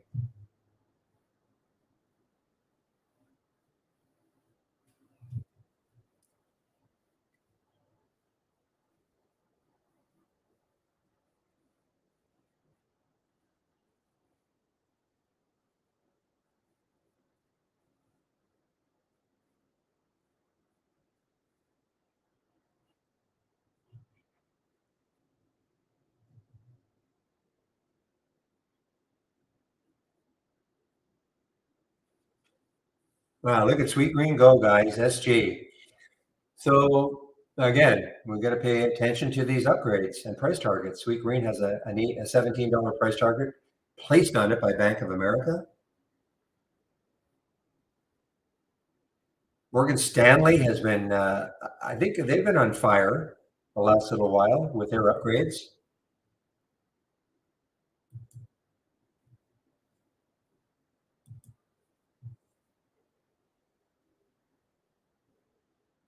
Ominously high, 666 for CRBU.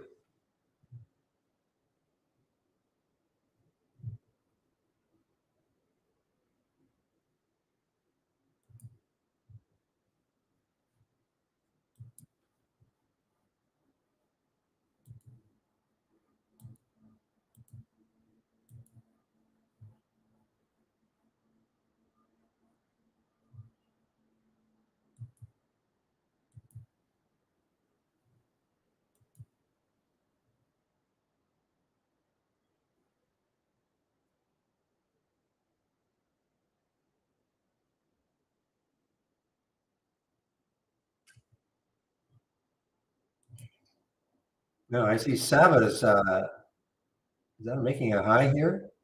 Sava trying to come back after yesterday's initially good-looking news, pre-market, looked really good. Then it got slammed down. They'd have some news about their Alzheimer's drug, but market doesn't seem to believe it.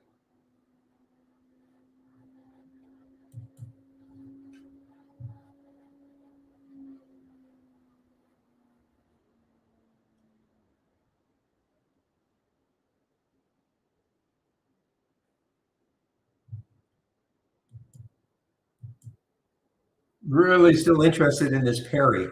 Just like to see it get over 34 again. It's just kind of hanging around that area.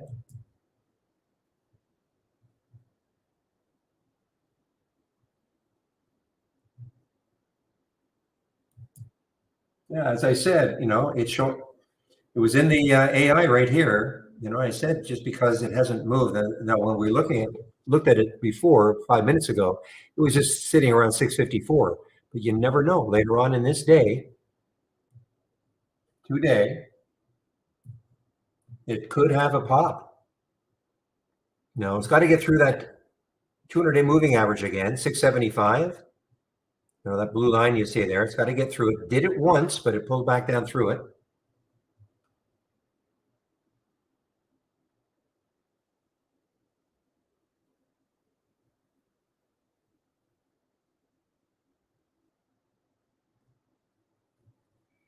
Yeah, Ori mentioned DOCN earlier. DOCN? Yeah, no kidding. Well, when I last saw this was sitting around $40. It hadn't, I don't think it had broken that high here. And what I should have done, of course, is just put a price alert right around that 40.87 mark and see if it took it out. But this has been straight up. This has been a fabulous alpha stock, guys.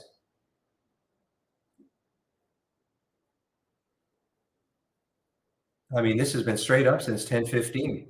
Now the market actually since 10:15, an hour later, has been straight up.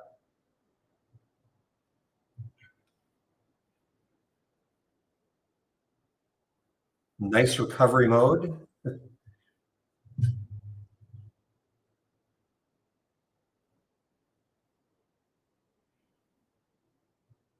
And I have no idea what I could read about them, I suppose, but Paperspace, never heard of them. So interesting because a lot of times when a company buys another company, this is not what happens. But, AI, AI, AI.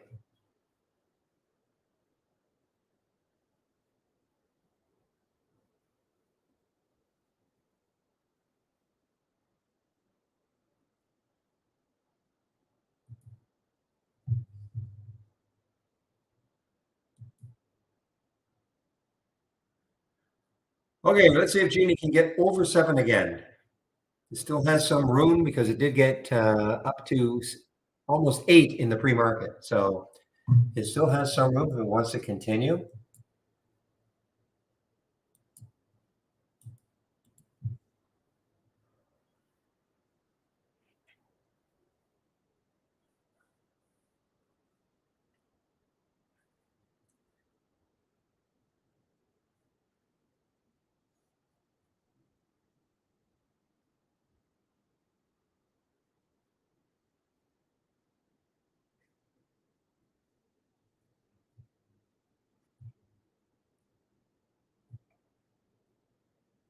All right, guys. There, as I said, there Perry would show up now.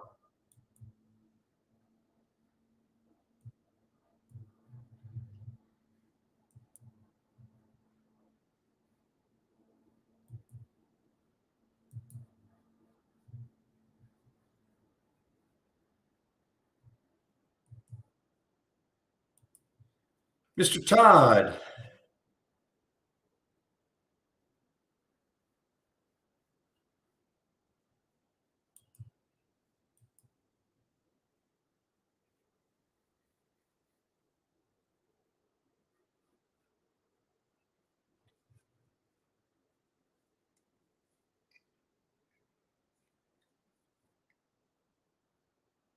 I think what I'm going to do is I'm going to check. So it's this one, option plays. I want to check this one to see if I'm there. I did up it. It's not a big deal if I didn't. And I'm talking about upping the range.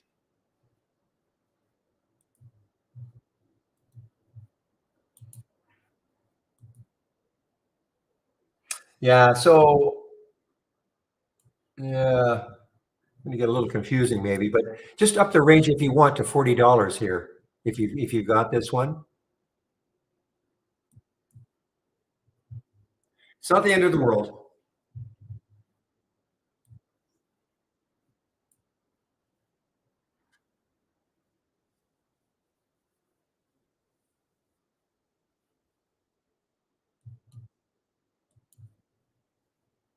Meanwhile, Sweet Green is now showing up.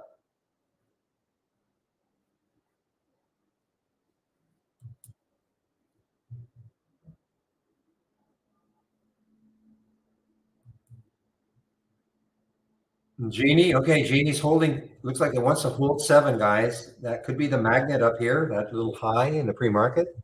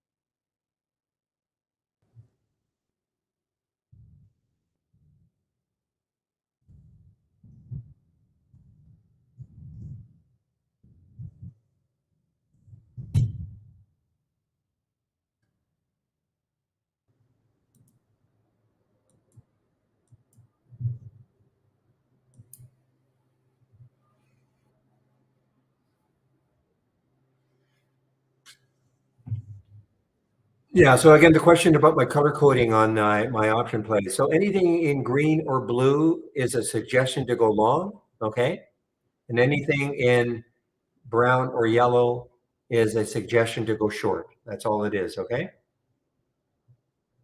And all it is, but that's how I have color coded it. You know, you of course can change, to another color scheme, but that's just for me, but how I like to see it.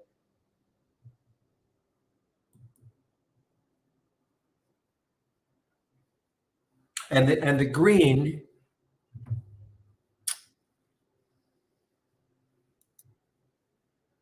again, another, so the blue and the green. So let me explain the difference. So the blue, okay. So why I've got, you'll notice here, there are four strategies in here. Moving higher with unusually strong options, 300%, 150%, moving down 300% and 150%, okay? So what the 150 and 300 refer to is the, basically it's a ratio. It's expressed as a percentage, but basically it's a ratio, 1.5 and 3. So when I first created this, I only had 300%, the ratio of 3. So what that was looking for was stocks having abnormal option activity for the day. So again, if a stock had normally traded, say 5,000 contracts over the last 10 days on average, with that 300% filter, for me to see that, it would have to be trading 15,000 contracts at least, okay? Remember, 5,000 was the norm over the last 5 days. Put 300% in the min box. So it would have to be trading 15,000 for me to see it. So I was using that for a while, but then I thought, you know what, maybe I could start to see them a little bit earlier, and they could be ramping up to a big option volume day. And so I thought, okay, let me try 1.5 times and get that alert a little bit earlier. And that's what the blue is. Now, of course, the blue and green are going to be the same now because, of course, this is over 150 and this is over 300. Okay, but at the beginning of the day, you might only see blue, which is 150, and then you might see a green, which means it's 300. Now, a lot of these are going to be, certainly at this time of day, it's going to be 300. I mean, look at Genie here. I mean, it's 18 times. Okay, that's 1,840%. That's 18 as a ratio. So there's the option volume. So that's 7,609 contracts today, represents an 18 times increase on the average over the last 10 days. Okay, so I'm not trading options, I'm trading the stock. But, and Ori is one of them, I think he says, yeah, you know what though, it helps me, at least it helps you zero in. If you want to, find the abnormal option activity stocks today, this obviously can help you. And then that might help you trade the options. Especially if you're going to, I guess, day trade the options. I mean, I guess there's a market for that too, day trading options, but because it's now showing you abnormal activity for today.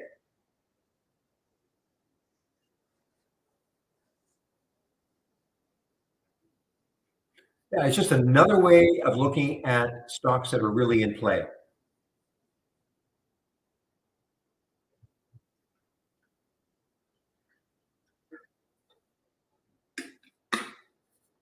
I mean, obviously, and I use it in conjunction with the relative volume also.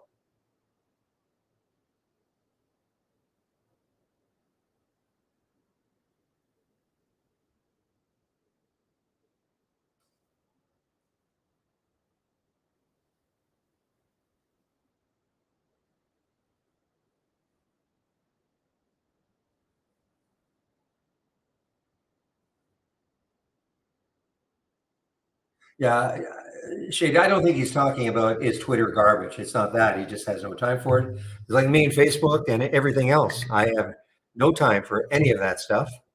I mean, it's just it's not because I think, I don't know. I really don't know. I don't think it's necessarily garbage or anything like that, but I have no time for it.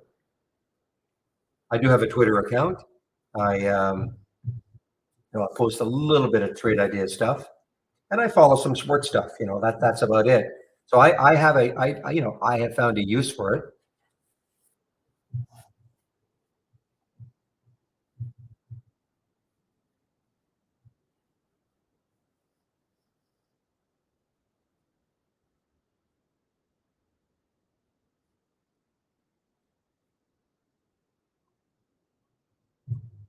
All right, this Perry is just kind of ticking me off here.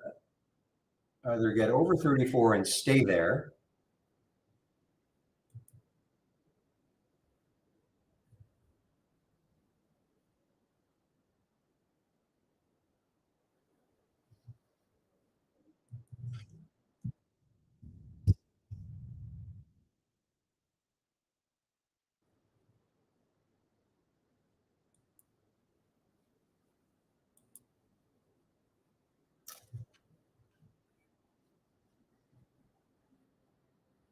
Okay, guys, it is now 1:12, so I am going to do my video now. I should be back by no later than 1:22.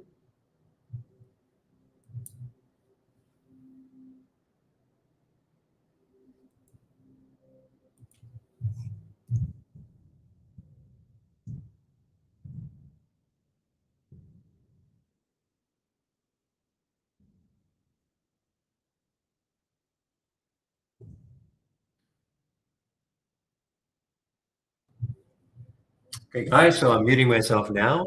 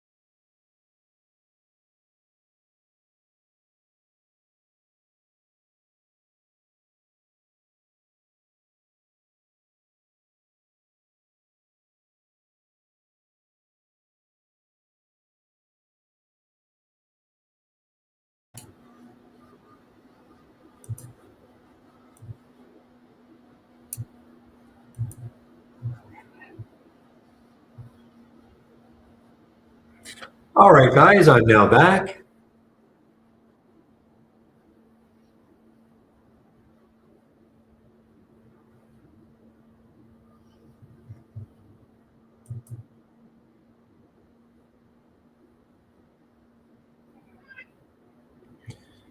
Oh, come on. Okay, I'm just waiting on this Perry to see if it really wants to take out that 34. Otherwise, I'm just going to leave it alone.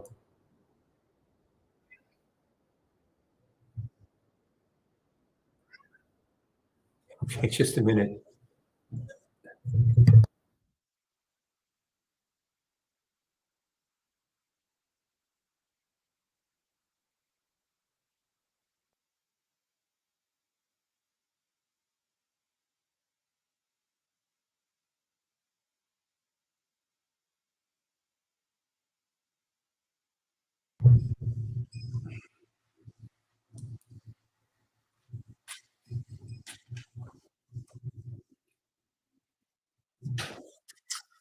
All right, so that BTAI is still hanging around the VWAP, guys. BTAI hanging around the VWAP.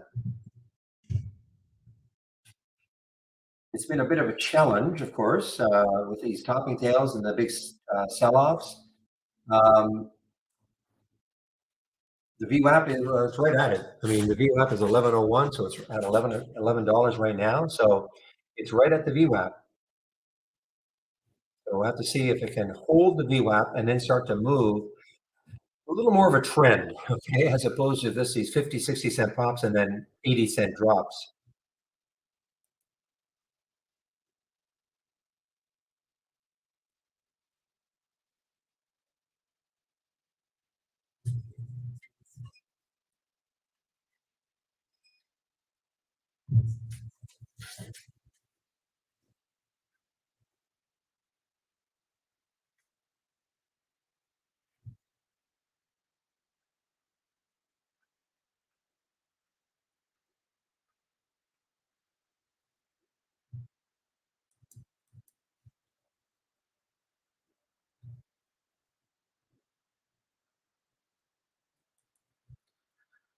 And today being Thursday, there is a marketing meeting that I will attend. So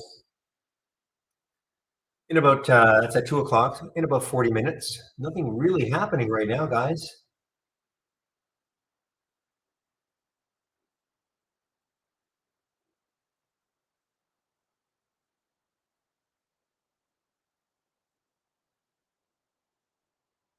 Boy, there's AI. What a that has been on a tremendous, well, it's followed the SPY basically. There's the 10-15 candle. There's the 10-15 candle. So it was a little green half an hour, 15 minutes before, but it has basically followed the SPY except for that red candle there and there. It's been straight up. Look at the SPY, been straight up.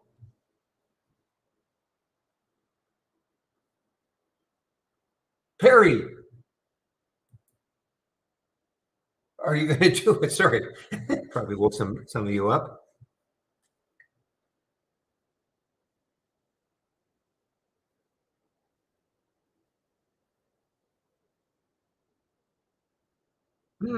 Guys, I think that CRBU is giving it up. I mean, I'm looking at it. Obviously, I'm looking at it. I can see it's dropping. That might have been it. Pretty big drop. That's a pretty big drop. It's a significant red candle through the 200-day moving. Sorry, through the VWAP, 626. And remember, not the financing, but Pfizer invested at $5.33. So I mean, there's a part of me that says it could easily drift back down to that price. Now, that's not a suggestion that you take that short and do it, but if that makes sense to you, the longer it holds underneath the VWAP, because there's really no reason for it to have really lifted off that 533 the way it did. Remember, it already had lifted. This was a $4 stock yesterday, so it already was up big to the 533 level. So probably no real reason for it to do this other than the exuberance of traders.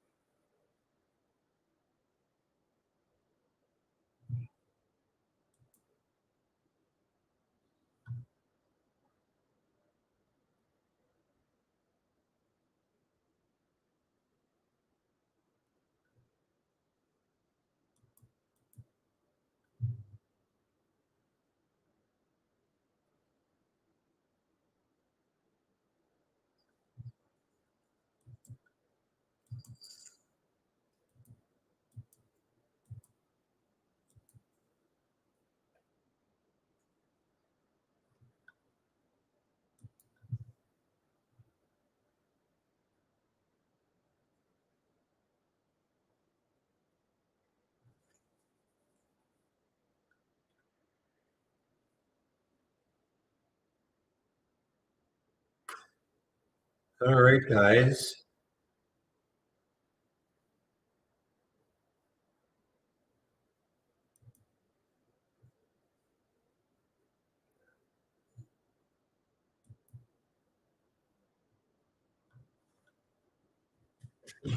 Yeah, we'll just keep an eye on that. Well, the Genie, I mean, obviously the pre-market high is a potential magnet.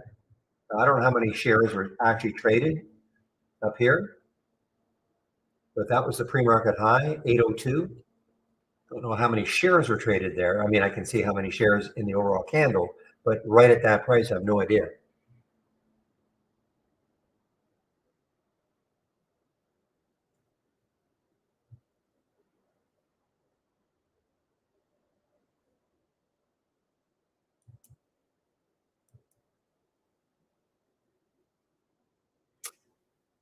Calvin making an appearance. I haven't seen you for a while, Calvin. Yeah, DOCN, let's take a look at it. Has it finally? Yeah, well, I mean, the next high looking left is 44.23, so it's past that. So the next high is 46.35. At this point, yes, I mean, you would think this is right for a short at some point. Where?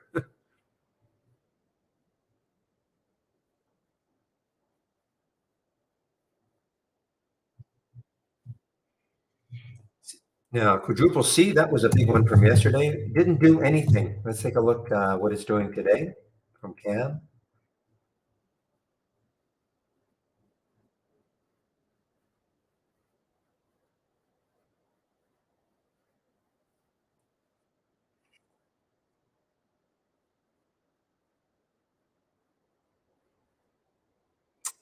Yeah, I mean, if it clears 390, it's got to clear four, of course, and then the next high on the weekly anyway is 420.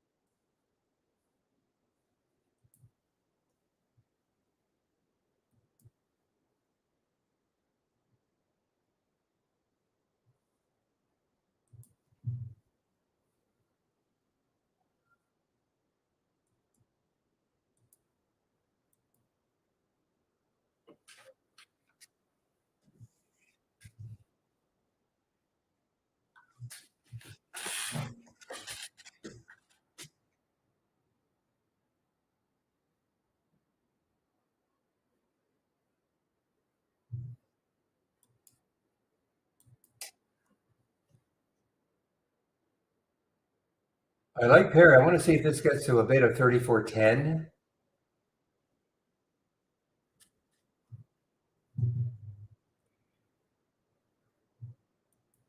I have to refresh my memory to see what sort of room it has. Yeah, so 35.20. So it's got about $1 on the weekly chart.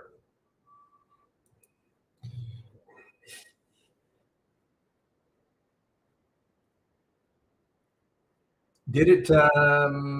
Yes. There we go. Sorry. I don't know if this is happening. I'm noticing that unless I did that, it doesn't seem to be going to keeping at the top the entire time. Yeah, look at LFST. Now it still is at the trigger 887. So I can see what happened here. It's not a low float either, 88 million. So you see what happened here. Got up to 9, pulled back, Yeah, so the high is really 9 looking left. If it can clear that, 913 and then 953, but might be a tall order.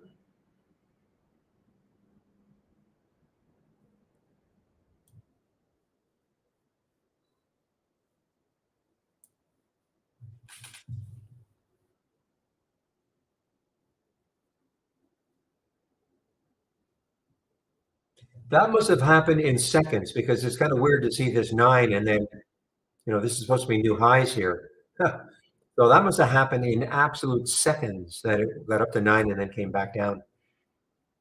You don't often see something that looks like this.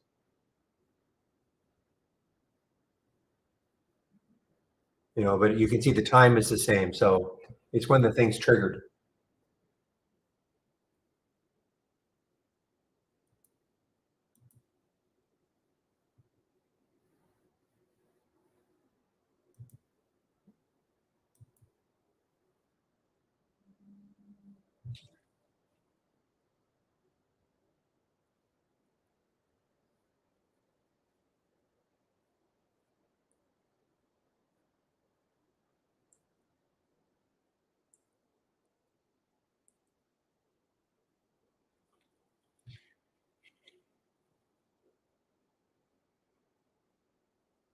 Well, and you see that it just snuck in also, okay?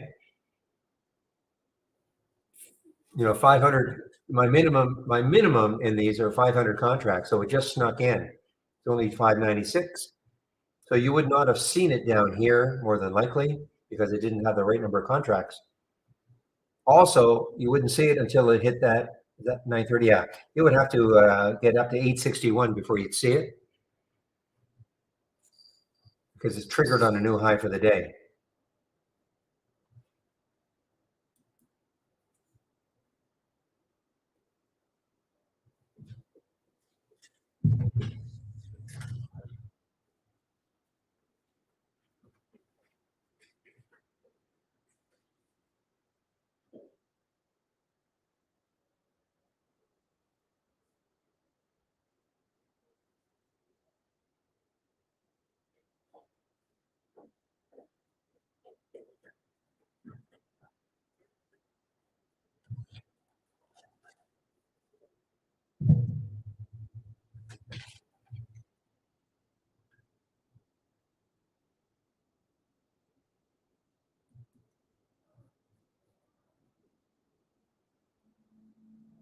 Well, I'm telling you, I mean, this at 533 could be a bit of a magnet now for the CRBU.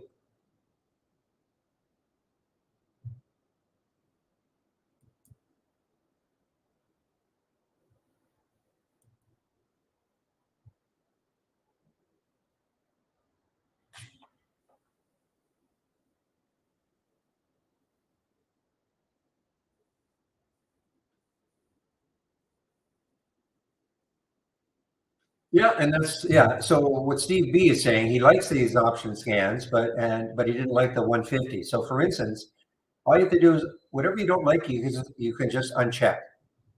Okay, so if you don't want to see it at 150,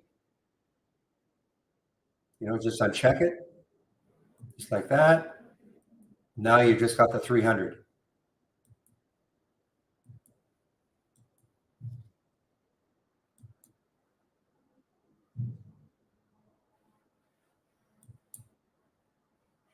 Remember, all a multi-strategy window is a bunch of alert windows that you can put into what we call a multi-strategy window. Typically, why people do it is because they have a lack of screen space. So they take a lot of windows and they put it in one window. I don't have that problem, but what I do like to do is make a multi-strategy window with alerts that are similar.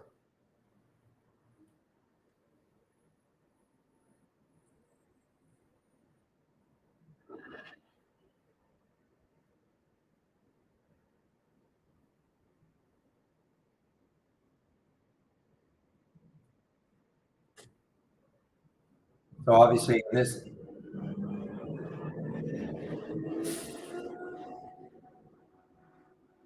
yeah, anyway, so that's what I like to do. I like to take, these are all obviously options, volume. So I put them all together in a multi-strategy window.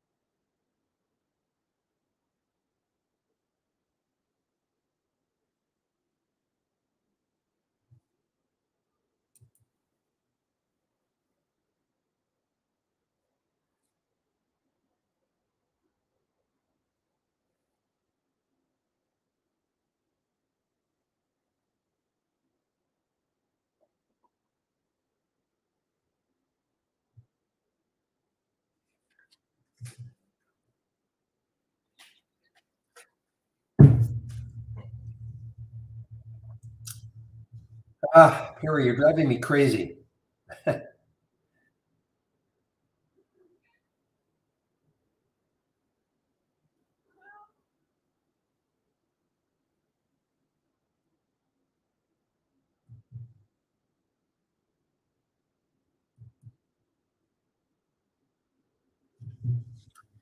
There is sound. My mic is on. So you guys on YouTube, let me make sure. Maybe I forgot to unmute.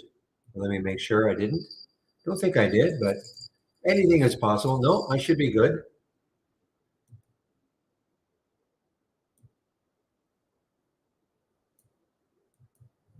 Yeah, so it's on your end, Stuart.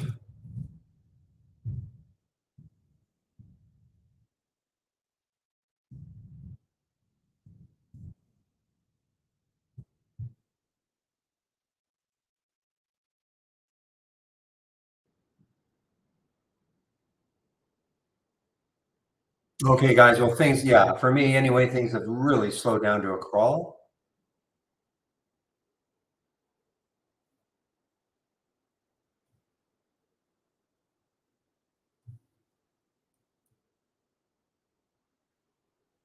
Look at BTAI now. Boy, that is shortable also. It's just so jumpy, but it's shortable for me. Interactive brokers, not too many, 63,000.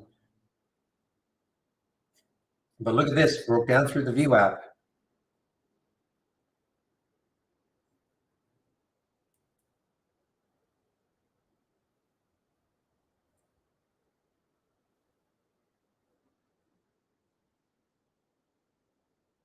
Levi has earnings after hours. Okay, let's take a look at Levi and see if there's any. What the interest in Levi is right now, nothing. Okay, basically flat. Yeah, ugly looking daily chart. Just not my style to look at something like this.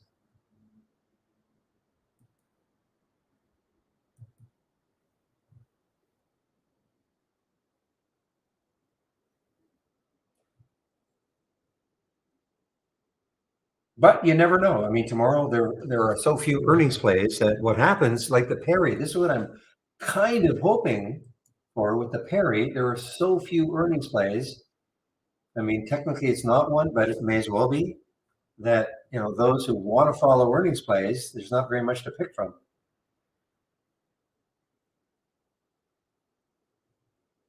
What's the float for Perry? Is it so ridiculously low that yeah, I mean, that's maybe part of the reason. I mean, it's not super low, 46 million, but it's certainly not a huge float.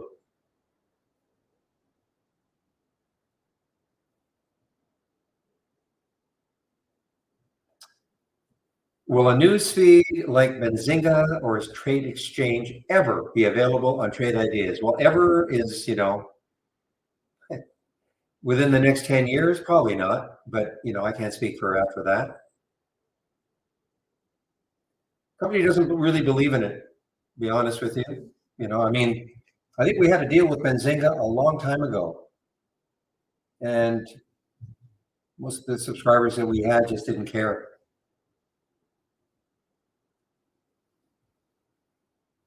Well, what we are trying to do is get our news better. You know, I think our news is a little bit better now. It's not like Benzing. I understand. It's not like a squawk box. But I would say, I mean, again, ever be available? Who knows? But I would say not in the not anytime soon.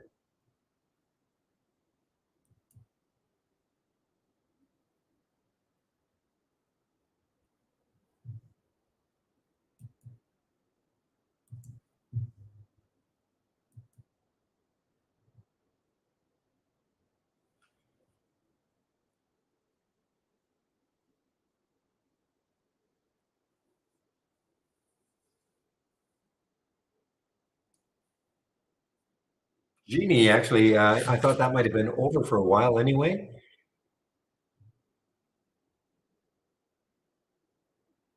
It's dipped underneath 7, but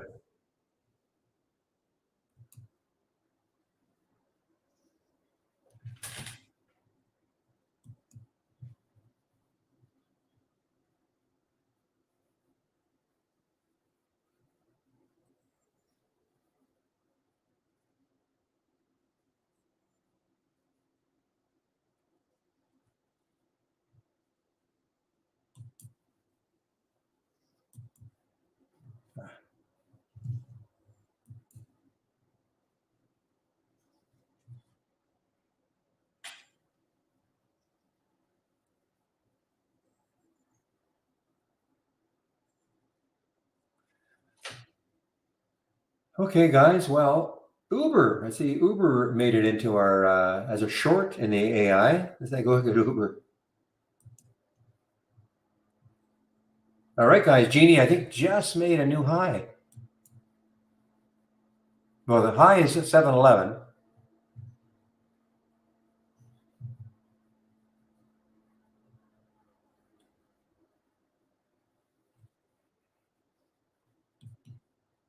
Let's take a look at Uber.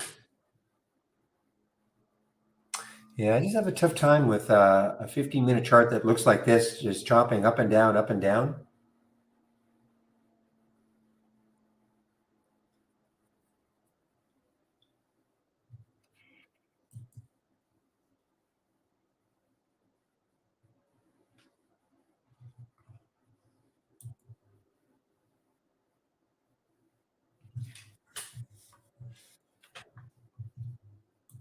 I could, well, I could kick myself. I vowed I would take Amazon over 100 and hold it long term. I can't remember when I did it. I did it maybe back here. Could have been this day. And then I sold, and then I made pocket change on this, and then it dropped down. I just kind of forgot about it. I just failed. I just could not see Amazon staying under 100.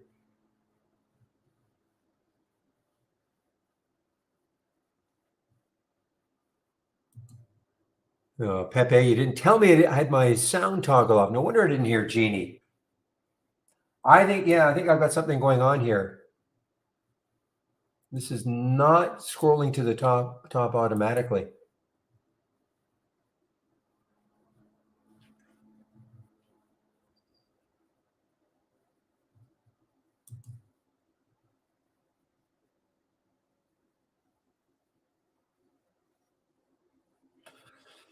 Yeah, but I had Amazon. I was convinced myself to take Amazon over 100 and hold it for 10 years.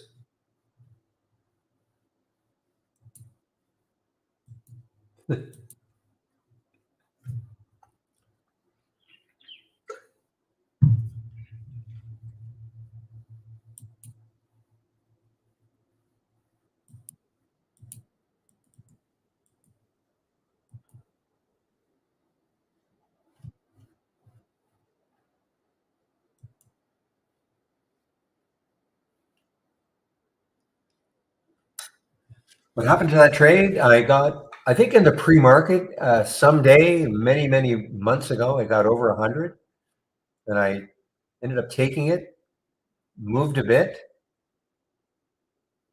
And then it started moving back down to the price, and I said, I can do it again sometime. So I took out, I made a little bit of profit on it. And then it dropped under 100 for a long time, and I just forgot about it. So that's what happened. Well, oh, what a.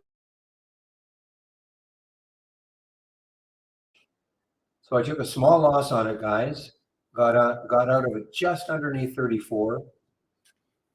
Yeah, nice drop on Perry. Thanks.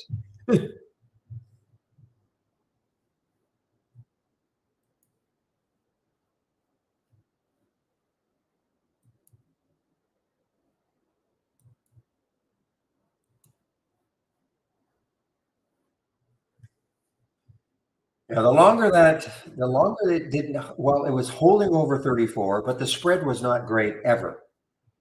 And it was really starting to tick me off. I got back to that 34 and 34.05, I think. And the minute I think it had a bid underneath, 33.96ers or so, and I said, you know what? That's it.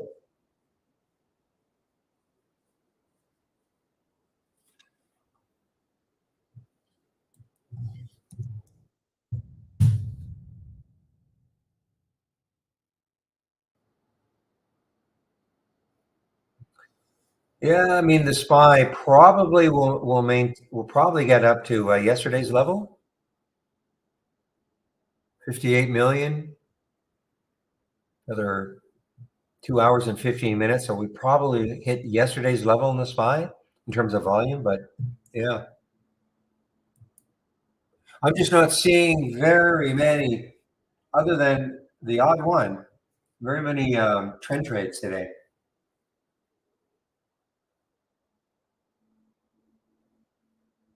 We've had some trend bounces like the AI, or AI, I should say, AI.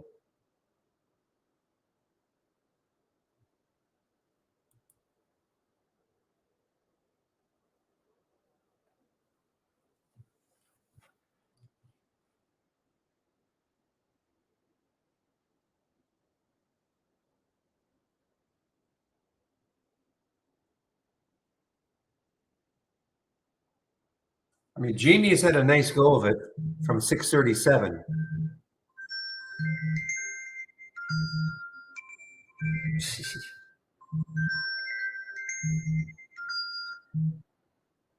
You can't fool me, spam caller.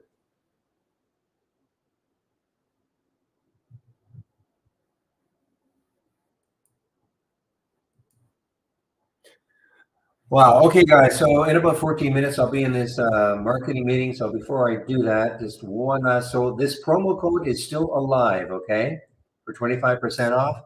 Now I am. It's possible. It's possible they'll extend it one more day. Give me a moment.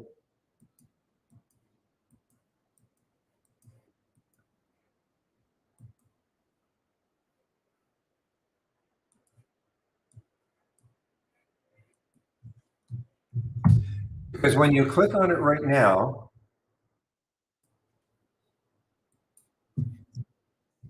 on my watch, it was my ringtone on my watch. So it says it's done, okay? But guess what? It isn't. But probably tonight, 11:59 p.m. Eastern Time. Now, there is not another market holiday until Labor Day.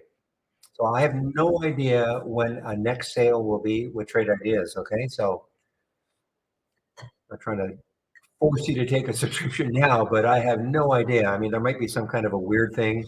There's no holiday. There's no market holiday. But we don't have Valentine's Day. We don't have, I'm trying to think of Mother's Day, Father's Day. We don't have any of those things. So anyway, 25% off the first month only or the entire year. Okay.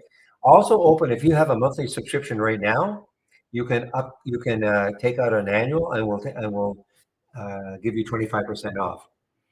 Please use my link. Okay. Use my link, either that one or from my homepage. Why? Helps the room a lot. Okay. This is a free room. And I would love for it to remain free. Hint, hint. Okay.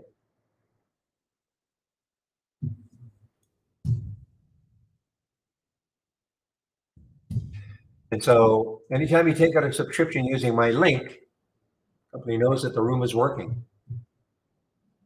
So if you click on my homepage,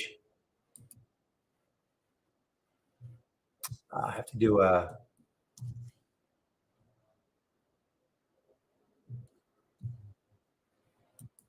there we go.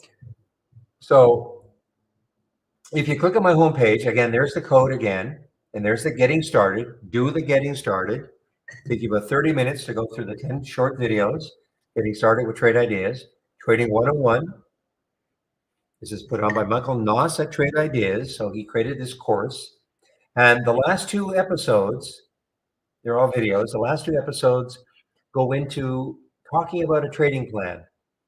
Okay. If you don't have a trading plan, well, get one. You have to have some kind of a trading plan.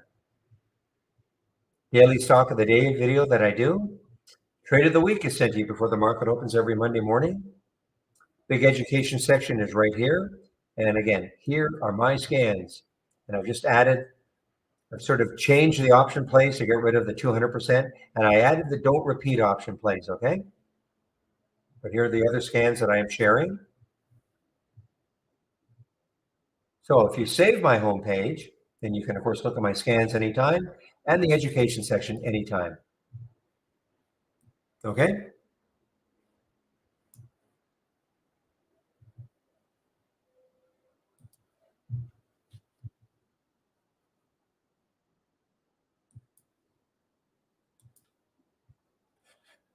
Well, I'm sure they'll come up with something.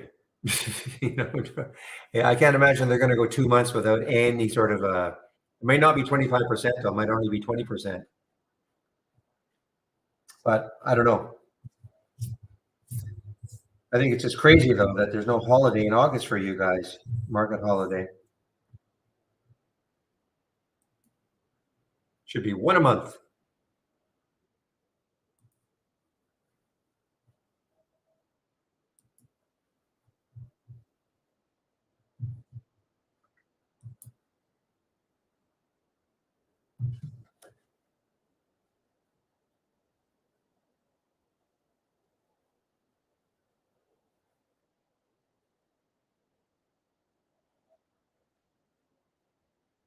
Yeah, maybe. Yeah, maybe, Hall. Yeah, you could probably do a back to school.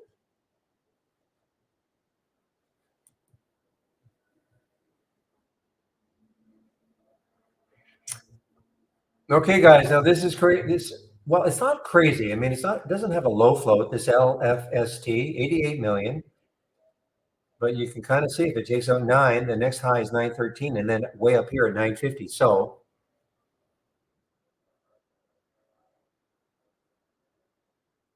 sweet green, sweet green just made it. Well, it's right there too. Just made a new high. Yeah, I'll be right back.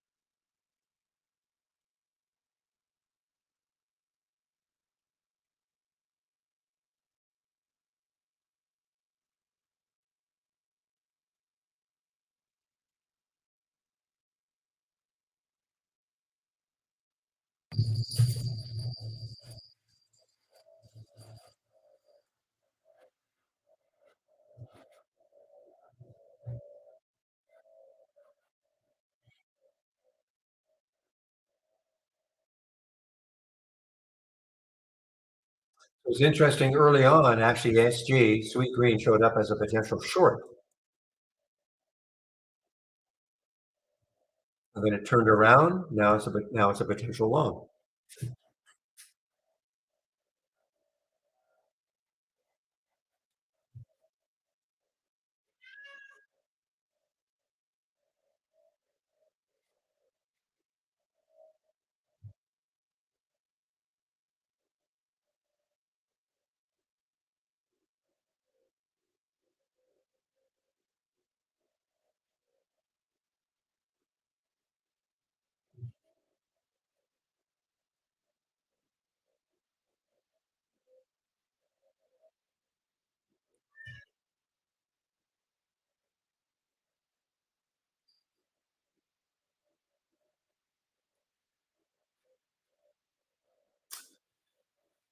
Okay, guys. Well, I am getting kind of bored here. There's not really much happening now.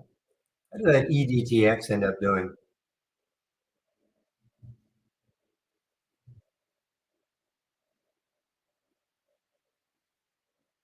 Now, I will say this on the Perry, if it gets back up over 34, I will I'll keep watching it.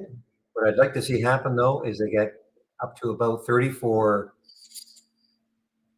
yeah, say 34.12 and see if it takes that out and gets that spread just a little bit tighter also. I don't want to see 8, 10 cent spreads.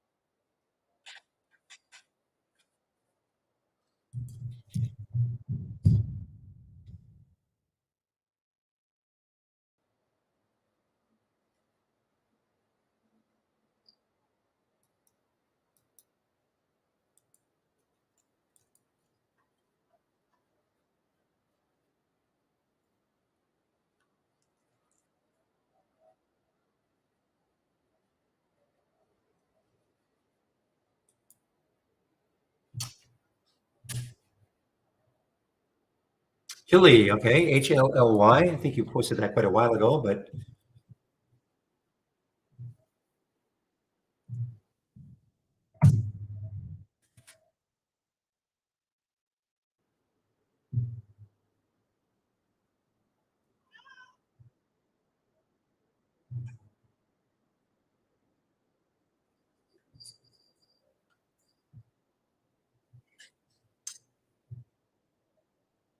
what did these guys do?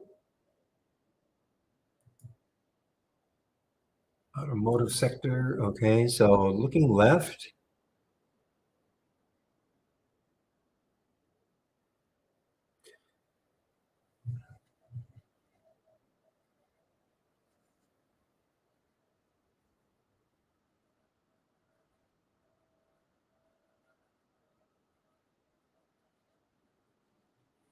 Okay, somebody mentioned KULR. I know they said it was under $1, so I didn't look at it, but let's take a look at KULR.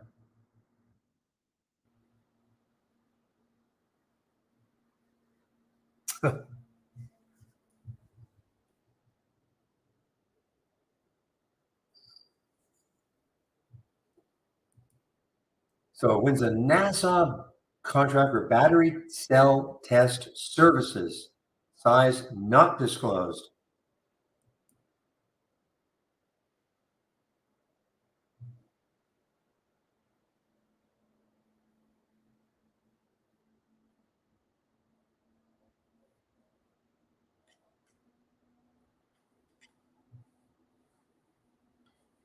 Even a lot of shares available. Again, IB, I don't know what's happening with IB, guys. I don't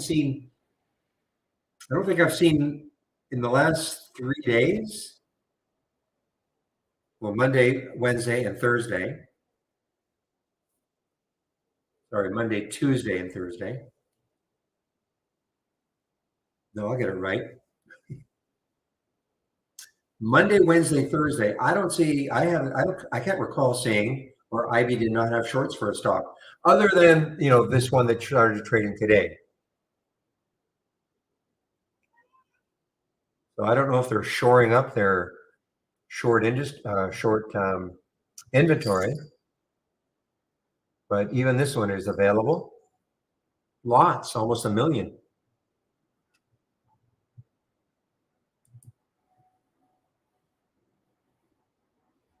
Guys, CRBU, it's just drifting down. I'm not going to be surprised at all if it gets closer to that 533.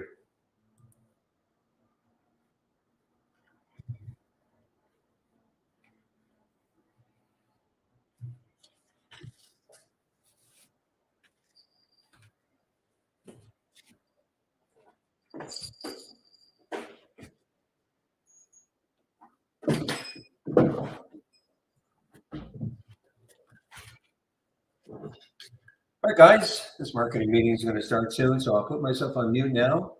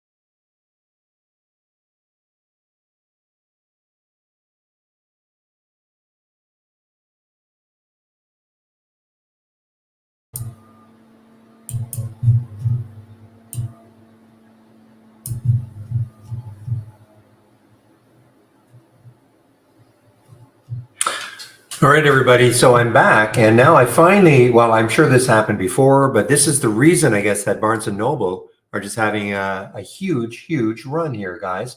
BNEB. They actually have earnings after hours today, too. Not today, I'm sorry. They have earnings after hours tomorrow. That is BNED, Barnes and Noble. And Genie continues its surge here, guys. Again, that magnet, well, I got to get rid of this. That magnet of the pre-market high for Genie. Oh, I'm sure they'll have losing earnings, but but at least there was some news. I could not figure out. And I'm sure this is at 8:30 though. Okay, I mean this is not just happening now. New study highlights the positive impact on student outcomes of Barnes & Noble Education's first day complete equitable access program. Let's create an acronym for that. Results are driving rapid growth of the model across colleges and universities. Well,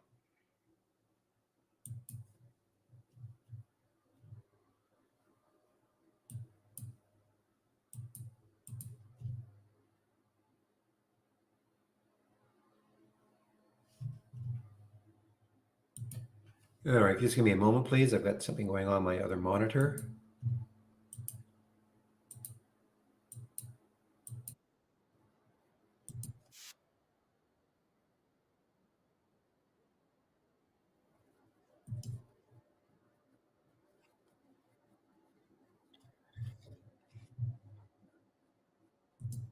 Now, I've been watching this CRBU testing 6 many times.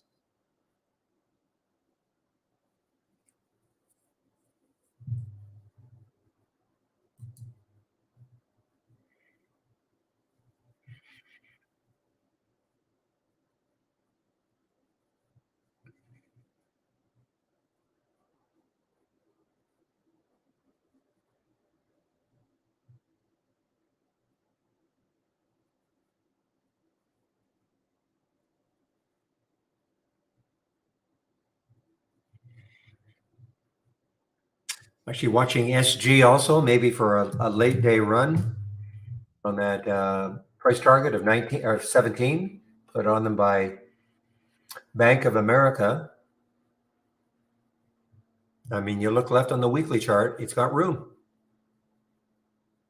The next high is, 1518. So it's above that high in the weekly. So the next high is actually above their target, 1824.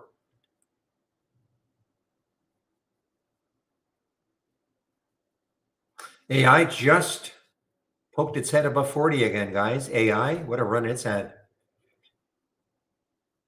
Came off 36 and now back up to 40 for AI.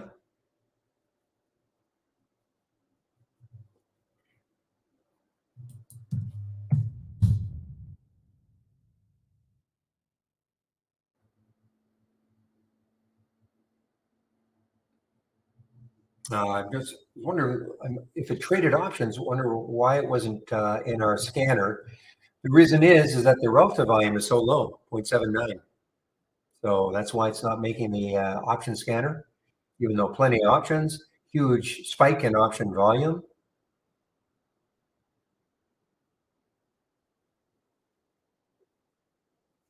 60 times normal.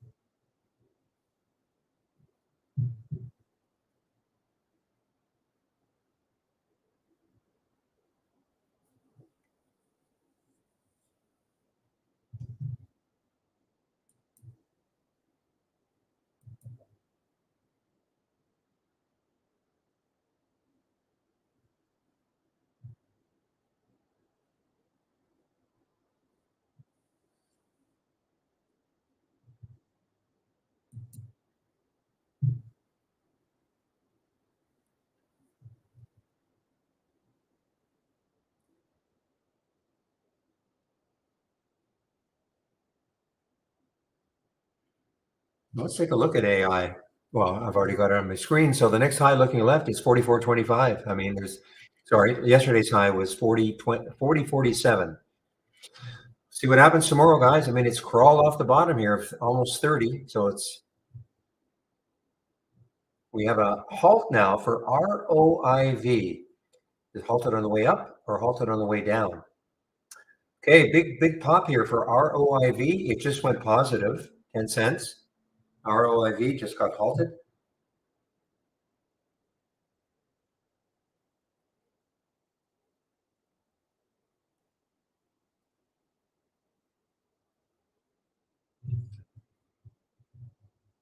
Some recent highs up here at 1088, 1086 or so. So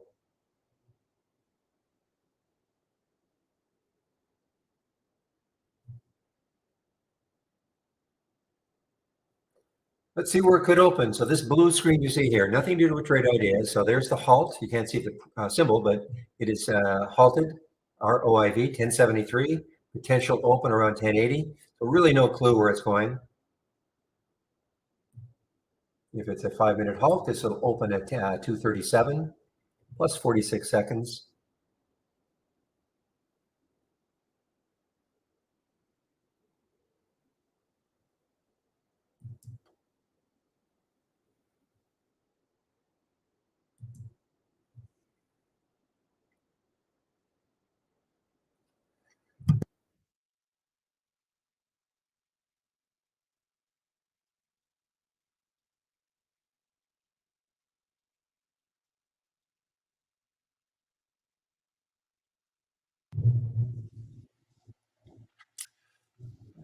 No, this is nothing to do with trade ideas. This is Interactive Brokers. Okay, nothing to do with trade ideas. This is time and sales from Interactive Brokers. Okay, so if you have Interactive Brokers, you're gonna. It's just time and sales. Okay, nothing to do with trade ideas. There was a question in our YouTube room.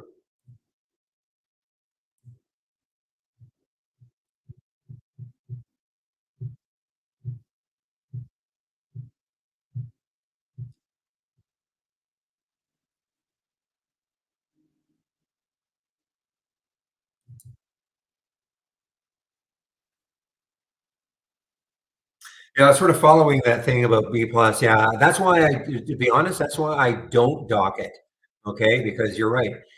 Sometimes I've taken a trade and the max P&L and the P&L doesn't move at all. So I've had to exit out and then it seems to work. Though remember, now, I don't use B plus to trade. I just use demonstrate some simulated trades.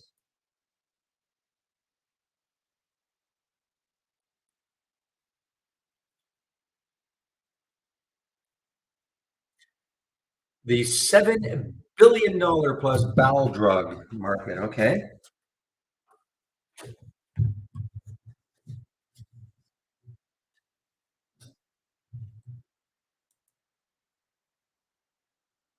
Really, Calvin? I got to ask the question. You're not auto trading, are you, Calvin? Okay. I have to ask the question. How many trades are you in at the same time usually?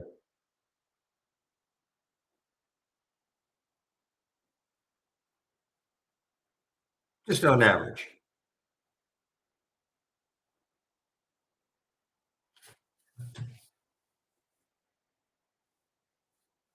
2 to 3. So you're like me. I mean, I'm rarely more than two. So you're like, so 2 to 3. All right. And you have Interactive Brokers, right? You're not using E-Trade, you're using Interactive Brokers. So I have to ask the question.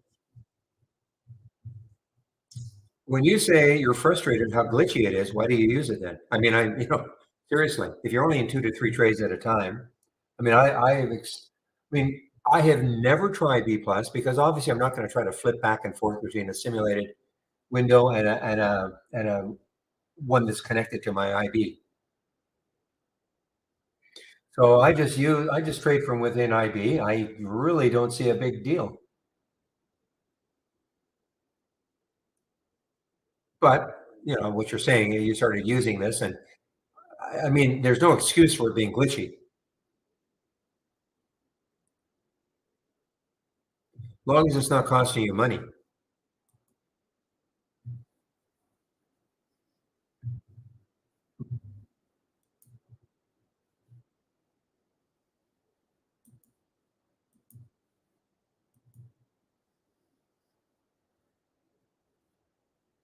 Guys, that CRBU is just teasing me.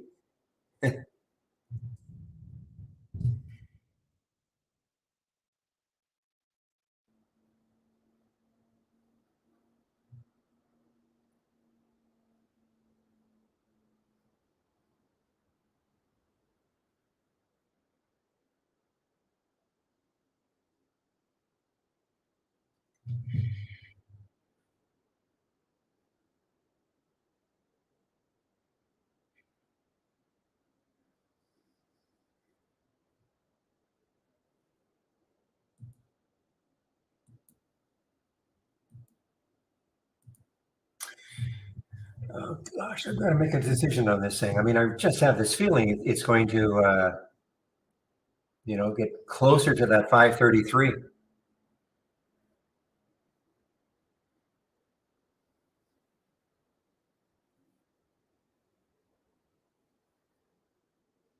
Okay, cool, Calvin. Okay.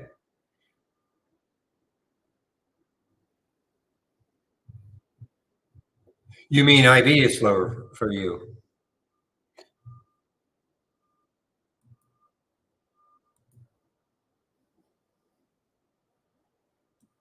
Okay. Yeah, I mean, you're right. I mean, it's what you're used to. I mean, I never use anything other than IB, and I find it really simple to use, to be honest. Is it pretty? No, but I find it very simple. Symbol goes into my order entry, pick how many shares I want to trade, press submit, done.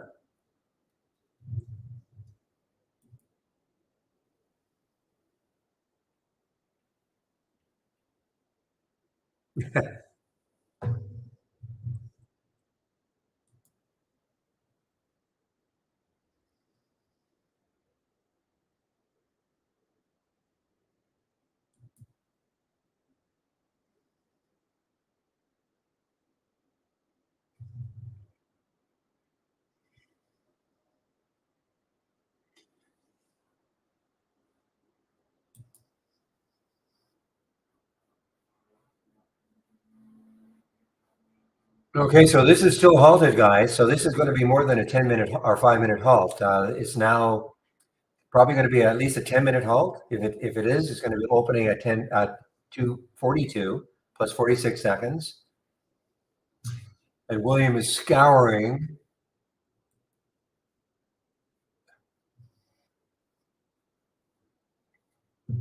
So okay, so this is I don't like a weasel word, but I mean is said to attract interest. So there's no definitive,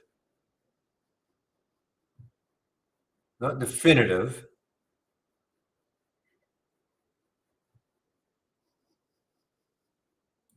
See if we can find anything else.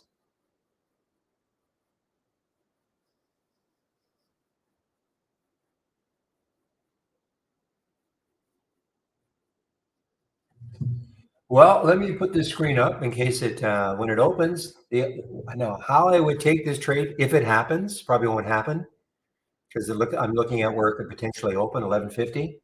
If it dipped down below 10, if it dipped down below 1073, which is the halt price, and then pop back up through that halt price, that can sometimes get me into a trade. Okay, so just kind of waiting, and if it's going to open again in 10 minutes. So we are at, let's see, another 45 seconds or so, a little more than 45 seconds. So we're at 2:42 now. So plus 46 seconds, okay?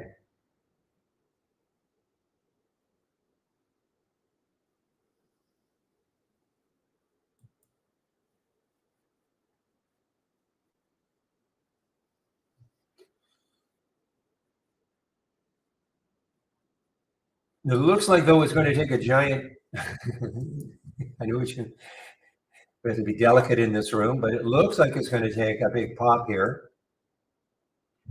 So we have, if it's going to be 10 seconds. So 5, 4, 3, 2, 1. There we go. So now it's open. So it did not drop below, of course, at 1073.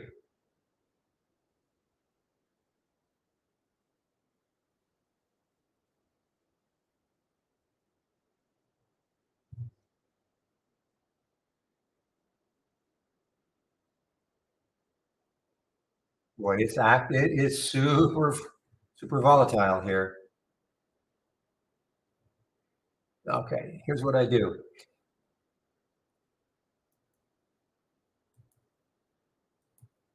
So let's see if it gets back down to 1073, moves down, and then pops above it again. I may take some just for fun.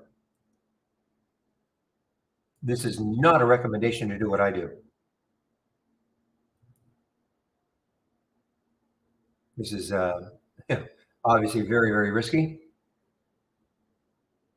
And I would not be taking many shares because where am I going to, where am I going to put my stop?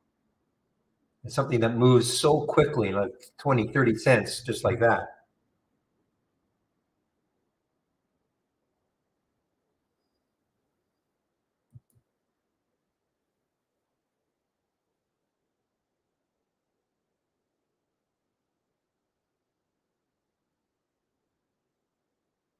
Actually, I should check to see what.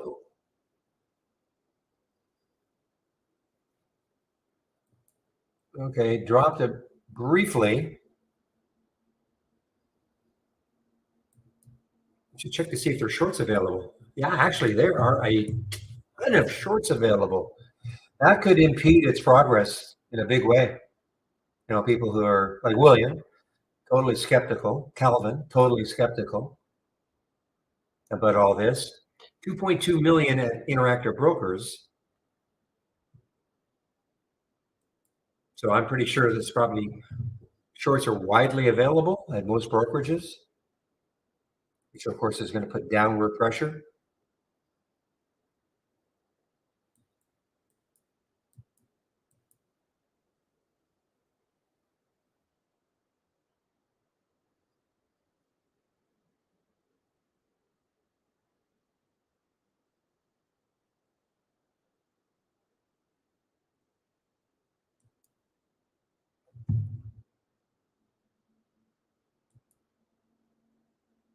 Bloomberg News, okay?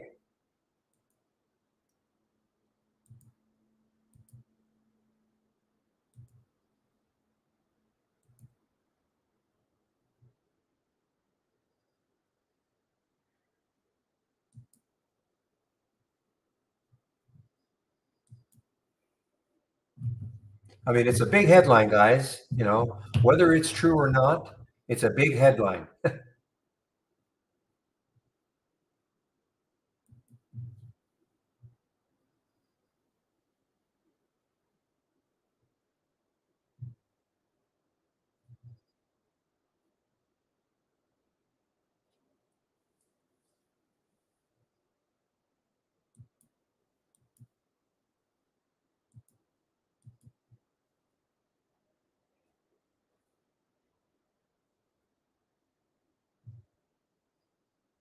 I think if it gets over 11, it could have over 1106, it could have a run. I'm going to stick an alert there.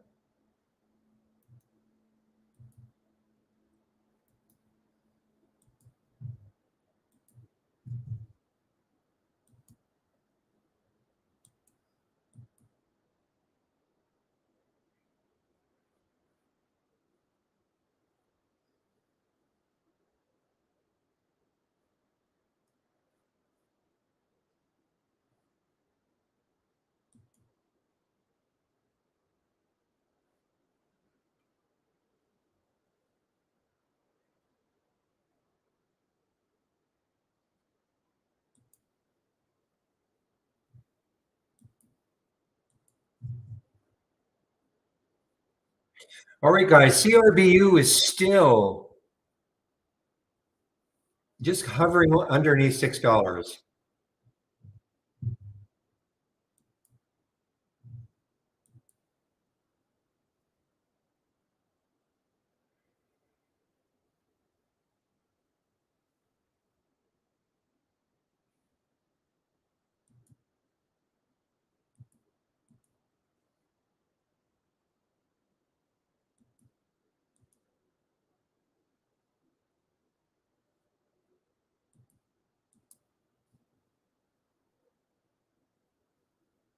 Okay, so all I'm going to do on this one is wait to see if it takes out this 11 again. I may take it. If it takes out 11 again, it has sort of a bit of an end of day run.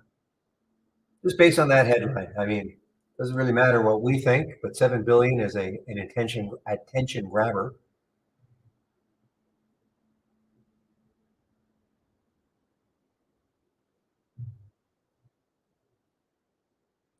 Now, CRON just got halted. Now that is on some news, okay? Patriot-backed cannabis producer CRON explores sale.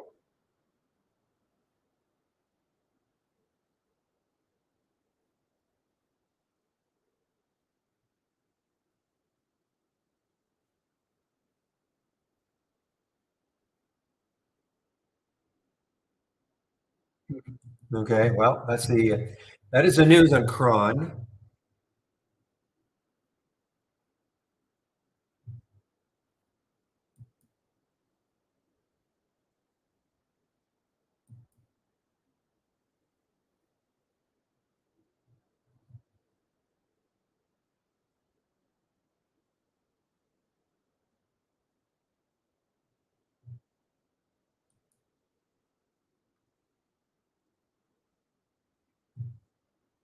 I'm just looking at, I mean, not necessarily, I mean, I guess it's not 100%, but when I'm looking at this ROIV,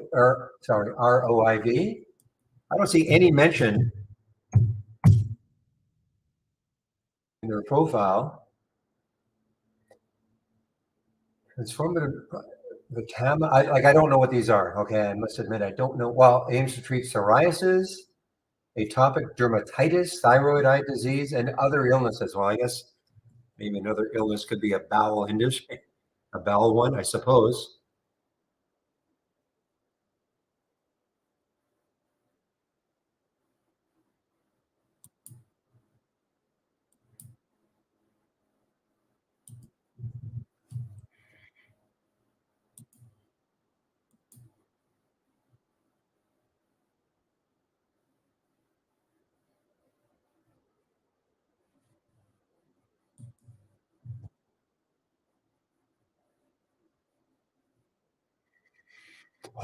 Trying to hold the VWAP though, ROIV, trying to hold that VWAP area, 1066. The Battle of Hastings.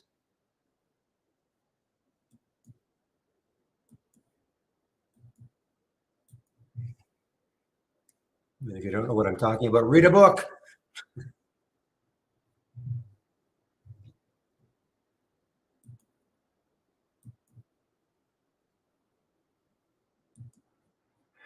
Goods.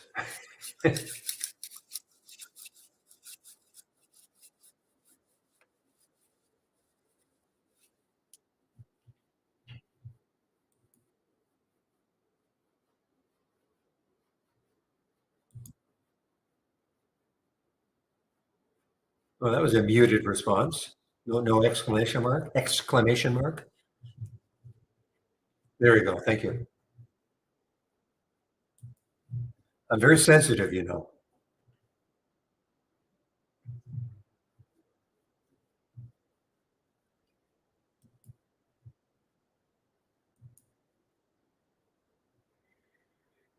Is he really also running for president? Really? Okay. Who was the founder? I don't know if I heard that name before. Let's take a look at the founder or the profile. Oh, you mean in the United Kingdom? You're talking about ROIV? President for what?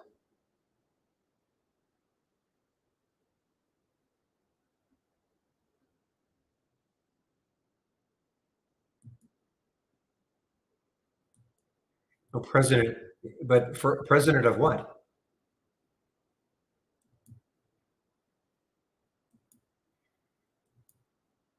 Not the prime minister. There's a prime minister in Britain, so not a president.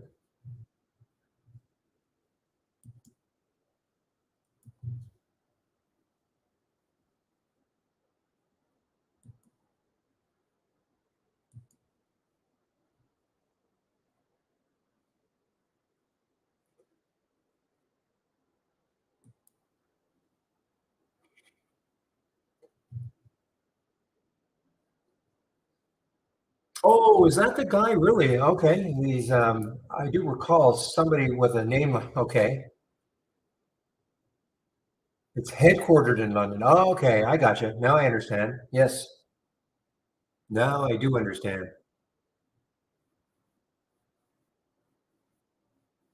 I just looked, I'm sorry. I mean, I just looked at where the company was located.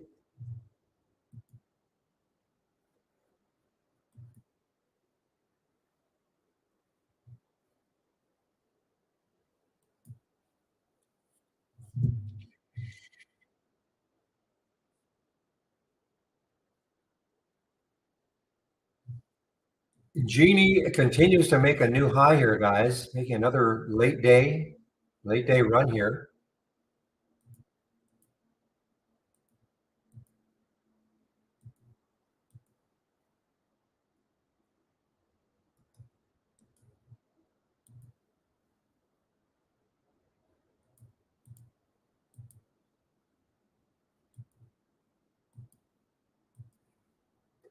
I mean, it's getting closer and closer to that pre-market high, $8, which is the pre-market high.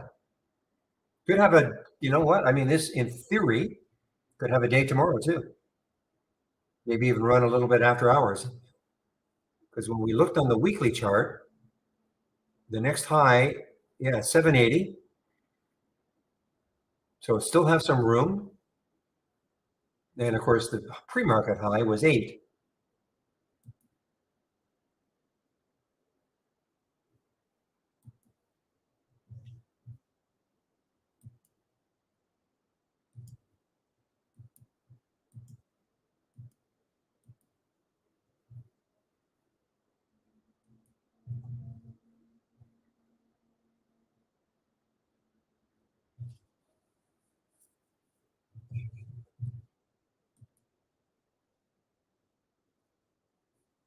Okay, guys, I'm out of my CRVU short. Basically flat. It's not wanting to, for me anyway. It's not wanting to give up 6 in a big way, and I don't want to hang on to it anymore.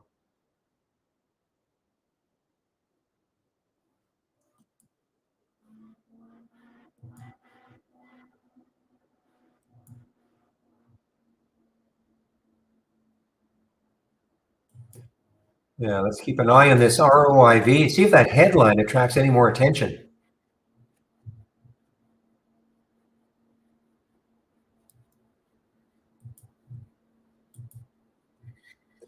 It is, where's our float on that?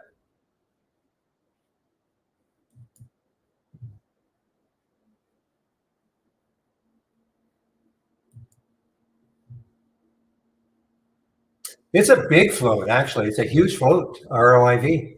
Big float, half a billion in the floats, or almost half a billion, 426 million in the float. So, I mean, that's going to take still a bunch to move it. It's actually gone negative.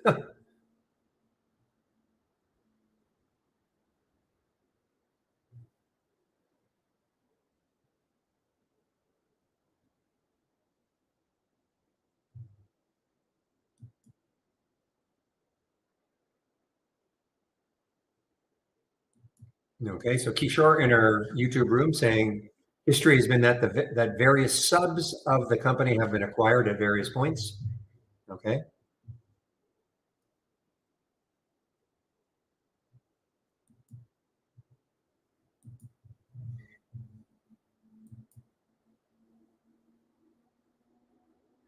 You know, this is, I mean, this is still kind of interesting, this LFST. I mean, the next high is 915, but if it really breaks through that, you've got 950. So, I mean, there's something could happen. The trend is holding. I mean, it's an uptrend. And it had, I don't know if I had some news. There might have been some news, but I'm not sure what it was on the LFST.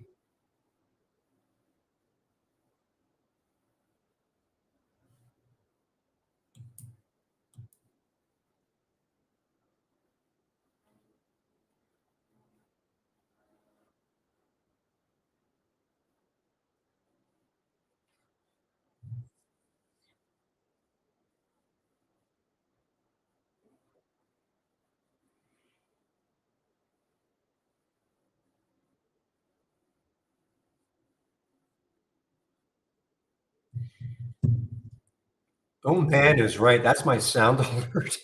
BNED. Crazy.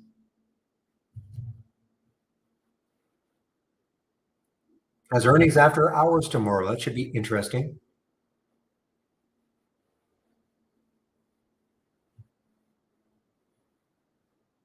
The alert for it in the option plays was right here, 11:15 at $2. So that's a 10% move. On the 10-day daily breakout, it was basically the same, 202. Now, one of the reasons why the cheap ones will take a while, and you know what? I mean, you can, if you want to play cheap ones, option plays, cheap option plays, what you can do is this. You go to the config, if you've got this option plays, you can eliminate the count. In fact, I thought I had it down to 25. I thought I had it 25 in the other one, but or you can eliminate the count because it's hard for a stock that's $2 to keep making like 25, 30 new highs. By the time it does, it could have already run a bit. Okay, so if you do want to see cheap ones, option plays, cheap ones, then eliminate this the count.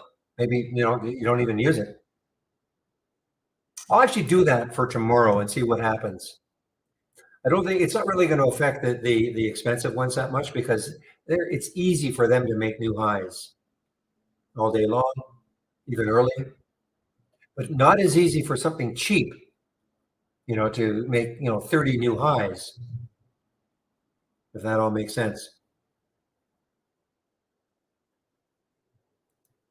So don't forget, if you've got both of them now, do it in both.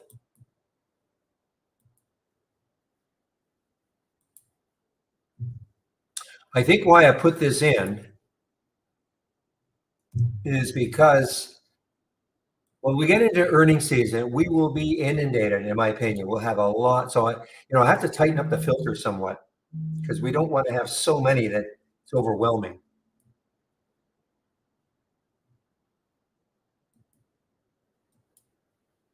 Yeah, Caribou's now it's starting to move.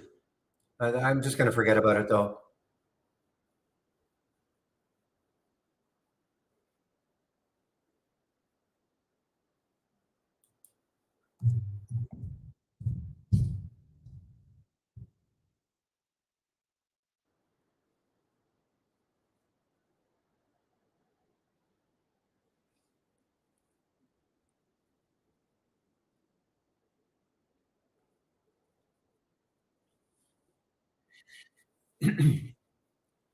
All right, guys, it's 301. Just one last posting of this link, okay? I don't want people to miss it. If you want to take out a subscription and you want to get that 25%, this promo code more than likely will end tonight, 11:59 p.m. Eastern time. It's possible it'll be around tomorrow.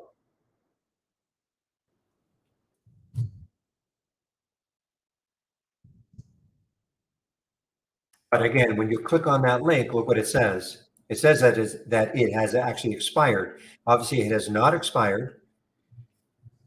So it's possible it'll be still around tomorrow, but I wouldn't take if you really want the 25% off, do it now. Because again, as I was saying earlier, I don't know when the next one's going to be. We don't have a market holiday until Labor Day, 2 months from now. So I have no idea what the next promotion will be. So if you want to take out a subscription, you want to get 25% off the first month only or the entire year. And remember, you can take out a subscription the first month. And what happened?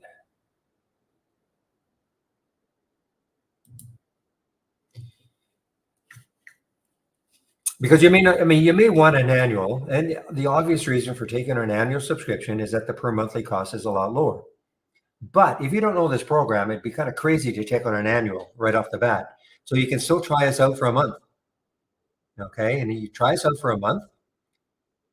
Actually, to be honest, you can try us out for a month, several months. And at some point, if you want to take on an annual, we'll honor the 25%. Okay.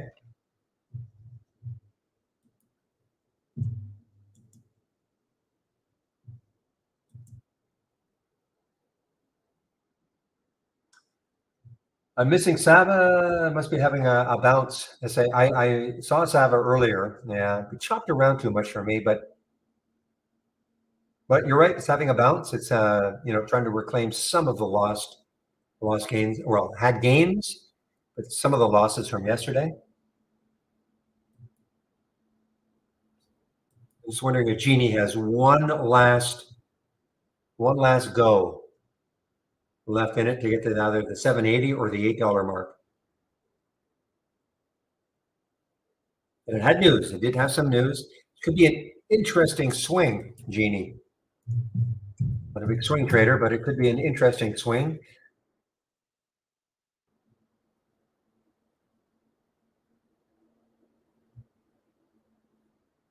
We have I didn't see this earlier, but yeah, so we have a $12 price target now by Craig Hallam, raised it from 10.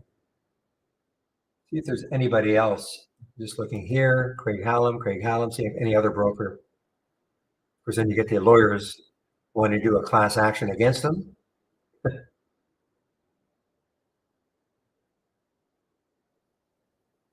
And this is the reason, okay? Gains after NFL extends partnership. It's a big deal, 27. So this is, 27, 28. So that they've locked in now for 4 to 5 years. The exclusive video and live data distributor of NFL. 9 of 10 brokerages rate the stock buy or higher when a whole medium price target is 750. So, I mean, which is not that far away, but so it's definitely got some a little bit of interest behind it now.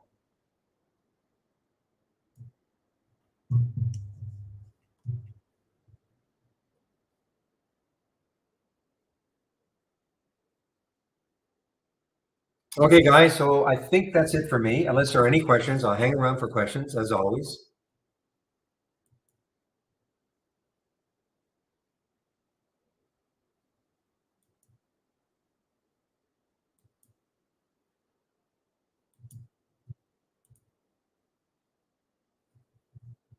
All right, I do not see any questions.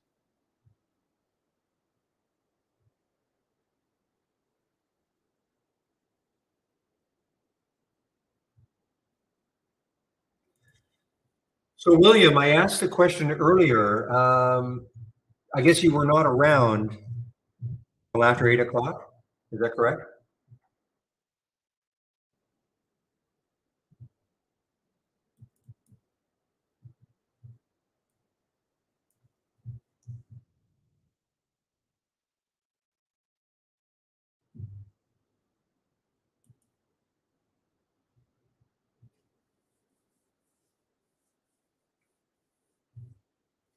Because as I say, if you're around before 8 o'clock, you can open the room. I'm trying to sleep in just a little bit more. But look, if you're not around, don't worry about it. I will. I'm up at 5 my time, so I can.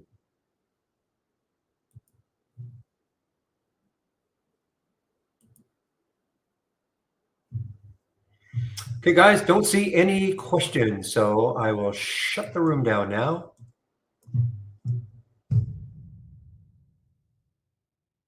The main room open at 8 o'clock, no later than 8 o'clock anyway. You guys can talk amongst yourselves between 8 and 9. I get live on the mic at 9 for both of the rooms. So have a great evening, and we'll see you tomorrow. Bye-bye. And YouTubers, I will say adios to you guys.